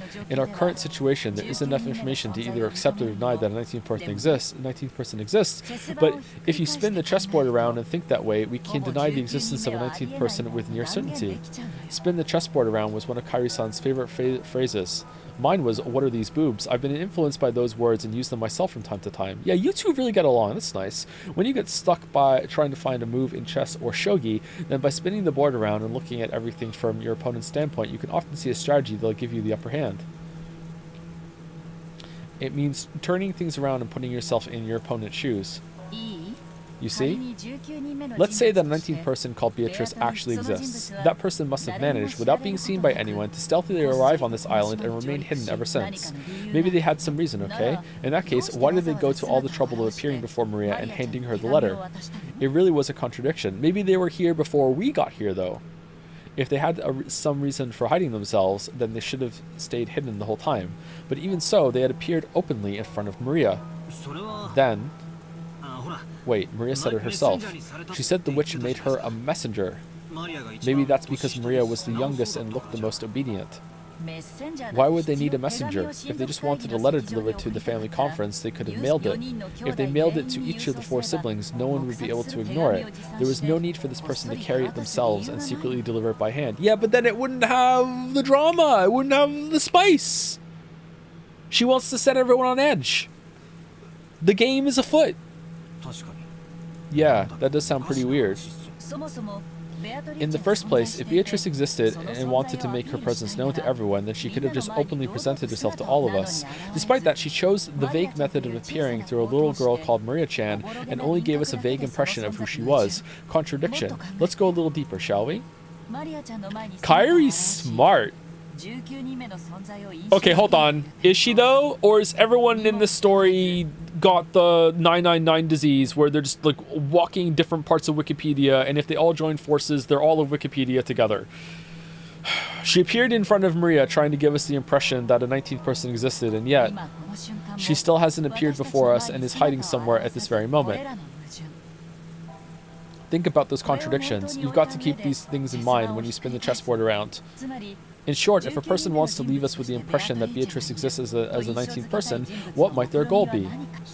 If this person wanted to hide, then they wouldn't have made their presence known, and if they wanted to show themselves, they wouldn't have used the roundabout approach of entrusting someone with a letter, which means it's simple. Beatrice is one of the 18 people. This is a rock-solid conclusion. Because, like, maybe I'm wrong to think there's going to be supernatural stuff in this, but it seems like it's leading there, especially with Kinzo. But maybe Kinzo is just nuts. But this is a rock-solid conclusion if you don't immediately think that there's, like the witch can teleport. Or something, you know what I mean? Like, maybe she can't. I don't know. This is very reasonable. All right, it's simple. Beatrice is one of the 18 people. That's why they want to create the illusion that there are more than 18 people. The 19th person was revealed so spectacularly. If someone were to profit from this, it wouldn't be some 19th person in hiding, it'd be one of the original 18 people. Of course, this reasoning is full of holes.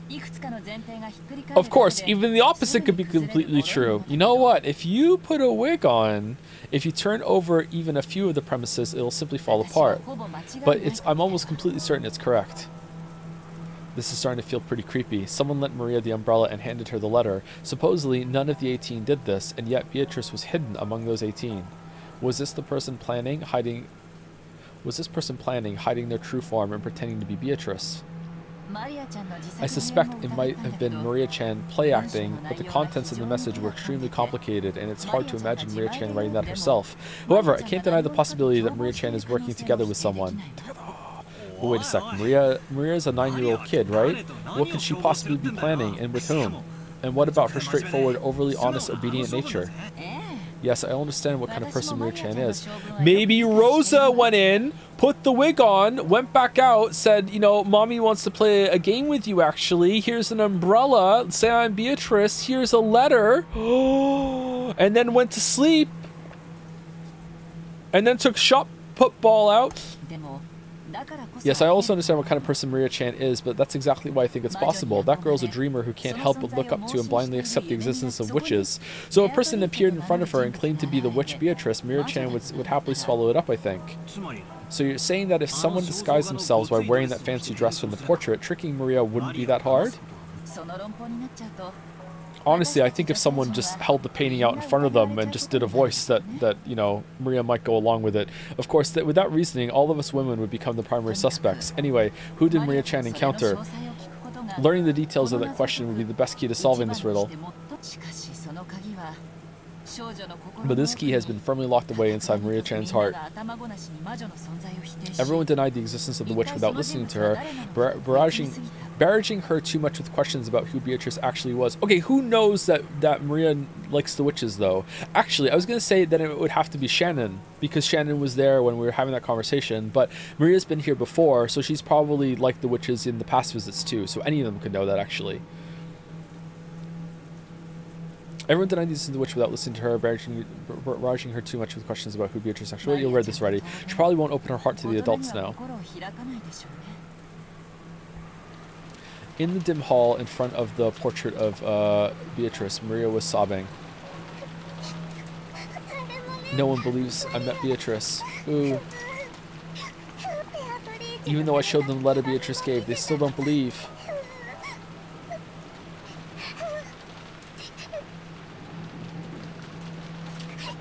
Kick. Are you getting sick? Aw.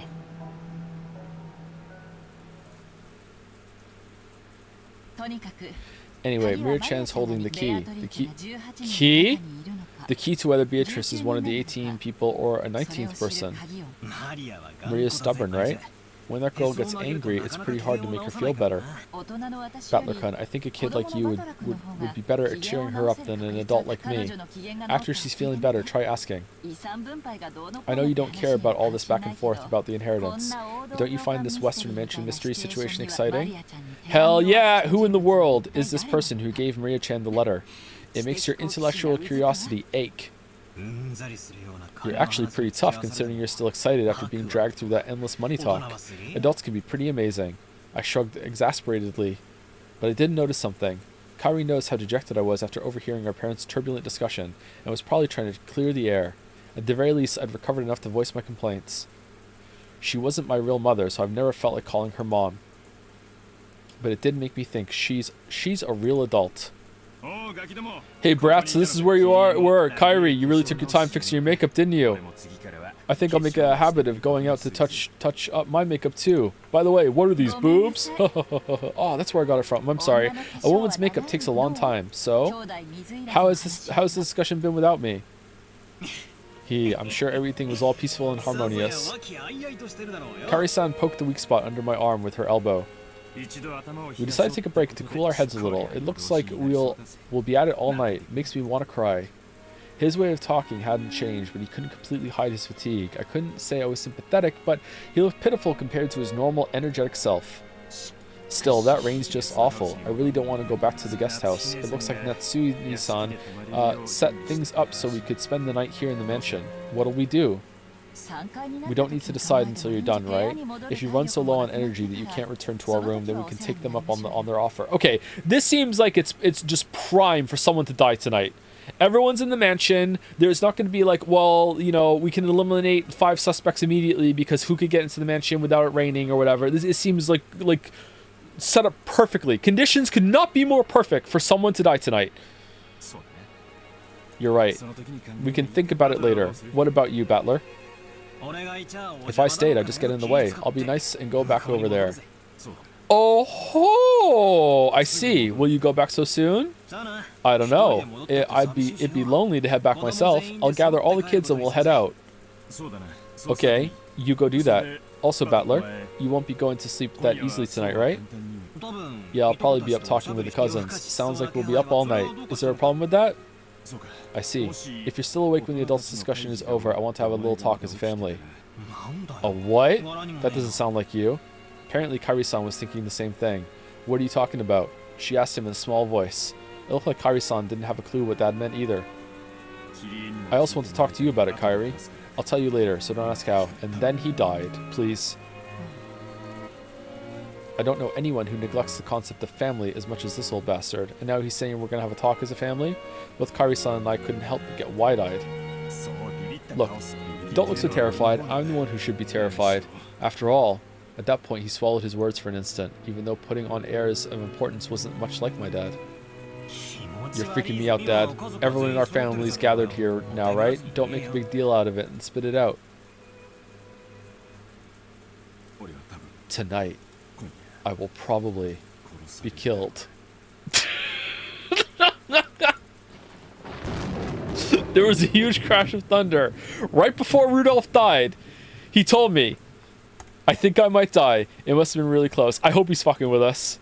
Dad's expression, brightly illuminated by the lightning, was burned into my eyes. Dad's face, which always looked so sure of itself, and which always wore a taunting expression, was strangely frail in a way I couldn't really explain. It was so worn out that he looked like a different person.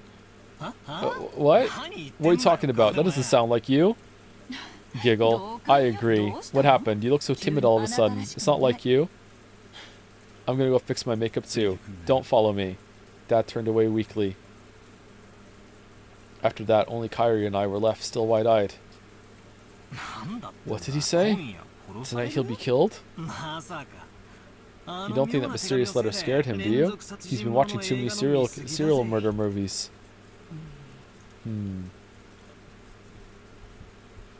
Kairi-san didn't answer my light-hearted words and continued to stare at my dad's disappearing back.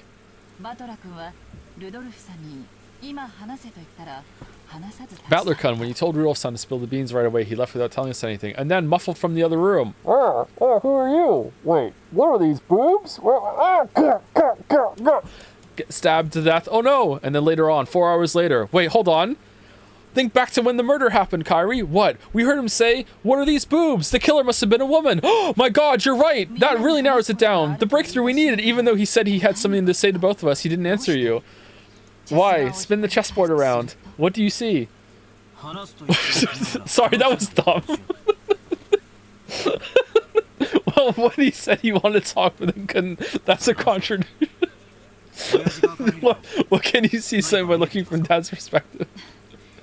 Giggle. Yes, I can see something. He wants to talk about something. However, he doesn't have the courage to bring it up. He actually means chase after me, talk to me, and ask me about it yourself. By saying don't follow me, he actually means the opposite. He actually means follow me and force me to answer. Seriously, what a spoiled brat. I thought we had to go cheer Maria up. Wow, can you really call that reasoning? That's ridiculous. Yeah. Can great private and police detectives deduce the emotions and feelings between men and women?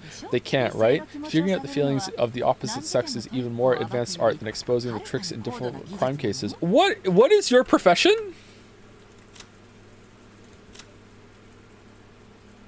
Rudolph's second wife, she had already worked alongside him for some time before the death of his first wife, at which time she openly took the position of his wife. Oh, okay. She has served as Rudolph's right hand in several shady pieces of business, guiding them to success. She is quick thinking and well trusted by her husband. All right. Definitely had an affair. If you ask me, romance novels have much deeper mysteries than masterpiece mystery novels. Okay, just lost like 20 whole points. We're down to 80. I see. Is that how it is? I'll stand alongside that spoiled brat. He normally loves to bluff, but tonight he's completely tired out from that heated discussion. He probably wants someone to lean on at that moment. And responding to that need is the role of his partner. Sounds passionate. Then I'll leave that old bastard in your hands. Yes, leave it to me. I called out to Kairi-san's departing back. What? Huh? What? I want to say thanks. Thanks to you, my gloomy mood has cleared up a lot. That's good. Communication is important. After answering with a wink, Kairi-san followed after Dad. Ooh. Does no one else see it? Is it just me? I feel like they're a better pair than Kairi and the dad, man. I feel like they have more chemistry than Rudolph and Kairi. Does anyone else see it? It's just me, really? Just me? God damn it, I feel like they get along better. Like, I'm not shipping. I'm just saying they have chemistry. Stepmother, exactly. I have the popular vote on my side. Exactly. Natsui could be found in a dimly lit hallway. Now and then the thunder would crash, but this had no effect on Natsui's expression. She looked completely worn out. The discussion that had just taken place between the relatives in the dining hall was repeating itself inside Natsui's mind. Joseph, I'm not talking anything to do with sex or anything like that. I'm just talking about like how they get along. Like I feel like they talk better. But we haven't really seen Kairi and Rudolph talk privately ever, actually, right? The discussion had just taken... So maybe it's... I need something else to judge. But he's going to be dead soon, so we're never going to see it. The discussion that had just taken place between the relatives in the dining hall was repeating itself inside Natsui's mind. I hate the whole I hate my step-parent trope, too. So it's good to see it subverted. Although, I guess with... how shit's going in popular media now, maybe it's not much of a subversion anymore. Beatrice had proclaimed that in addition to the gold, all of the inheritance and property of the Uchiromiya family would be given to the person who could solve the riddle. In other words, she planned to undermine the absolute guarantee that Kraus, as the oldest brother, had to succeed the family head. Originally, the other siblings had absolutely no chance to inherit the headship. To them, this proposal by Beatrice was extremely desirable. It was obvious that they would accept it. There was no need to play some clumsy detective game. Natsui knew that this so-called 19th person, Beatrice, couldn't exist. Naturally, Beatrice was nothing more than a fictional character used to pass a message that Kinzo had written himself. As proof, Kinzo had remained stubbornly neutral as to that letter's authenticity. He was completely ignoring these reckless claims that he shouldn't be able to ignore, that he had given up the head's ring. In short, Kinzo had wordlessly admitted that the letter held his own message. Most likely, one of the servants had given Maria the letter. Kinzo had probably worked out an elaborate plan where the dress from the portrait would be prepared, and someone, probably Shannon, would be made to wear it and deliver the letter and umbrella. By doing that, he could make it seem like the witch from the portrait actually existed. And then, hearing about it, Beatrice would get really angry that someone was an imposter and would show it for real. No, if anything, that alone was proof that Kinzo was behind all this. In that case, it was the same as Kinzo trying to butt in on the siblings' private discussion. Just leave the room, Lamayo! But then Kinzo, by announcing that he'd give everything to the person who solved the riddle, could weaken Krause's overwhelming advantage. Now it was certain. Kinzo had eavesdropped on the siblings' discussion in the parlor earlier that day, so he had known how Krause had staved off the attack by the other three, and to make the scales of the battle go back into balance, he had sent out this strange letter, which benefited Krause's rivals. He was trying to push this crazy theory so that Rosa, who had a weak position among the siblings because of her age, would join with Ava and Rudolph. Then, with a 3-1 advantage, they'd be able to overwhelm Krause yet again and make their ridiculous theories get accepted by force. And by doing that, he gave them the power to resettle what had once been a nearly decided conflict. They had now started repeatedly pressing Krause to pay them a large amount of money. Using the condition that all of the siblings would guarantee Krause's position as the successor, talk about advance payments was being brought up again despite having been rejected once. Of course, even without the story about the hidden gold, the Ushiromiya family's store of wealth was vast. That store of wealth alone was more than enough. And it said the witch was going to take it all, right, as interest, or at least some of it. I can't remember if it was explicitly all. Maybe it was all. Even if the hidden gold was buried forever along with Kinzo's death, there would be more than enough to satisfy. Therefore, even if they weren't that interested in the gold itself, Kinzo had managed to instill the lifelong fear that, on the off chance that someone found the gold, that person would be granted the headship. And this kind of Achilles heel would definitely be taken advantage of by someone sooner or later. The only person with this fatal weakness was the successor, Krause. The other siblings had found, no, they had been told by Kinzo about something that only Krause could lose, and they had thoroughly taken advantage of that.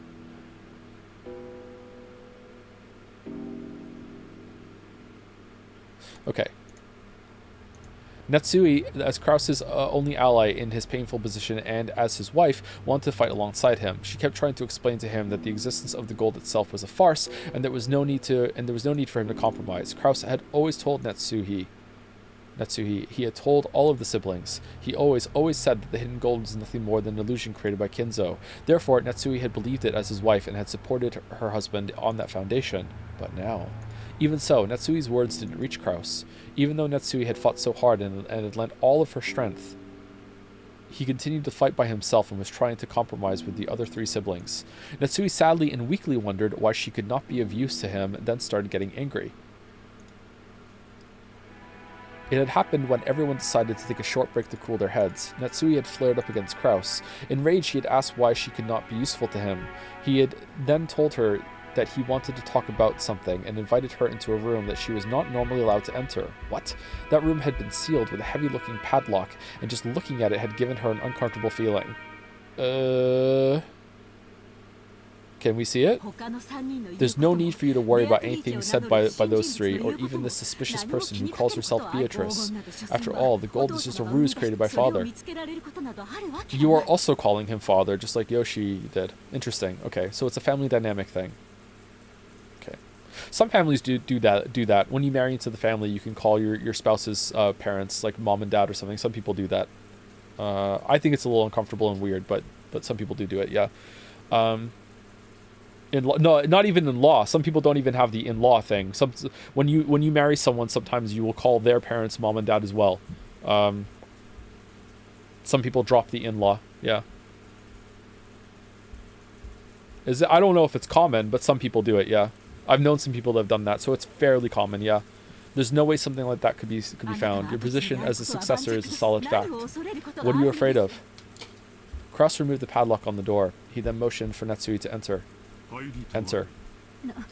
He motioned again. Enter. What? You want me to enter? Paimon thinks he wants you to enter. Enter through the door? Yeah, the door. They said enter. What is this? There's something I want you to see. I've never shown you this before. It's the dark room. Natsui timidly opened the door with a dubious expression on her face. It was pitch black. Oh, it's the red room. The red room is from I can't remember what the fucking thing is called. She searched for a switch to turn on the lights, and since this was her first time in the room, she didn't know where it was. Kraus entered behind her, pushing her in, and when he closed the door before turning on the lights, the two were swallowed up by the darkness. Only the sound of Kraus locking the door rang through the dark. What are you doing? The lights. I'm turning them on now.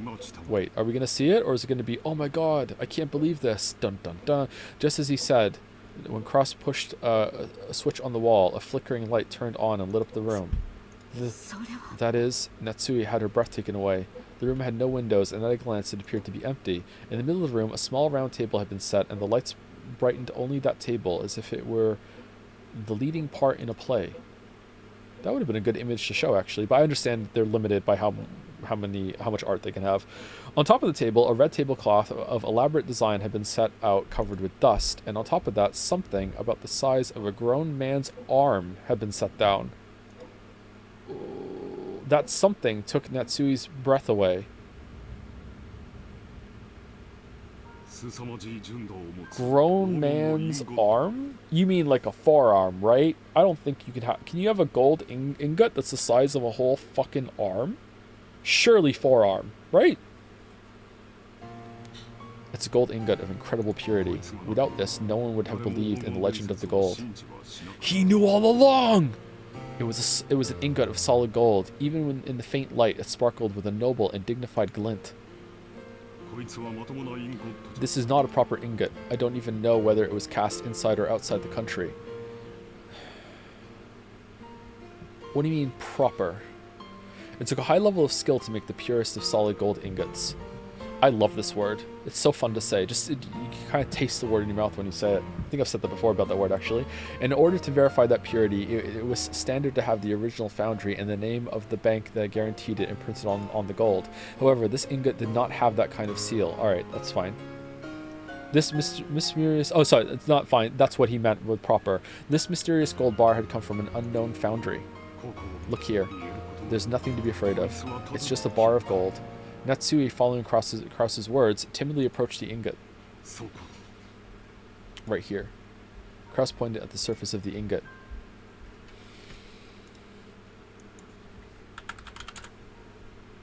Ingot.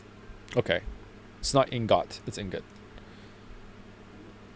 Natsuhi concentrated on that section. Right there was the thin imprint of the one-winged eagle crest. Natsui's breath was taken away once again. That's right. This is the legendary ingot that Father said he received from the witch that the president of the Marisu witnessed and was allowed to select at random to take back with him. That gained the trust of the fixers in the business world. Okay, could be a prop though? Could be just fucking with you maybe? Did we get it tested independently? I had to use all possible means to find it. I found it before the other siblings could. How could, then... The legend of Father's gold is, it actually exists. The gold that Ushiromiya Kinzo received from Beatrice actually exists. Impossible. So it really does exist. How long have you known? Natsui was shocked. Kraus had always said that Kinzo's gold was just a fabrication, so she had to believe it as his wife. However, the reality was different. Since he held definite proof, he had been more certain than any of the other siblings that the legend of the gold was true. How much was one of the ingots worth? I can't remember. How many were there? There's no way that ingot is worth 750 million yen, right? That ingot isn't enough to have the 10% advance. It can't be. I don't think so anyway, no.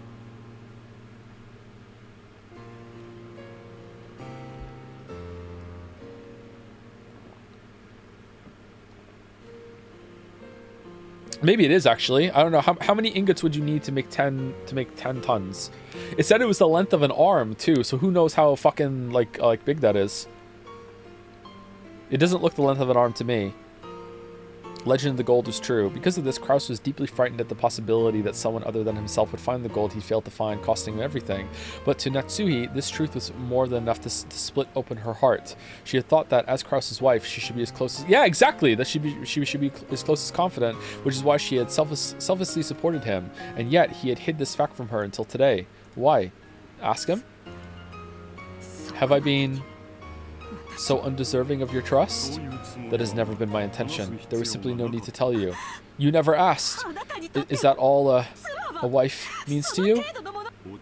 Calm down. Becoming passionate easily is one of your bad habits. You're the one who's making me like that, aren't you? I've been supporting you as a wife ever since I married into this family. For your sake, I threw away the family I was born into, and I've been offering up my heart and my body to serve you. And in return, this is what I get? How could you...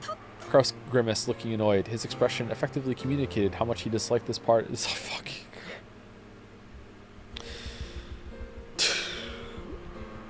Okay, let's trace together with the mouse all of what we could cut out of this screen, okay? So we're going to start here, and we're going to go all down here, over here, up here, up here, up here, left. We're not done. Up here, down, up here, boom, period. Done. It doesn't look like I will be of any use to you anymore. That's fine. I can resolve the troubles with the siblings by myself. I don't need your help. This is fucked up, man. That's wrong. This is the Ushiramiya family's problem. It's true that I am not permitted to wear the family's crest on my body, but I am still your wife. Even so, are you saying I'm not capable of helping you? Are you? I especially wouldn't want to risk you getting involved. I mean, well, he's showing you now. It would probably make your headaches even worse than they are now. Take a rest for today. The siblings will deal with the siblings' problems. It has nothing to do with you. That is all.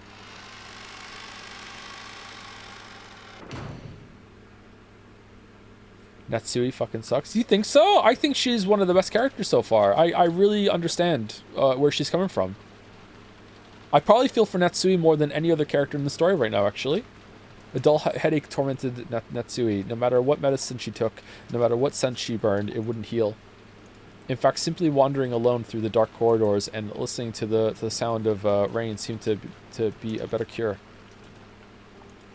I may be Natsui, but I was never that Natsui.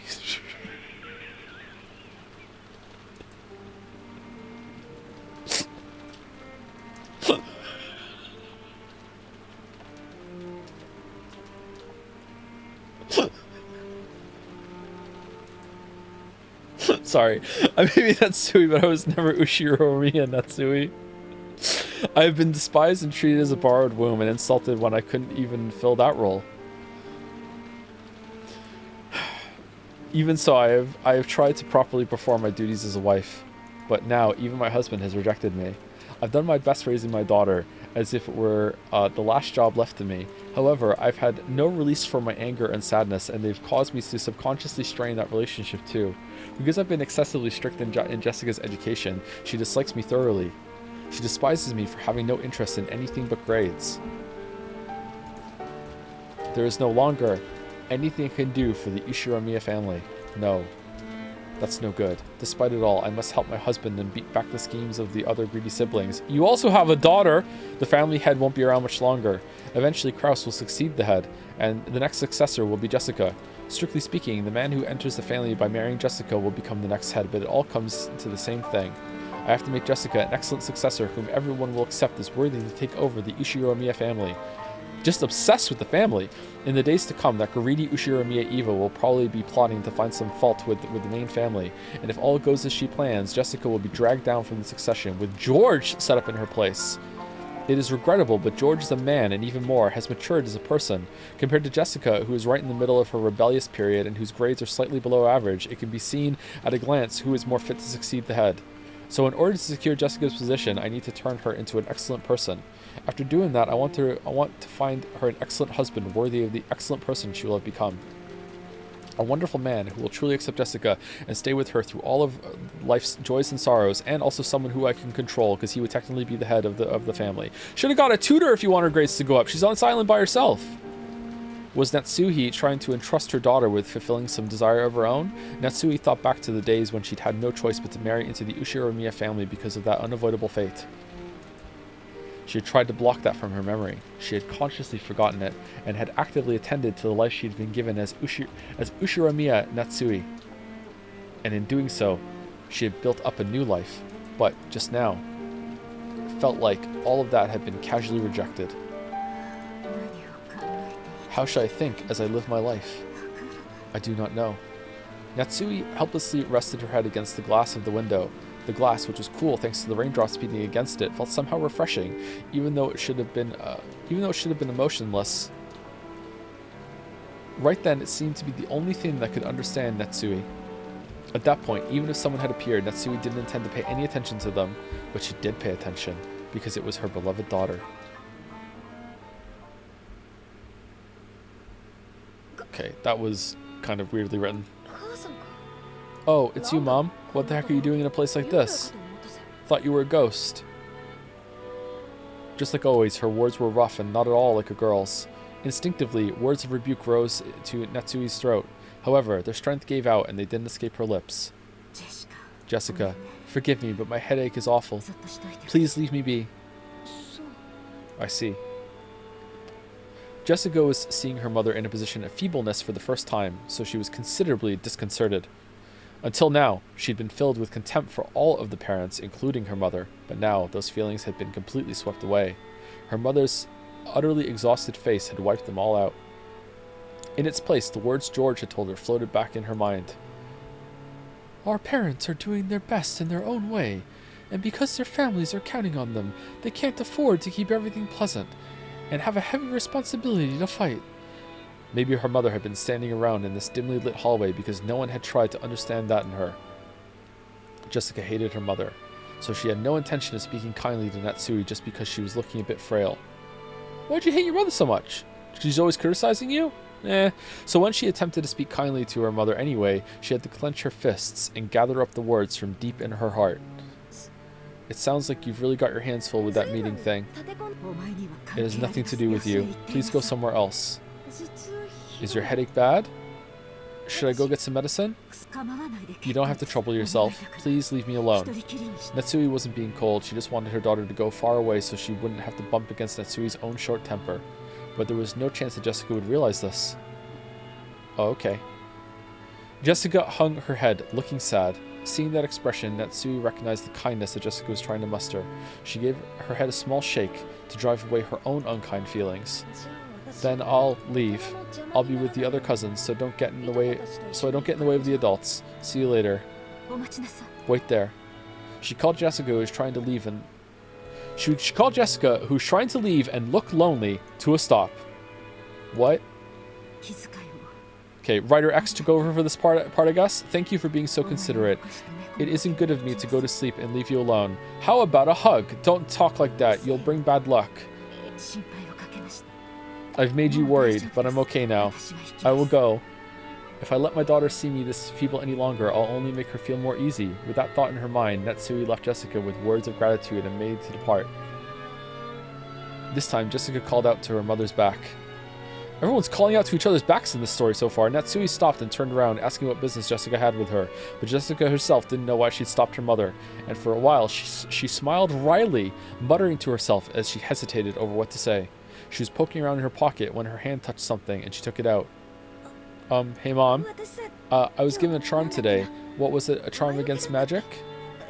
I'm pretty sure that you were supposed to hang it from your doorknob, I think. I forget. There's no point in me having it, so I'll let you take it.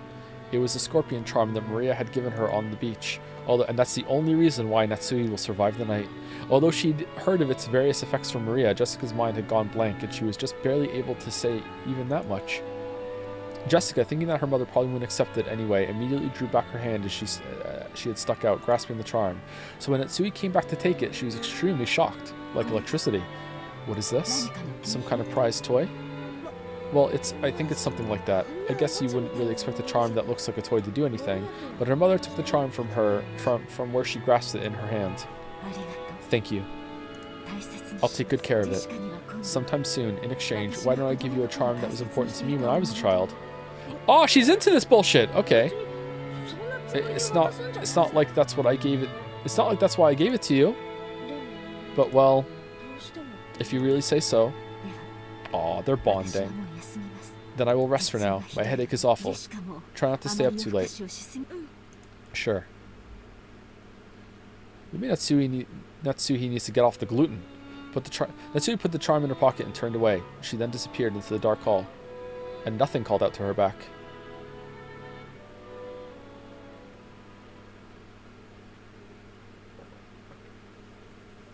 It seems the weather will be like this all day tomorrow after all. Dang. Aw, fucking George is in the scene. Dang, this makes the good weather we had earlier feel like a lie. It's a lie! Nehehe. George and Nikki and I were killing time in front of the parlor television. And by killing time, I mean we had just killed someone. The shop... Okay, I got nothing. I'm getting tired. Alright, never mind. Let's just... Undo. At that point, Jessica returned. Her face was still blank, but it looked like she'd calmed down a little since we'd last seen her. Is Maria still in front of the portrait? Nope. She just came back and she's sleeping over there on the sofa. It's getting pretty late for her after all. Man, Rosa is just the worst mom.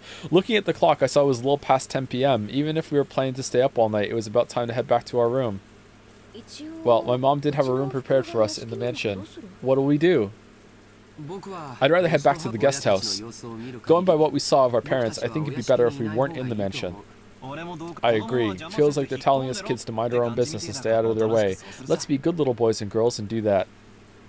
As we were talking about this, Aunt Rosa came into the parlor. She was looking all over restlessly, probably trying to find Maria. Aunt Rosa, if you're looking for Maria, she's over there on your sofa. Thank you. My, she's out cold. We must move her to a bed. If you like, I'll carry her over to a bed. Thanks, that would be wonderful. Are you all heading back to the guest house?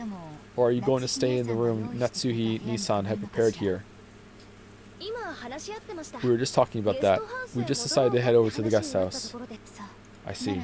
Then could I ask you to take Maria with you? I'd feel much more reassured if she stays with all you cousins. Behind those words, she seemed to be concealing some regret that the adults, herself included, had deeply hurt Maria's feelings. You're not coming over? Leave it to us, Aunt Rosa. Might need to break out the Red Bull. Did I read something wrong?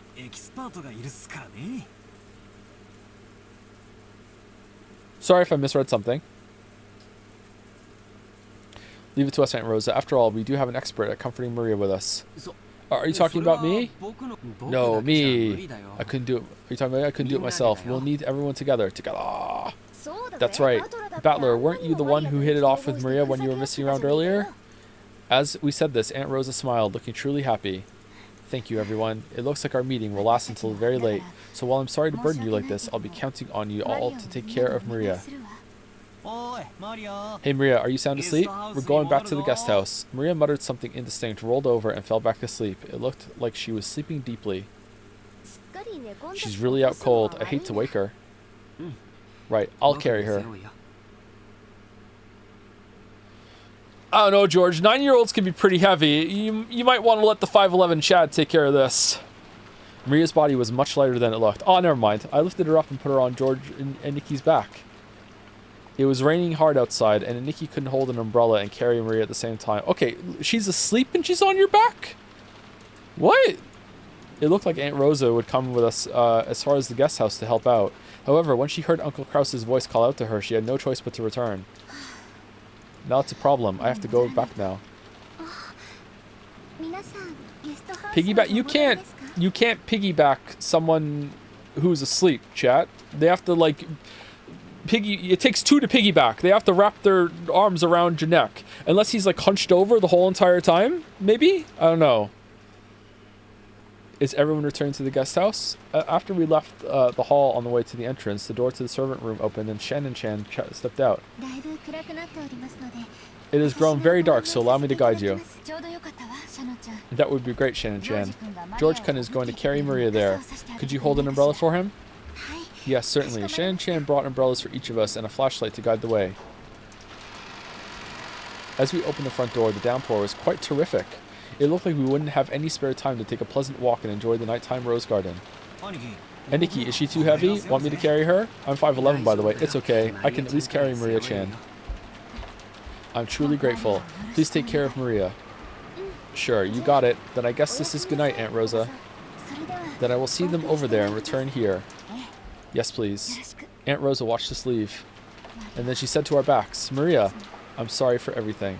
Rose's mumbling voice didn't reach the person in question, nor any of the kids, but disappeared beneath the sound of the rain. Ooh.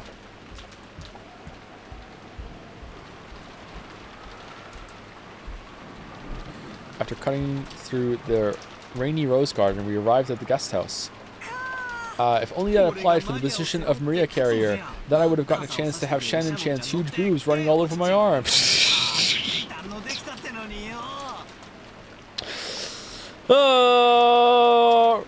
That's not why I did it. It's a misunderstanding. I thought that if I didn't walk like this, George-sama would get all wet. Come on, quit babbling and go in. After being urged on by Jessica, we folded up our umbrellas and went into the guest house. Has anyone gotten their clothes wet? I can bring some towels if you want. You don't need to worry about us that much. Thanks, Shannon-chan. Ah, that's right. We were planning to play cards or something. Would you care to join us for a bit? Huh? Who had the night shift on today's schedule? I believe we had a special schedule during the family conference. Also, I think a few alterations have been made, so I will go and check. Night shift? Wait, if you have to go all the way back to the dimension to find out, don't force yourself. Oh, that's alright. I can find out from the servant room in the guest house. Please excuse me for a short while. Suspicious? Shannon-chan gave a quick bow and went into the guest house servant room. The rest of us headed for the cousin's room and decided to put Maria to bed for the time being. Maria was sleeping very deeply, and there was absolutely no sign of her eyes opening. For now, we'd get some soft drinks out of the room's refrigerator and drink those while playing cards or something. Coke Zero?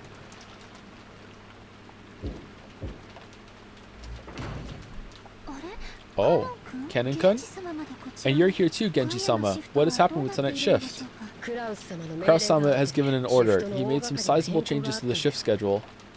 Indeed. Goda-san now has the night shift at the mansion. Shannon and Cannon have the night shift in the guest house.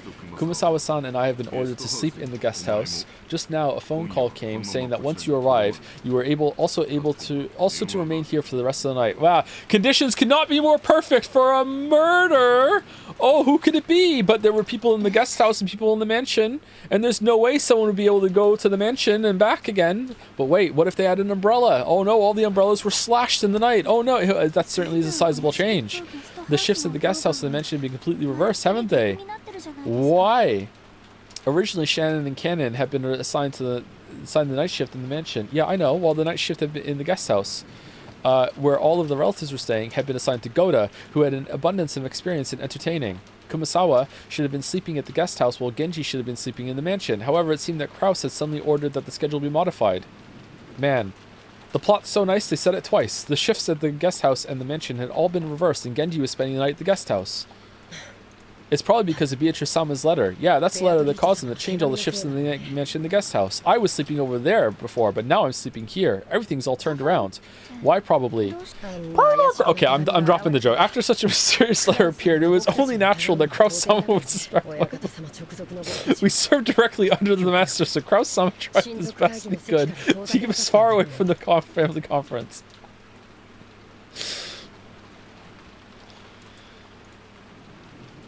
And Sai slaps the table. You're still dry, Waffler. You must have met with the Golden Witch Beatrice. Oh, Waffler, Battler, and Waffles together. Nice.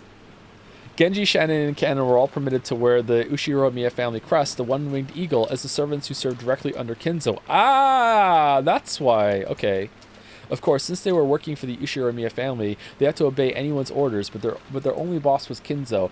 Alright, that seems kind of weird, that they get to do that, but someone who's literally married to one of them can't? Since only Kinzo held the right to employ them, even Kraus could not have them dismissed of his own accord. Because of this, Kraus and the others often viewed these servants as Kinzo's underlings and shunned them. Oh, what the fuck is Kraus planning then? That he dismissed... Man, do you have to go check with Kinzo? Well, he didn't get them dismissed. He's just moved them to... Like, I guess that's within his power. Huh. In fact, Kinzo seldom let anyone other than them enter his study. This sudden shift change was probably a clear expression of the sense of mistrust that had caused. Considering the time Kinzo had left to live, this would definitely be the last family conference before the problem of the inheritance came up. On top of that, the mysterious... I don't know, he's looking pretty good to me. On top of that, the mysterious letter that claimed to be from Beatrice had also dropped out of the blue. Kraus definitely wanted to keep Kinzo's loyal subjects away from the table. Okay, yeah, alright. Here's me thinking that I was smart picking up on something, but no, the story's going to tell me. Okay, away from the table is such a delicate and important discussion. Alright.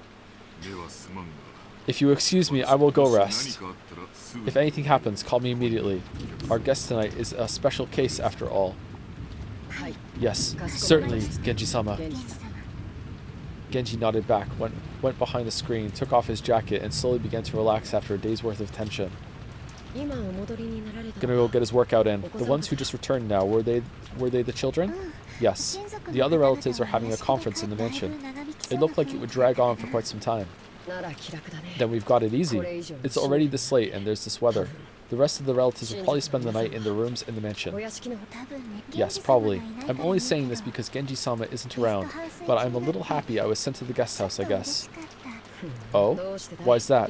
Because you can stay away from Madam and Eva-san, those bullies? Or do you have another reason? George! It's not as though I have. Another reason? I see. Then let's do our best together with our night shift. I'm counting on you, Nissan. Just now I was asked to go to the children's room and play with them. Shannon hung her head apologetically, gazing at Kennen uncertainly. Kennen didn't try to meet her eyes and spoke curtly as he sighed. It looked like he didn't plan on indulging his sister.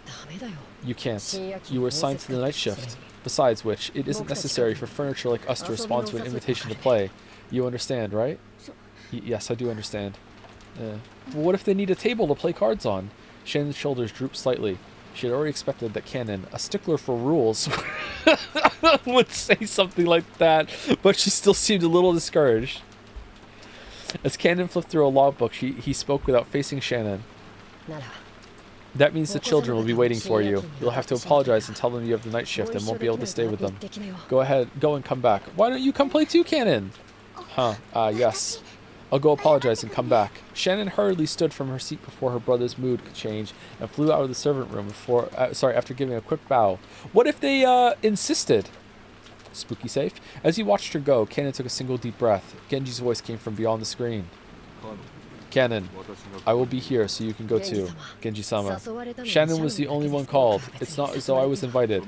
That's only because you were not there at the time. If you had been, you would have been invited as well. Genji is wise. It is good to play as a child from time to time. No, such a thing is not necessary for me. Human children may have a need to play, but we are furniture. Is that so? Nissan is also furniture. Even if she pretends to be a person, it will only hurt her later. I understand that, so I try not to get too close to people, that's all. Genji did not say anything after that. After a while, he stood up and used a pot of hot water to make powdered cocoa, serving some to Cannon as well.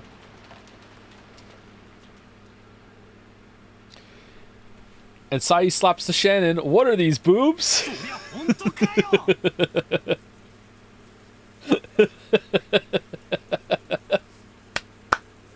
That's a good joke. That is a good joke. Ah, well done. Well done. Is that for real? For real? I had a clue. If you do not understand the joke, it is because usually Sai slaps the table, and the joke was that Shannon was gonna be their table. So instead of Sai slapping the table, she's slapping Shannon, who's being the table, and then says, "What are these boobs?" There you go. Very good. Dumbass, you're too loud. Just in case you didn't get it, you'll wake Maria up. Battler was so surprised that he yelled obnoxiously and scattered his cards everywhere. His voice caused Maria to turn over once, but she soon fell back into a deep sleep. Jessica gave him a jab, and he lowered his voice.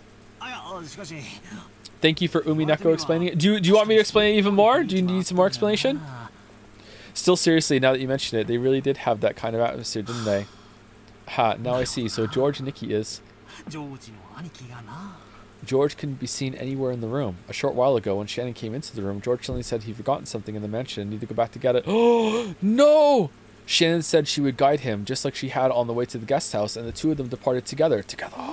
Well, there's actually been signs of it for a while now. You know, questions about hobbies and favorite things. I always thought it was a bit much for a passing interest, and look what's happened now. Come to think of it, I get the feeling George and Nikki's always been overly nice to Shannon-chan. Now I get it.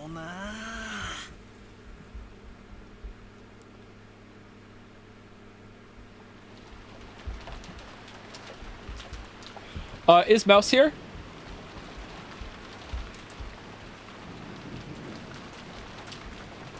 Yes. When is a good time to stop? Oh, it's autoplaying. When is a good time to stop? Oh, new background.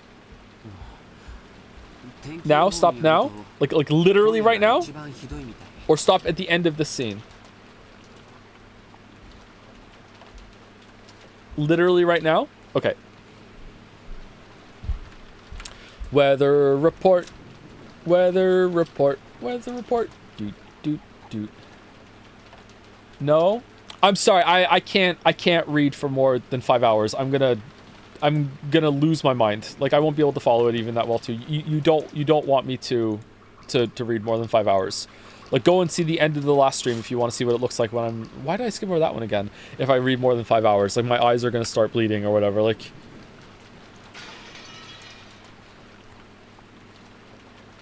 is what I would say if it wasn't one trip. Oh no, I'm kidding. All right.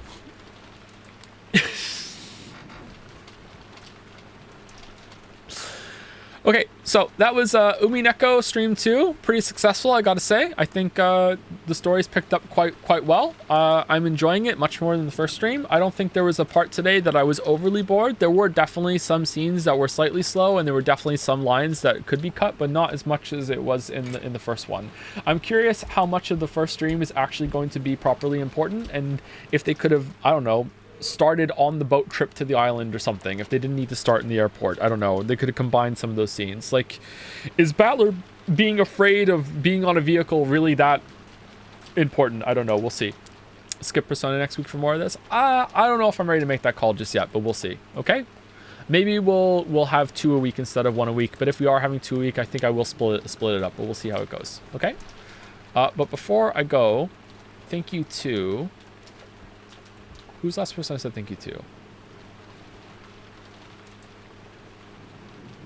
Definitely mean bean egg. Cameron 6? Yeah, D6. Jigchu, yes. Yuri was taken. Thank you to Moist Us Apparatus. Hopefully I'm saying that right. For the new sub, welcome. That was about an hour ago. Sorry, we weren't saying thank you to Bits and Subs for most of the stream today because we just wanted to keep reading. Thank you for the new sub. Welcome. Thank you, Fuzzy80 for the new sub as well. Welcome. Is there a raid, by the way? Do we have a raid queued? Because if not, I'm going to end the stream at the end of subs. We don't have to raid every single time, but if there is someone that we could raid. If Greg is live, that would be great. Thank you, Jahions, for the resub. I just hit the microphone, sorry. Do you think Rachel Amber is somewhere on this island? I've heard she's a social chameleon, and they probably thought she was a part of the family. She could pull off being a witch, for sure. For sure. Krakonis the Dude just continued the sub from a gift. Thank you very much. Thank you, NX Nix then Rodriguez? Or is it Nathan? It's an X. Nathan Rodriguez, I think. I think I'm saying that name wrong. Is it spelt differently than usual? Is that why it's tripping up a little bit? Not sure. Welcome. Thank you for the new sub. Thank you, Avarisi, for gifting a sub to Umineko Lover. Yeah, loves Umineko. Thank you, Avarisi.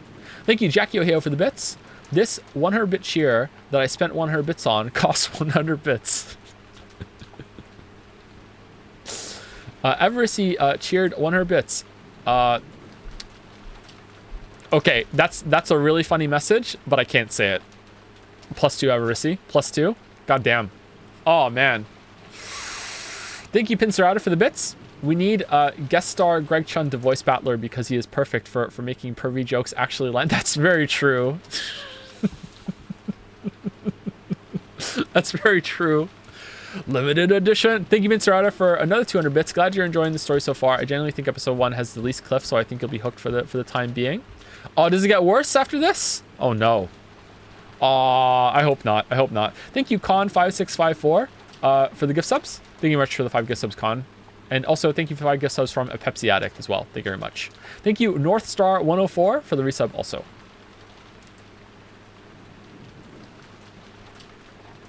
Why would they say that?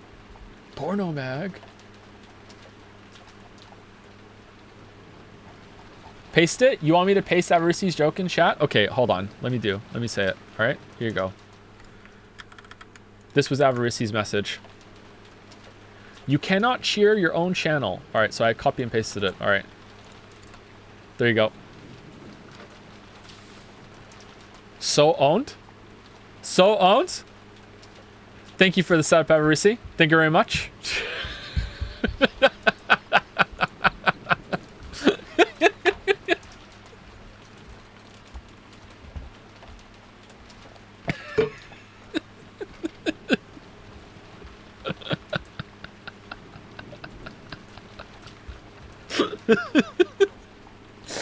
All right. Anyway, was there a raid that someone decided or no? It's not a big deal if you don't have one. Joe, you're gonna reap what you sowed on Tuesday. Oh, do you think so? What power does the Persona fans have over me? What can they make me do? Play more Persona? This game seems genuinely intelligently written when it's not about boobs, right? It is pretty well written, but it did need an editor, or I don't know, a better translator. I'm not sure. It's hard to tell. There are a lot of superfluous lines that I would just completely cut if I was editing this. And I don't particularly think I'm that strong of an editor, to be honest. Read my gifts up first, Joe.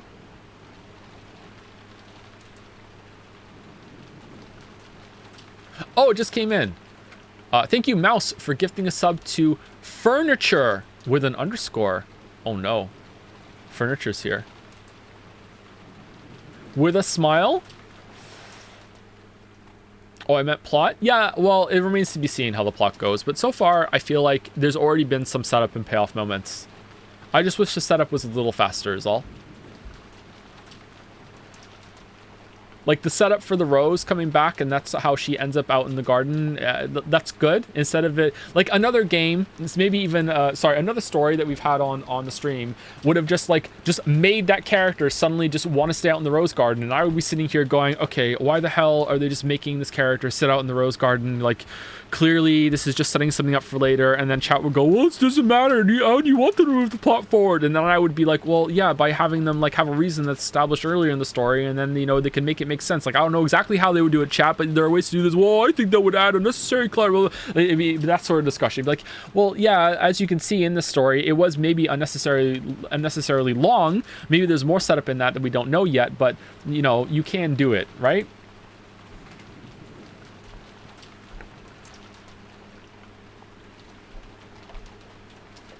Raid Shenpai? She's great. Okay, we can raid Shenpai. I don't know who Shenpai is, but if you think it's fine. I trust chat to give me raid suggestions until the day that it doesn't work out properly and we accidentally raid someone that doesn't like being raided, and then I might have to like close the raid store forever. So please do not abuse the power of raiding, okay? Apparently a lot of people like Shenpai, so we'll raid Shenpai and hope that it's okay. All right? Here we go. Raid Shenpai. Is that the right person? Show up with some joms, please. Can you resolve the bet, please? What's the bet? Oh, apparently it's resolved. It's a 1. Thank you, a toasty waffle for the new sub as well. Thank you very much, a toasty waffle. Get out of here, Waffles boy. This is a pancake's house. Creature report. What was it? 1 or 2? Oh. Okay. All right. Well, that's blocked my raid message now. Okay, here we are. All right. See you on Tuesday, everybody. I'm going to take 2 days off. Gonna catch up on DMs. I'm going to do some more VOD work. I've been getting the chats downloaded because I can't use my old method anymore. So yeah, I'll see you later. Thank you very much for making this a successful stream. It was pretty good. I had a good time today. Wasn't too bad on the reading fatigue either. See you later.